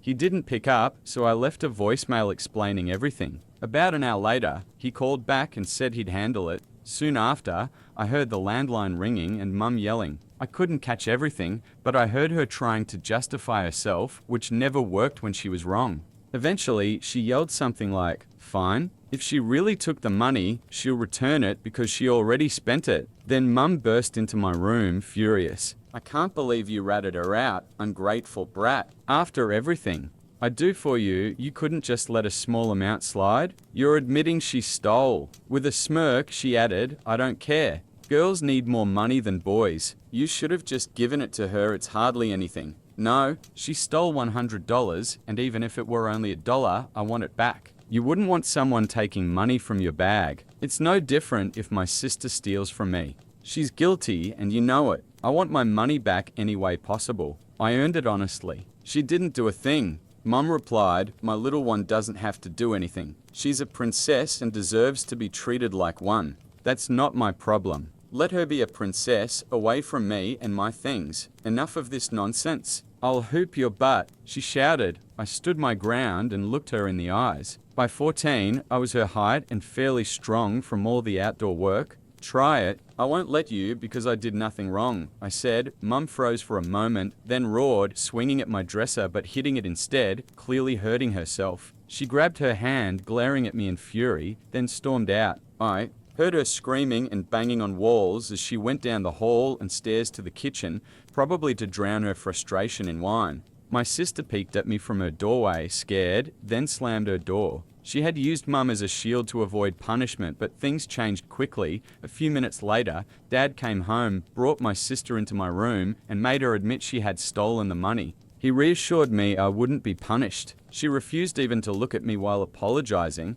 starting in the tiniest, squeakiest voice until Dad told her repeatedly to speak louder. Eventually, she practically shouted. Then Dad handed me $100 to replace what was stolen, and made sure my sister was disciplined. For a week, the stolen money was deducted from her allowance, which made her start whining and yelling at Dad before running off to her room. Mum sat in the backyard, sipping her favorite wine and ignoring all of us. She never apologized to me and acted as if nothing had happened. As frustrating as it was, my sister still got her allowance next time, this time given by Mum, not Dad. A few days later, on one of Dad's days off, we went to the local store where he bought me a safe to store my money and other valuables. We didn't tell Mum or my sister about it. The safe had a 4-digit combination, and if I remember correctly, I used 4,962. I placed all my money inside, locked it, and hid it in the back of my closet. A few weeks later, after mowing neighbors' lawns, I came home to find my room trashed. I called Mum and told her what my sister had done. As usual, she denied everything. "My little one didn't do it," she said. "Then did you do it?" "No." "Then who else could it have been? Your room was clean when you left, and no one else was here but you two." Clearly annoyed at being cornered, she muttered, "Well, if she did it, maybe it's because you treat her badly." I called Dad again and left a message explaining what had happened. Then I went to my sister's room and told her I knew she had trashed my room. Before she could respond, I said she would no longer be able to get my money. It was safely locked in the safe. She threw a full-blown tantrum, and of course, angry Mum immediately stormed in. I just repeated that my money was now out of reach and returned to my room to clean up. My sister continued screaming in her room for about 20 minutes. Nothing was missing or broken, just scattered around. I tidied everything up, but the next day I found my room trashed again. This time, a window was broken. My sister had thrown the safe out of the window because she couldn't open it. I immediately called Dad. When Mum and Dad got home, my sister proudly confessed. Mum tried to side with her, saying, "You shouldn't have bought this safe," but Dad scolded her, explaining he got the safe for me because he was tired of my sister stealing my money. Every time she took it, Dad had to return it since Mum never did.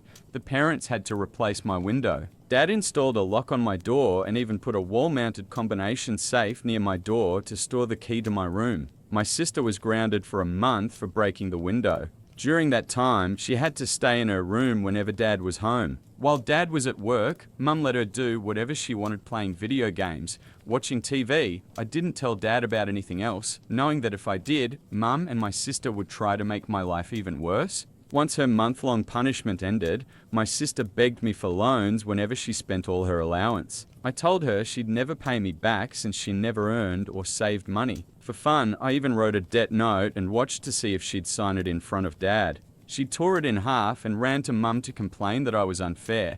Mum and my sister tried to force me to give her money, but I reminded them Dad could handle it. If my sister wanted more money, she wouldn't get it from me. After this, Mum tried sending me to military school, but Dad wouldn't allow it. For anyone wondering why Dad didn't help me open a savings account, I honestly don't know. Keeping cash on hand was just the norm for us. Update 1. Shortly after Dad gave me the safe, he also installed a lock on my room door and a wall-mounted combination safe to store the key because my sister had thrown the original safe out of the window. We set it all up while Mum and my sister were out. When my sister first walked past my room that day, I saw her glance at the lock and immediately run to Mum. Both of them hurried up the stairs, but there they ran into Dad and me. Here's roughly how the conversation went. Mum snapped her fingers several times, pointing at the lock. "What the heck is this?" Dad calmly said, "It's a door lock." "Mum, I know it's a lock, but why is it here?" "Dad, because you never punish her or stop her from trashing someone else's room.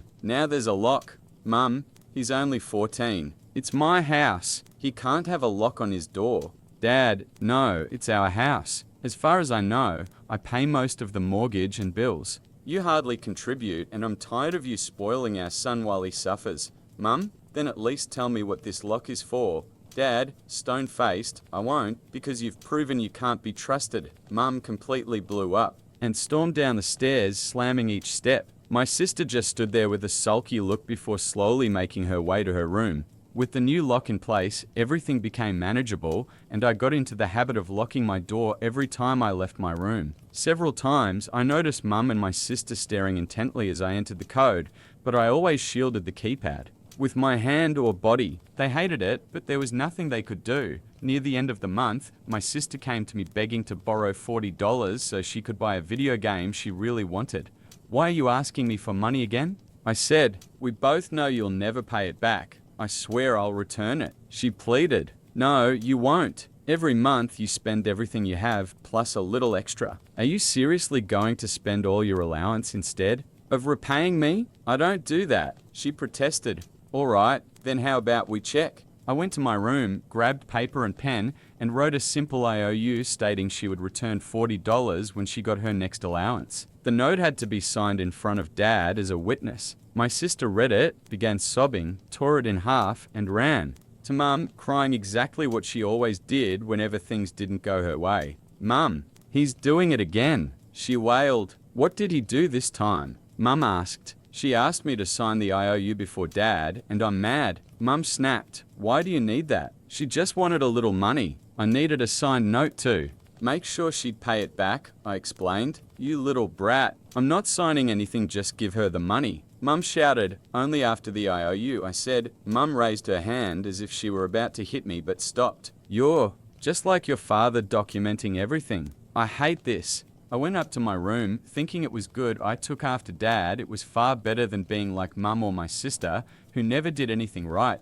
Mum muttered, "What did you just say, you little brat?" She started up the stairs just as I locked my door. She had a habit of swinging my door open to yell at me, often ripping the lock out in one motion. Since my lock was new, she wasn't used to it yet. I latched it, and she tried to force the door open but slammed into it with a loud thud. I heard her hit the floor, crying out in pain. She had slammed her body and face against the solid wooden door, leaving a swollen lip and a bruise on her forehead. I opened the door to see her on the floor, pounding her fists. "You set this up, you little brat. You made me hit the door." She yelled, "You're grounded." "Get out of my sight," I replied. I called Dad, and he just sighed upon hearing the story. He said I wasn't in trouble, but I still faced a serious talk for teasing her. He told me to let him handle Mum when he got home. In the end, I got a stern lecture from Dad, extra chores, and a reduced allowance that month. From then on, whenever my sister asked for money, I made her sign an IOU. She hated it. Update 2, Mum had tried to send me to military school and even forged Dad's signature. This backfired after I stood up to her one last time when she threatened to spank me. She became more cautious, realizing that if she actually tried to hit me, it could end very badly. So mostly, she just yelled at me and left me alone, at least until years later, when she wanted my house. I ignored her tantrums and kept up with school and her jobs. My 15th birthday was approaching, and Dad gave me a motor for my bicycle, so I could get around town. He advised me to save for a car instead of a scooter. I agreed and continued saving. A few days later, while mowing the backyard, I found a military school brochure under a table where Mum liked to sit and drink wine. I had a bad feeling she was planning some crazy scheme, so I waited until Dad came home and showed him the brochure. He was furious but didn't jump to conclusions. Instead, he went to Mum to ask about it. "Honey, what's this?" Dad asked. "I don't know. I've never seen it before," Mum replied. "Really? Because it says here you were planning to send him to military school. You know I wouldn't allow that," Dad said firmly. Mum stopped pretending to be innocent and screamed. Mum was furious. "He needs to learn discipline. He keeps locking his door, and I can't spank him anymore because he's too big. This is the only way to punish him for being a naughty little brat." Dad calmly replied, "He hasn't done anything wrong. If anything, our daughter is the real troublemaker, and it's partly because you let her steal from her brother. That discussion about sending him to military school is over. If you try it, you'll be in big trouble." Mum huffed, "Seems like the whole family wants to strip me of the last bits of authority in this house. If I lose everything, then life has no meaning." "Stop dramatizing," Dad said. "He's growing up and becoming independent. He earns his own money." The next morning, before school, I saw Mum frantically trying to stuff something into the kitchen trash. Once she left for work, I retrieved a completed military school application entirely in her handwriting. It required both parents' signatures. I recognized Mum's signature immediately, but the other was a pathetic attempt to forge Dad's. He had always taken pride in his complex signature, and there was no way Mum could copy it without obvious signs of forgery. It seemed she realized she'd been caught because she gave up and abandoned the plan to send me away. I kept the papers and later showed them to Dad. He was angry but noted that Mum had already abandoned the idea, so he let it go. He still kept the documents in his office just in case. Months later, it came out that Mum had cheated on Dad with her old high school boyfriend. This was the final straw for Dad, and he filed for divorce. A few months afterward, I moved in with him in his new house. The divorce process accelerated when Dad presented the military school papers showing Mum's forgery, which wasn't the first time she had faked his signature. He also had evidence of her forging his signature on at least one credit card application and another document, though I don't remember the details. Mum got the house because Dad didn't want it, but she also demanded child support and maintenance for my sister, who, as expected, chose to live with her. The court awarded mum child support and minimal alimony for 10 years, which basically only covered my sister's allowance. Mum was furious about this and threatened to sue Dad again, but he had long held the threat of exposing her forged signatures over her head, so she left him alone. On the day I moved into Dad's new house, my sister stuck her tongue out at me and smugly said that Mum told her she was the princess and the more deserving child. I just shook my head, not caring what she thought, and finally stepped out the door, feeling free as a bird. Our relationship with my sister worsened when she visited Dad once a week, until eventually we stopped talking altogether. I had little desire to visit Mum anyway. She had practically turned my old room into a home office. Honestly, I'm glad that at least one person in the family, Dad, was on my side. Too often in stories like this, one child becomes the favorite and the rest are neglected. I'm glad that in this case, things turned out differently. A few years after my ex-wife cheated on me and left our family, she showed up at my house with a child from another man and wanted to get back together. I slammed the door in her face. A bit of context. My ex, Angela, is 36 and I'm 37. We met when we were both in our early 20s and started dating after a couple of years working together on a farm. By the time we were 24, we got married, and 3 years later, we had 2 daughters, now 9 and 7. Angela's second pregnancy was unexpected, and she wasn't thrilled about it. Still, she didn't terminate it, even though I told her I would support whatever decision she made. I didn't want to force her into anything she didn't want. After our first daughter was born, everything was great. We loved each other as best we could. But things changed after the second pregnancy. Angela became irritable and constantly nitpicked me and even our eldest daughter. I tried to chalk it up to hormones and adjusted to her new behavior, hoping it would pass, but it only got worse. My daughter and I learned to walk on eggshells around her. I took on most of the household responsibilities, even though she was technically the one staying home. After the first child, Angela had quit her job to manage the home, caring for the kids while I worked. This arrangement continued until her second pregnancy, when she complained about being too tired to handle the house and the children. We had to hire a housekeeper, which strained our budget, but I didn't want to make things harder for her. While she was pregnant, I assumed that once the second baby was born, she would resume managing the home and the kids. It's important to note, I wasn't one of those husbands who did nothing around the house. I always helped after work, even when exhausted. After she gave birth to our youngest daughter, I expected things to normalize within a few months, but nothing changed. Angela stayed home all day, watched TV, rarely played with the kids, and occasionally paid the neighbor to take them to the park. I had to cover cleaning, chores, and other expenses, as well as try to save for our daughter's future, which became nearly impossible because Angela contributed nothing. 6 months after the second child was born, I decided things couldn't continue like this. I knew I needed a serious talk, so I asked my parents to watch the kids for a day. They agreed.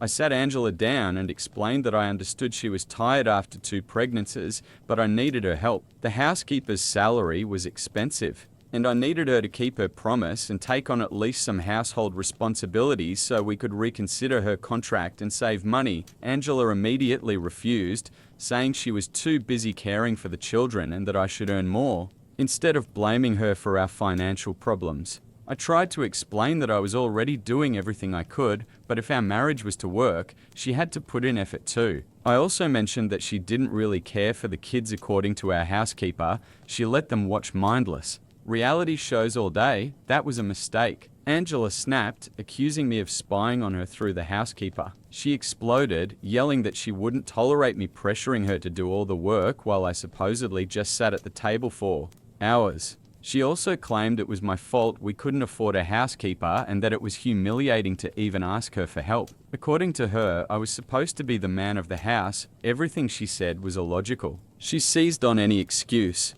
to justify her behavior, while I apparently was crazy for expecting her to contribute. We fought, and she called me a loser who couldn't provide for a woman like her. I fired back, calling her a lazy cow who had already failed as a mother. Our eldest daughter was scared of her and was now failing as a wife. That comment hit her hard. She shoved me so forcefully that I lost my balance and fell onto the coffee table, shattering the glass and injuring myself. I had to be rushed to the hospital. She cried and apologized, but luckily the injuries were only superficial back wounds. I could have been seriously hurt. After that, I no longer trusted her. I told her she needed to move out because I couldn't trust her with our children anymore. Who knew when she might lose control again and put them in danger? I asked my parents to watch our daughters until Angela moved out within a week. She protested, promising it wouldn't happen again, but I simply couldn't trust her. I almost filed for divorce, but she begged me for a chance. By the end of the week, we agreed she would move in with her parents and undergo therapy. Only when a professional confirmed she was stable would I allow her to return home. Clearly, something was off. Happy people don't behave this way, but she was willing to work on herself and get better.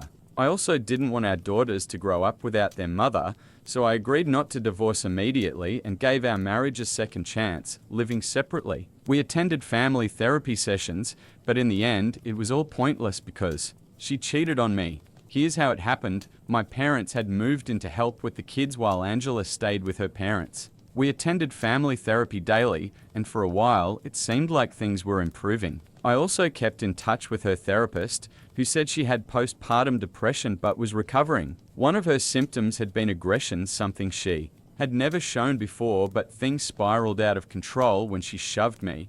That incident became a warning sign for both of us. Nearly a year passed. After 6 months, I even allowed her to visit our daughters under my supervision. She gradually seemed to return to herself, and I was glad to see progress. It felt like our relationship was finally improving, that we had a chance to fix things. Then suddenly, she stopped attending our therapy sessions without explanation. She also stopped answering my messages, though I knew she was making progress. Because her therapist updated me, her behavior made no sense. For weeks, I tried to talk to her, but she kept brushing me off. I hadn't gone to her parents' house before because they disliked me, blaming me for driving their daughter crazy. Angela had asked me not to come while she lived with them, warning it would cause unnecessary drama, but I broke that rule. She was distancing herself and skipping therapy sessions. Even when she did show up, she seemed uninterested, and I couldn't understand why. When I tried to speak to her in person, on the phone, or via messages,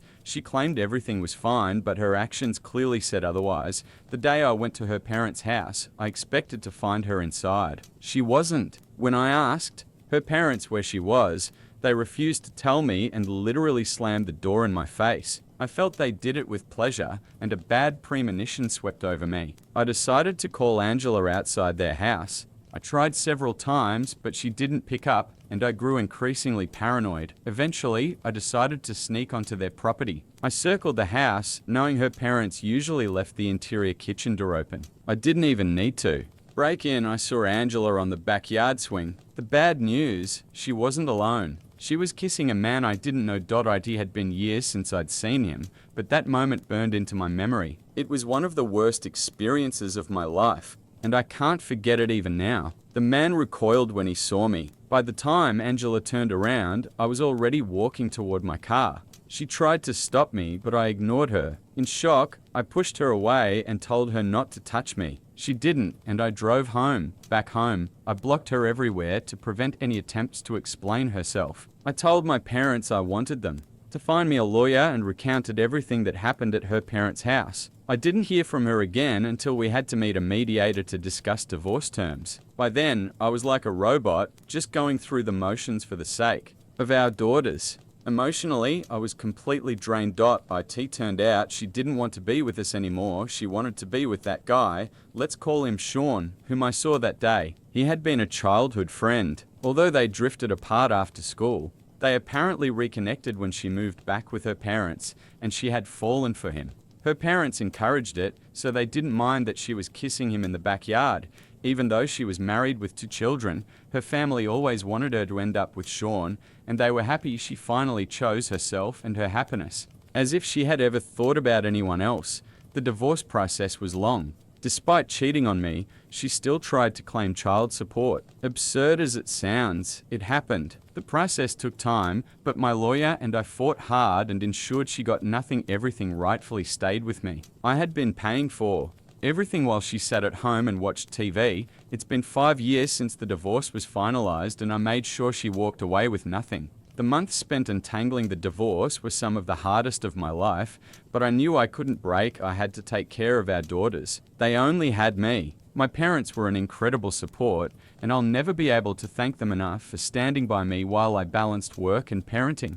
5 years later, although the divorce once felt like the worst thing that could happen, I'm actually grateful for it. I don't think I'd be where I am now if I hadn't chosen to separate from Angela. Life since then has been far better in every way. We moved into a bigger house because I now earn more, and I only have to provide for myself and my daughters. My parents live nearby and visit occasionally. I have friends who care about me, and my daughters are happy. That's all a man really needs, and I'm thankful to the universe that life is going well, or perhaps I should say, has been going well. Then, a few days ago, Angela showed up again. The kids were at school, and I was about to leave for work when someone knocked on the door. There she stood, with a little boy by her side, no older than 3 or 4. I immediately realized it was Angela's son. I was stunned. She was expecting to step back into our lives, to rejoin our family, and to give our marriage another chance. I couldn't believe she had returned after all these years,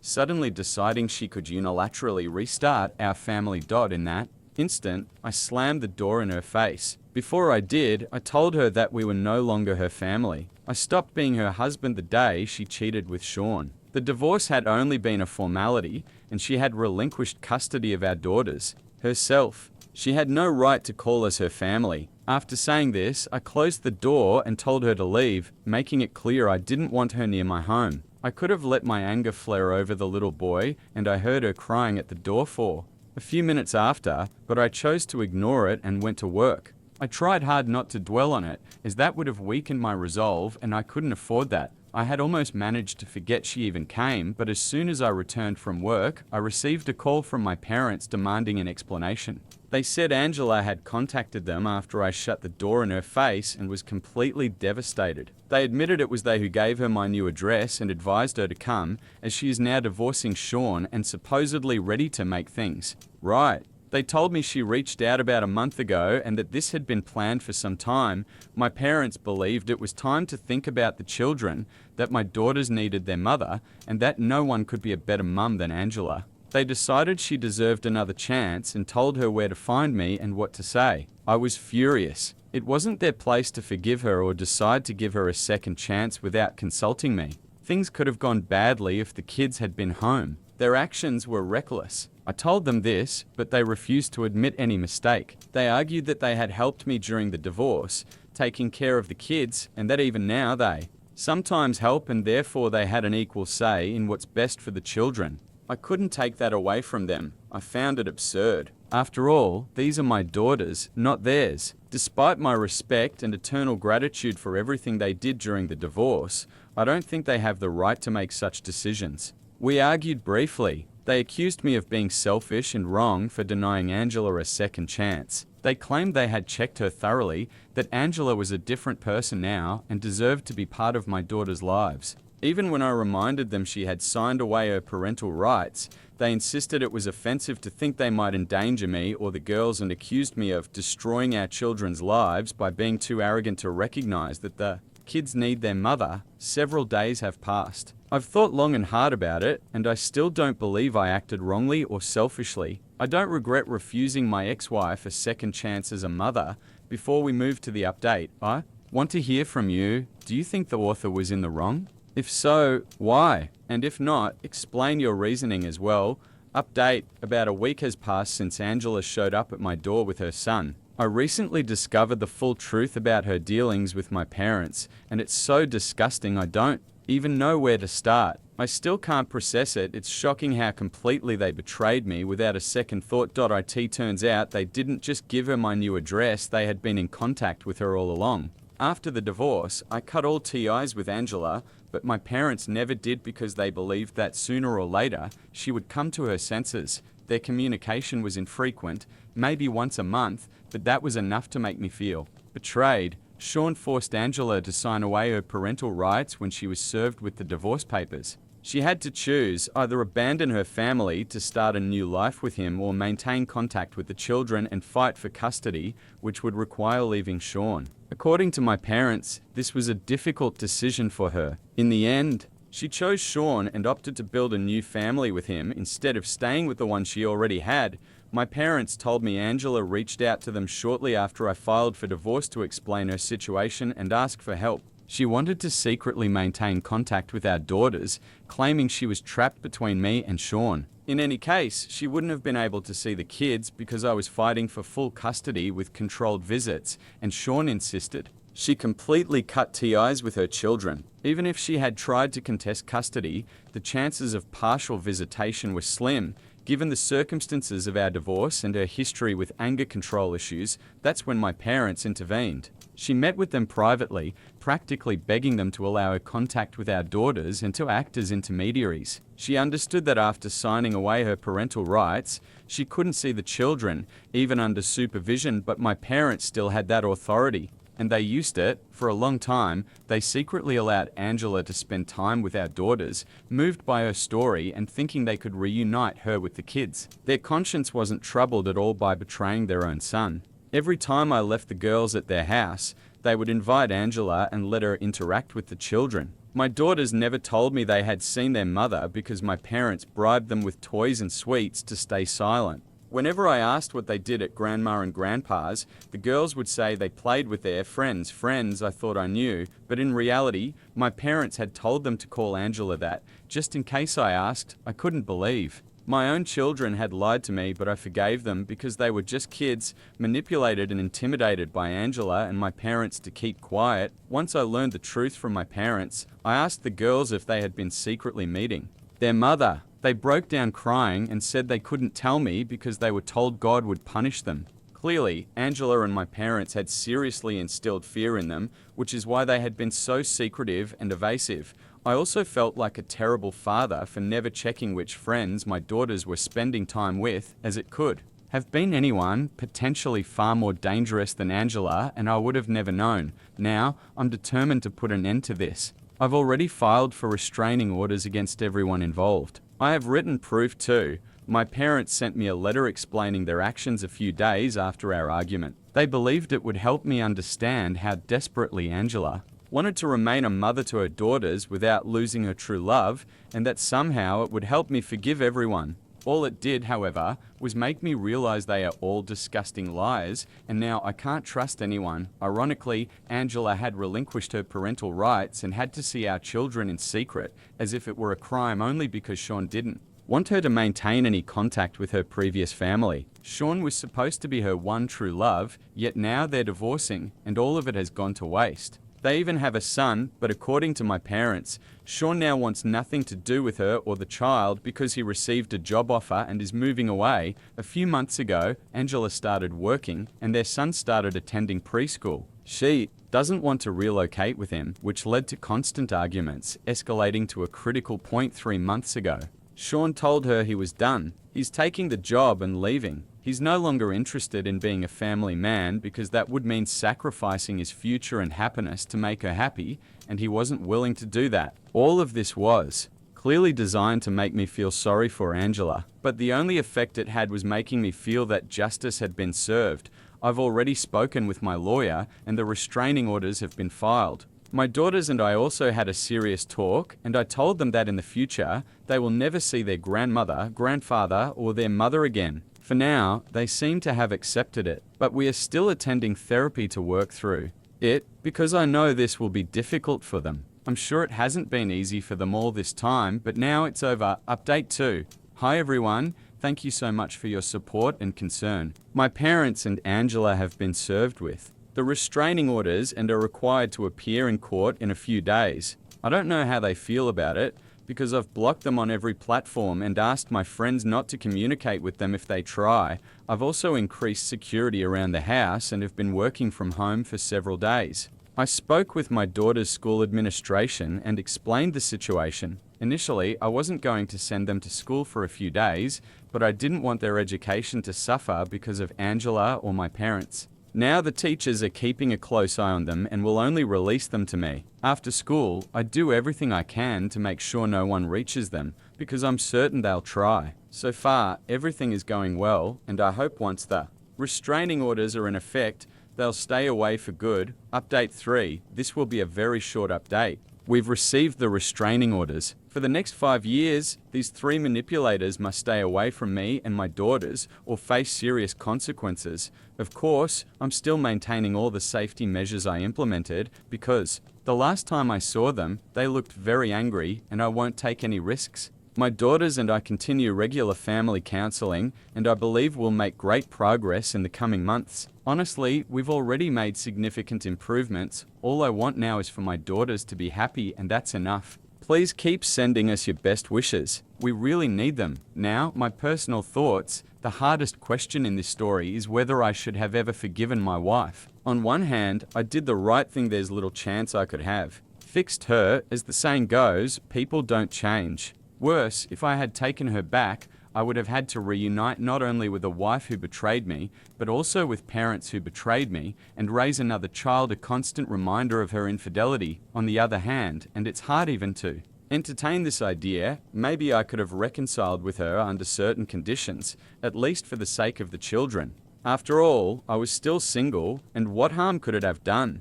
At the very least, I wouldn't have cut my parents out of my life entirely. Why were all these restraining orders necessary anyway? In the US, any conflict immediately results in legal action. But parents aren't strangers, they're family, and a mother is still a mother. They weren't dangerous or negligent. They were normal people. So, on one side, my wife and parents were selfish, hiding behind their love for the children.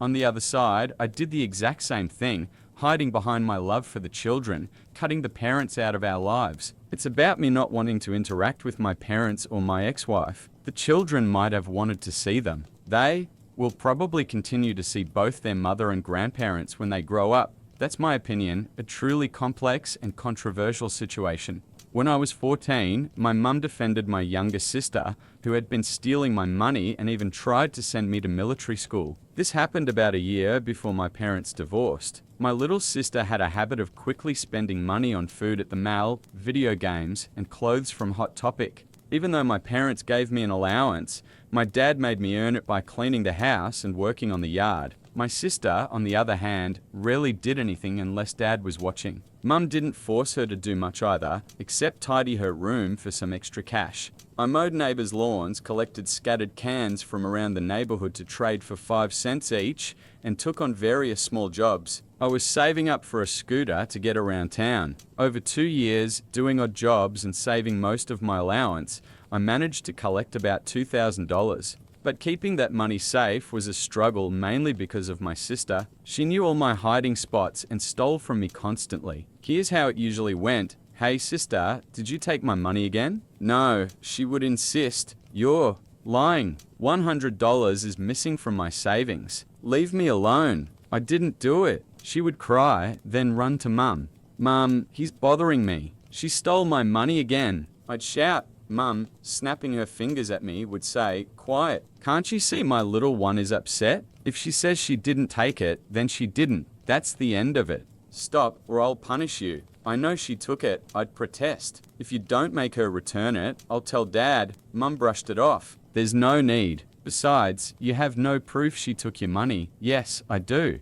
I track every dollar. 3 days ago I had $4,000. Now I only have 3. 900,100 is gone. And you know she's stolen before. She's out of allowance this month, and you took her shopping yesterday. Where did she get the money?" Mum paused for a second, then frowned. "You're grounded. Go to your room, or I'll take the belt." I could have argued more, but one thing I learned in that house was when to stop talking and just call Dad. Without a word, I stormed into my room, slammed the door, grabbed my Nokia, and called him at work. He didn't pick up, so I left a voicemail explaining everything. About an hour later, he called back and said he'd handle it. Soon after, I heard the landline ringing and Mum yelling. I couldn't catch everything, but I heard her trying to justify herself, which never worked when she was wrong. Eventually, she yelled something like, "Fine. If she really took the money, she'll return it because she already spent it." Then Mum burst into my room, furious. "I can't believe you ratted her out, ungrateful brat.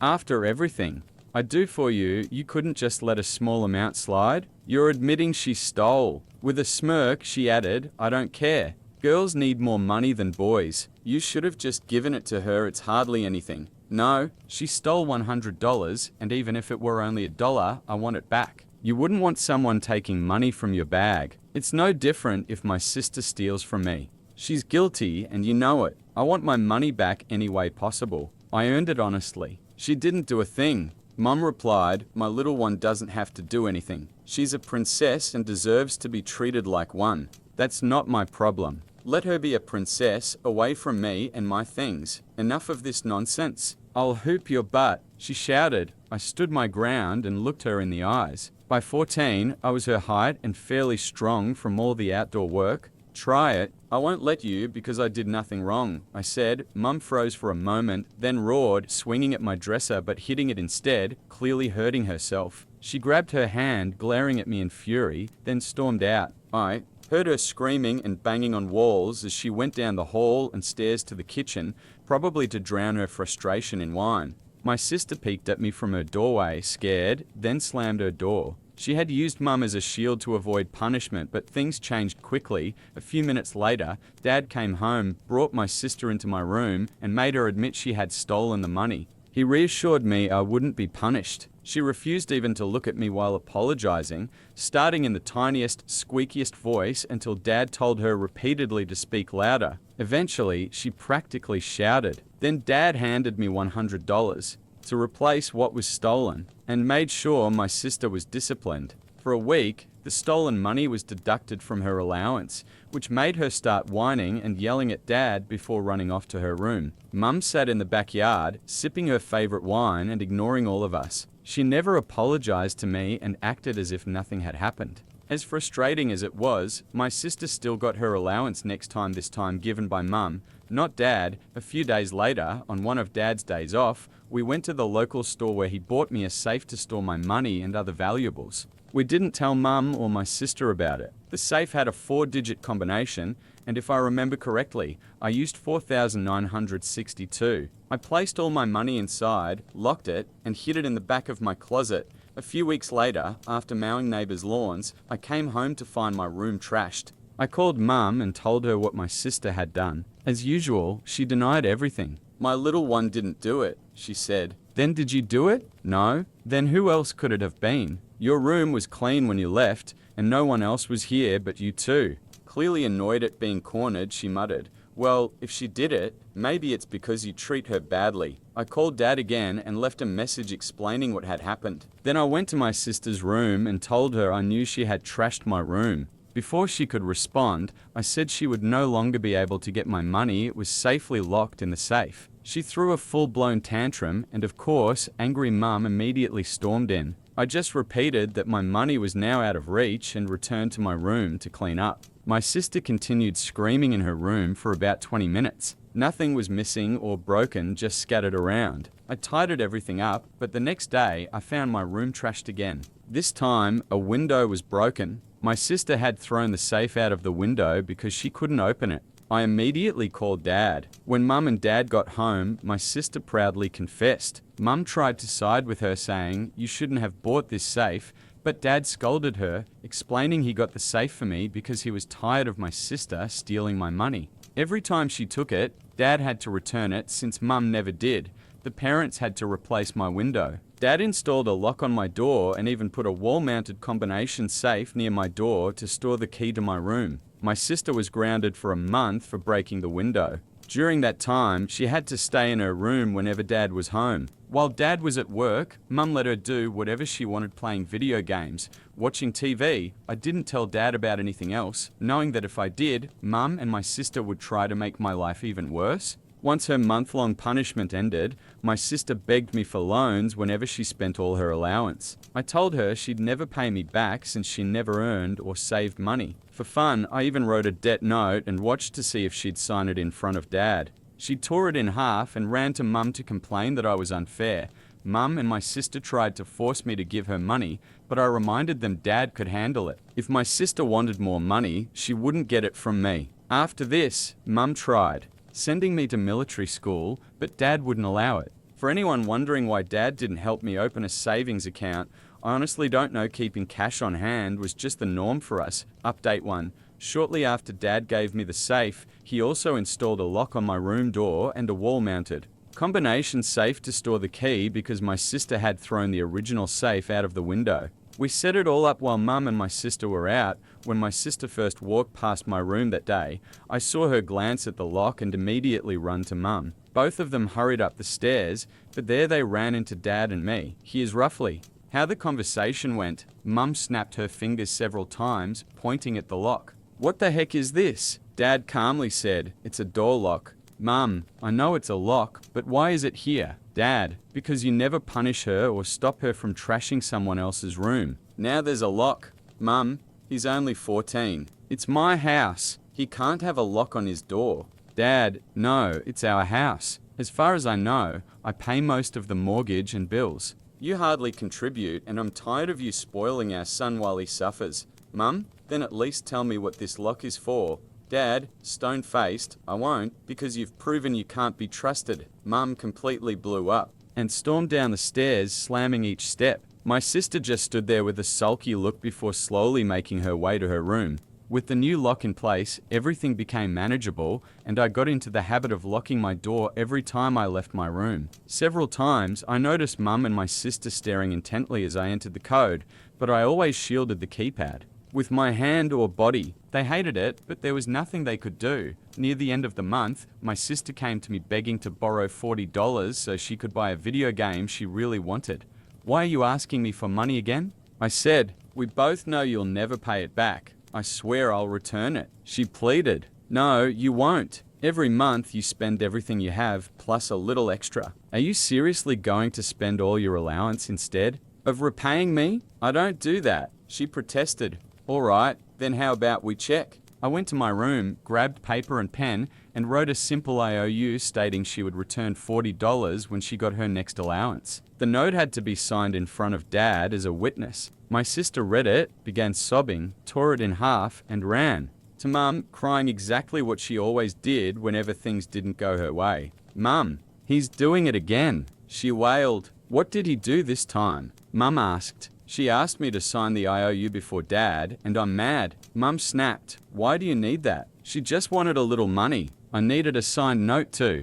Make sure she'd pay it back, I explained. "You little brat. I'm not signing anything, just give her the money." Mum shouted, "Only after the IOU," I said. Mum raised her hand as if she were about to hit me, but stopped. "You're just like your father, documenting everything. I hate this." I went up to my room, thinking it was good. I took after Dad. It was far better than being like Mum or my sister, who never did anything right. Mum muttered, "What did you just say, you little brat?" She started up the stairs just as I locked my door. She had a habit of swinging my door open to yell at me, often ripping the lock out in one motion. Since my lock was new, she wasn't used to it yet. I latched it, and she tried to force the door open but slammed into it with a loud thud. I heard her hit the floor, crying out in pain. She had slammed her body and face against the solid wooden door, leaving a swollen lip and a bruise on her forehead. I opened the door to see her on the floor, pounding her fists. "You set this up, you little brat. You made me hit the door." She yelled, "You're grounded." "Get out of my sight," I replied. I called Dad, and he just sighed upon hearing the story. He said I wasn't in trouble, but I still faced a serious talk for teasing her. He told me to let him handle Mum when he got home. In the end, I got a stern lecture from Dad, extra chores, and a reduced allowance that month. From then on, whenever my sister asked for money, I made her sign an IOU.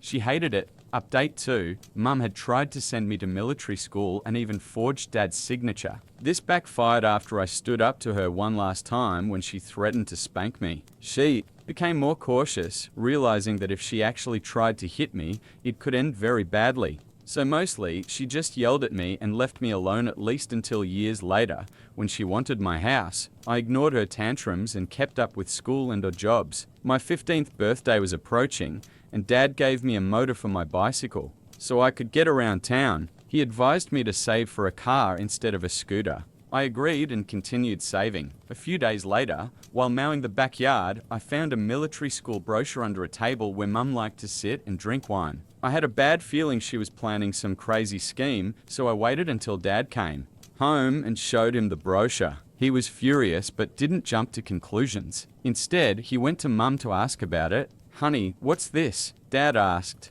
"I don't know. I've never seen it before," Mum replied. "Really? Because it says here you were planning to send him to military school. You know I wouldn't allow that, Dad said firmly. Mum stopped pretending to be innocent and screamed. Mum was furious. He needs to learn discipline. He keeps locking his door, and I can't spank him anymore because he's too big. This is the only way to punish him for being a naughty little brat. Dad calmly replied, he hasn't done anything. Wrong. If anything, our daughter is the real troublemaker, and it's partly because you let her steal from her brother. That discussion about sending him to military school is over. If you try it, you'll be in big trouble. Mum huffed. Seems like the whole family wants to strip me of the last bits of authority in this house. If I lose everything, then life has no meaning. Stop dramatizing, Dad said. He's growing up and becoming independent. He earns his own money. The next morning, before school, I saw Mum frantically trying to stuff something into the kitchen trash. Once she left, for work, I retrieved a completed military school application entirely in her handwriting. It required both parents' signatures. I recognized Mum's signature immediately, but the other was a pathetic attempt to forge Dad's. He had always taken pride in his complex signature, and there was no way Mum could copy it without obvious signs of forgery. It seemed she realized she'd been caught because she gave up and abandoned the plan to send me away. I kept the papers and later showed them to Dad. He was angry but noted that Mum had already abandoned the idea, so he let it go. He still kept the documents in his office just in case.